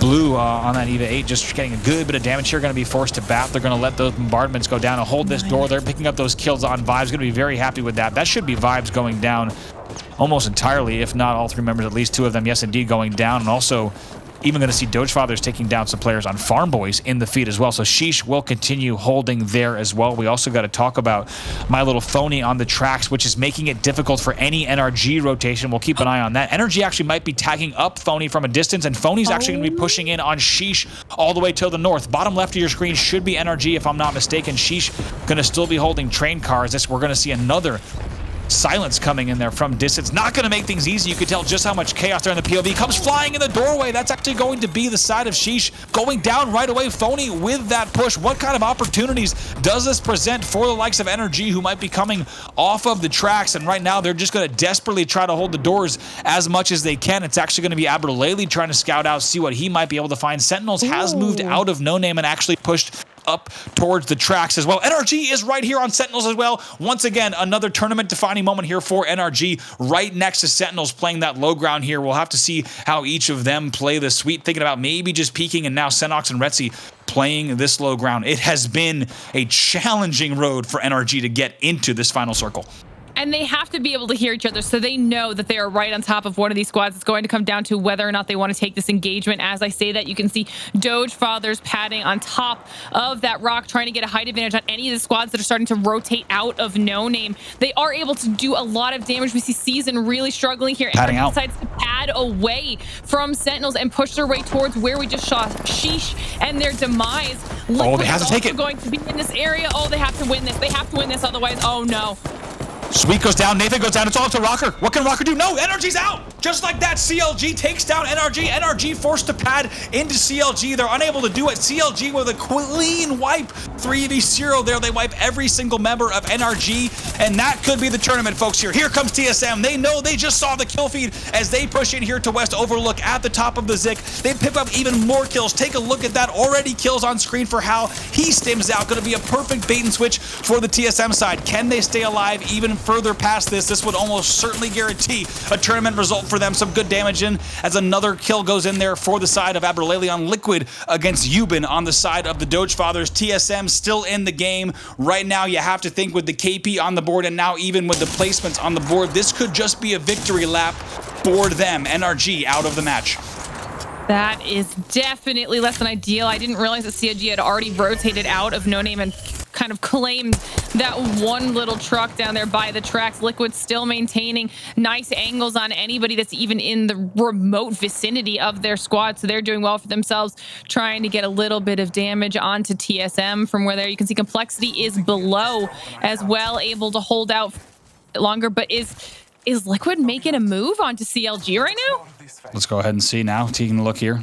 Liquid just going to be continuing to hold with all three on Red Evo, and my oh my, I think everyone's starting to do the math, and it looks like it'd be a very tough equation for NRG to have gotten anywhere near the KP that they wanted, and I'm not even sure that we saw any on screen for them to even be in the chance of winning this. As more and more teams are eliminated, TSM will continue to pick up points as well. Like we said, we won't make the call. We'll let the tournament admins do that as well. 8 kills was it?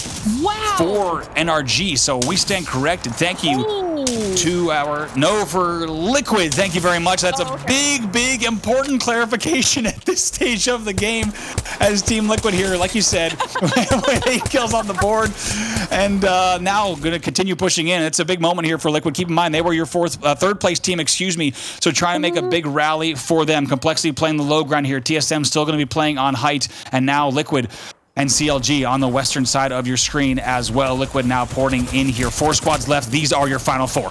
Complexity has an opportunity to wrap around while TSM is dealing tons of damage onto Liquid from the angle that they have. Complexity could try and clean up some of these kills coming from the low ground. TSM probably knows that they've rotated that way, but they're not too focused on it right now. As I say that, Complexity does. They are able to get some of those kills. You can see the bleed out onto reps from Reptar. So Complexity doing very well for themselves after having to drop down low. They take down TSM, but not before TSM did pick up a few kills. You saw him in the feed against Team Liquid. That is huge. Once again, unofficial results, but a lot of points going for TSM in this last game, and an earlier exit than we expected for NRG. But let's stick on board here with our final 3 squads at the end of the game here. Some nice damage coming out of the flat line of Reptar. He will circle back and once again regroup with Shiny, but gets caught off guard in that rotation, so needs to slow it down. Coming in, though, to the truck. Look at the Mastiff of Monsoon. He's not afraid. Big damage, has to fly inside. Last shot does not hit, though. Nice little swap. Might give him the opportunity to pop right inside. Some big damage coming in, but also a bombardment forces them to just go back into the bubble, pop the bat, reset still just a bit. Absolute chaos here at the edge of this truck. They're actually going to pad out Complexity in standard Complexity form. They fly right around the corner. Right away, they're going to take down Nocturnal, last member of Liquid. That will mean that here, our last 2 squads, Complexity going to go ahead and see what they might be able to do in this final battle. Again, these points do matter for CLG and Complexity. This is your 3rd versus 4th in our final match of the day. They saw the shots coming out of the solo over on Liquid over there, decided that they would push and take him out as they were the team with the points above them, and they do. They not only get the points, but they obviously get the placement points as well. Now it's down to CLG versus Complexity. Complexity having a much stronger showing here in our final match of the day, which we love to see. But who wins this? Lou is able to deal a ton of damage onto Complexity, and now are they going to be able to follow up on it? Let's see. Monsoon might be the first one to go down. Yes, indeed. He gets all of his shields wiped. We'll have to see what kind of reset opportunity might be there for him. Shiny and Reptar trying to do whatever they can to hold off the offensive. And who's the first player to drop? It's Reptar. Reptar going to go down Monsoon as well. This should be a CLG victory if they can get this last player. Madness trying to stay alive, but on the rooftop, CLG will be your victor in game number 16. And it's an important win over Liquid because they were in 4th place, Liquid in 3rd place, and it could be the win that catapults them even further in the standings, not just for bragging rights, but for cash as well. But my God, Glitter, an insane battle in terms of the late game between TSM and NRG and Liquid and CLG. Got to catch my breath for a second. We could not have asked for more interesting storylines between our top 4. Let's go ahead and take a look at some of the highlights from match number 16. Honestly, I cannot believe that the entire game NRG just could not catch a break. They were on the back foot trying to struggle for whatever they could, and most of the time it was just for their safety. They couldn't even get themselves in a safe enough spot to be able to get the loot that they needed or the kills that they were trying to secure. Even after the very safe wide rotate, we saw such a strong game out of Liquid this time around, but unfortunately CLG had an even stronger one, and those were the 2 squads that we were also looking at due to their position in the overall leaderboards. I mean, Complexity making the smart call here, pushing up, taking out Liquid. They knew he was a solo and they saw the shots coming out of him, so they wanted to clear that out so there were any extra third-party damage attempts coming in. But no matter what they did, CLG was in a stronger, better position, and they're able to come out on top. So huge congratulations to CLG, because I feel like they kind of ramped up the entire weekend. And it took them 16 games to really hit full steam. But that's what we do here at the GLL Masters. It's a 16-game set. It's one of the longest sets in professional Apex, right? It tends to be, not just tends to be, has always been a lot longer than the match point format. It lets us see the games play out even longer, where consistency will prevail. Like we talked about, CLG, a team that comes off of a 4th place finish at the ALGS Winter Playoffs. Then they get 5th place in their semifinal. And we wanted to know, are they a top 5 team or are they a top 3 team and beyond? And they answer in game number 16. Points-wise, they certainly are going to be a threat to leapfrog Liquid, but let's not forget they were going up against Liquid in that late game. The question is how much KP was on the board for Liquid as well. And we saw that there were a lot of points on the board for both of those teams. My God, all 4 of our top 4 teams involved in very important storylines in terms of points. None of them exiting early in that game. All of them fighting into not just the final 8, but in the case of Liquid and CLG, into our final 2 as well. A thrilling set of games. I think chat has already maybe done some of the math because they might have caught what teams and players had in terms of KP. But like you and I like to say, we don't make any of the calls here on who a tournament winner is. We'll let the admins do that. We will let the admins do that. We will also let the scoreboards and the final leaderboard do the talking for us. I think we all have an idea of where things are going to be, but we are not in the business of making incorrect calls. Amazing set of games here in day number 2. And I think what you said about CLG applies to really the whole lobby. Everything stepped up. Everything got even closer today in day number 2. Yeah, and it was nice to see because I think coming out of day one, the question was, can anybody stop NRG? You know, are they beatable? Because we had seen so many point differentials that were massive, and we were like, they no one has shut them down yet. Now coming into today, we had also mentioned though that TSM, they were not quiet in a bad way. They were this steady calm all of day one. They set themselves up for a very, very strong position coming into day two, so that they only had to focus on overcoming NRG. They didn't have to focus on anything else. They had one mission, and it was just do better than NRG, as opposed to maybe having to come back from like a 4th or 5th place position, right? Right. So it was a much not easier road, but it was just, I don't know the right way to phrase it. They weren't splitting their focus, right? And we saw how successful they were because of that. Not only did they take advantage of the times where NRG stumbled, but they also did well any other time that they needed to. And this was the TSM that we were looking for yesterday. And good job, everybody. Like, dang. It really was an amazing performance by all the players. It sounds like we are just right now waiting for the scores. And those are coming in just a moment, being tallied by our station officials and making sure that we have all of the right results from our admins to call the final results here for North America. Like I said, I think we've all done a little bit of mental math, but I can't wait to see that final leaderboard. But in the end, like you said, a very different story in game number 16. And you could say 15 because of how similar those pulls were for NRG and TSM. And I don't think we've ever followed, or I should say I've ever followed in professional Apex, a team on the edge trying to find a way in time after time after time, like we just saw with NRG. That's a staging drop. They go all the way up through Fisher, all the way around into Skyhook North, up into Survey Refinery down south, into Frag East, and then eventually into No Name, just to try to get into an Overlook, kind of Overlook West open area end zone. It is such a difficult route, and it felt like even when they had some opportunities, teams like Phony or Sentinels were still holding tracks, and they were forced to pad into a bubble fight where they get full wiped there by CLG, and you can't even really blame NRG just because of that situation. CLG did so well. Keep in mind, if CLG loses that battle, we don't see them win that game. So that's when you have a team like NRG padding into you, it made it look easy, but it certainly wasn't an easy battle at all. A crazy finish there in games number 15 and 16 between these top 4 squads, and I can't wait to see. The big questions are how many points that NRG was able to get on the board, and also how many points that CLG was able to get, to see if those two spots flip-flop. As a reminder, just in case you just caught the end of that game, going into that game, first place was TSM, second place was NRG, third place Team Liquid, and fourth place, excuse me, I don't know if I misspoke, TSM, NRG, Liquid, and then CLG. A few too many acronyms, too late in the day, making me go a little bit crazy. But that's your top 4, and we'll have to see. We're waiting now on these final scores. You did great. I didn't do great, but I appreciate you saying that. Listen, we're a team, okay? We've been doing this 2 full days. They've been long, and I feel like I'm just here. I'm here to lift you up.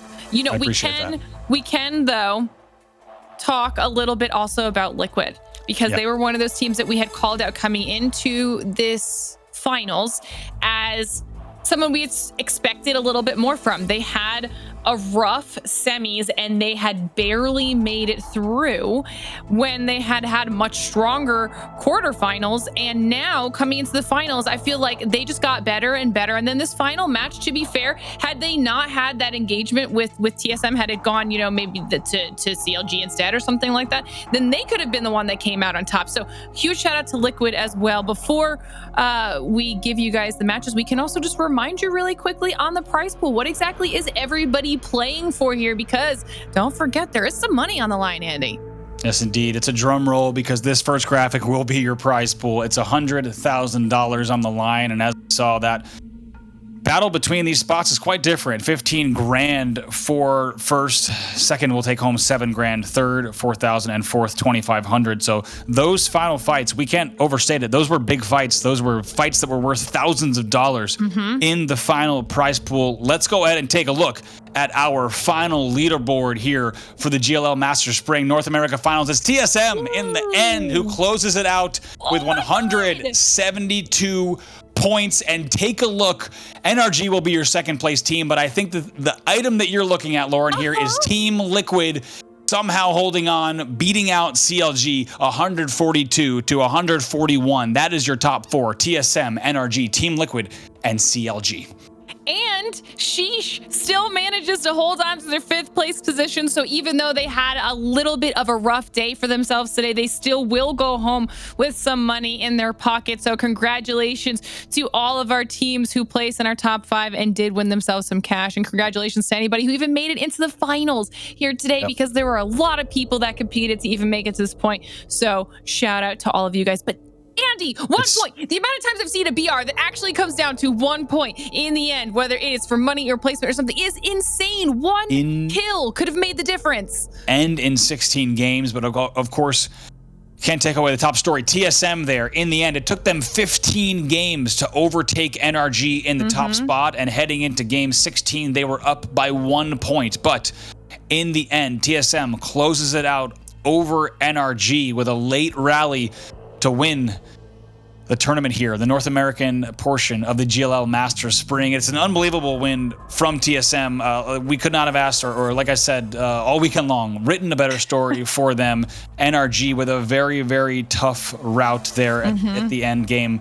TSM finally getting some Eastern pulls and taking advantage of them. It was an amazing day. Congrats to once again to all of our top teams. Glitter, any final words from you? It was a pleasure casting these games with you. Definitely a pleasure working with you as well, as always, Brav. But I mean, huge shout out to all of our players. They put on a show. Okay, I think every single game we had an end zone that was just insanity. Sometimes it was so much that it was too much for us to even follow fully, because that's how much chaos was going on.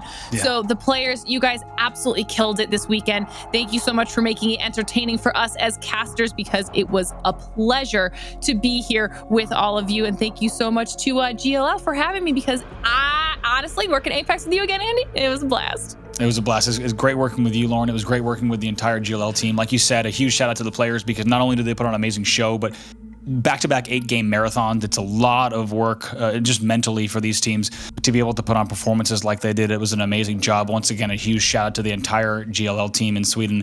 Always amazing working with you, and a huge shout out to all of you on Twitch joining us for these matches. We know you guys enjoyed the action, and we thank you so much for hanging out with us here on the GLL Apex stream. It's been an amazing weekend of Apex, and we can't wait for the next GLL Masters series to come around. For Glitter Explosion, my name is Bravo. We'll see you next time.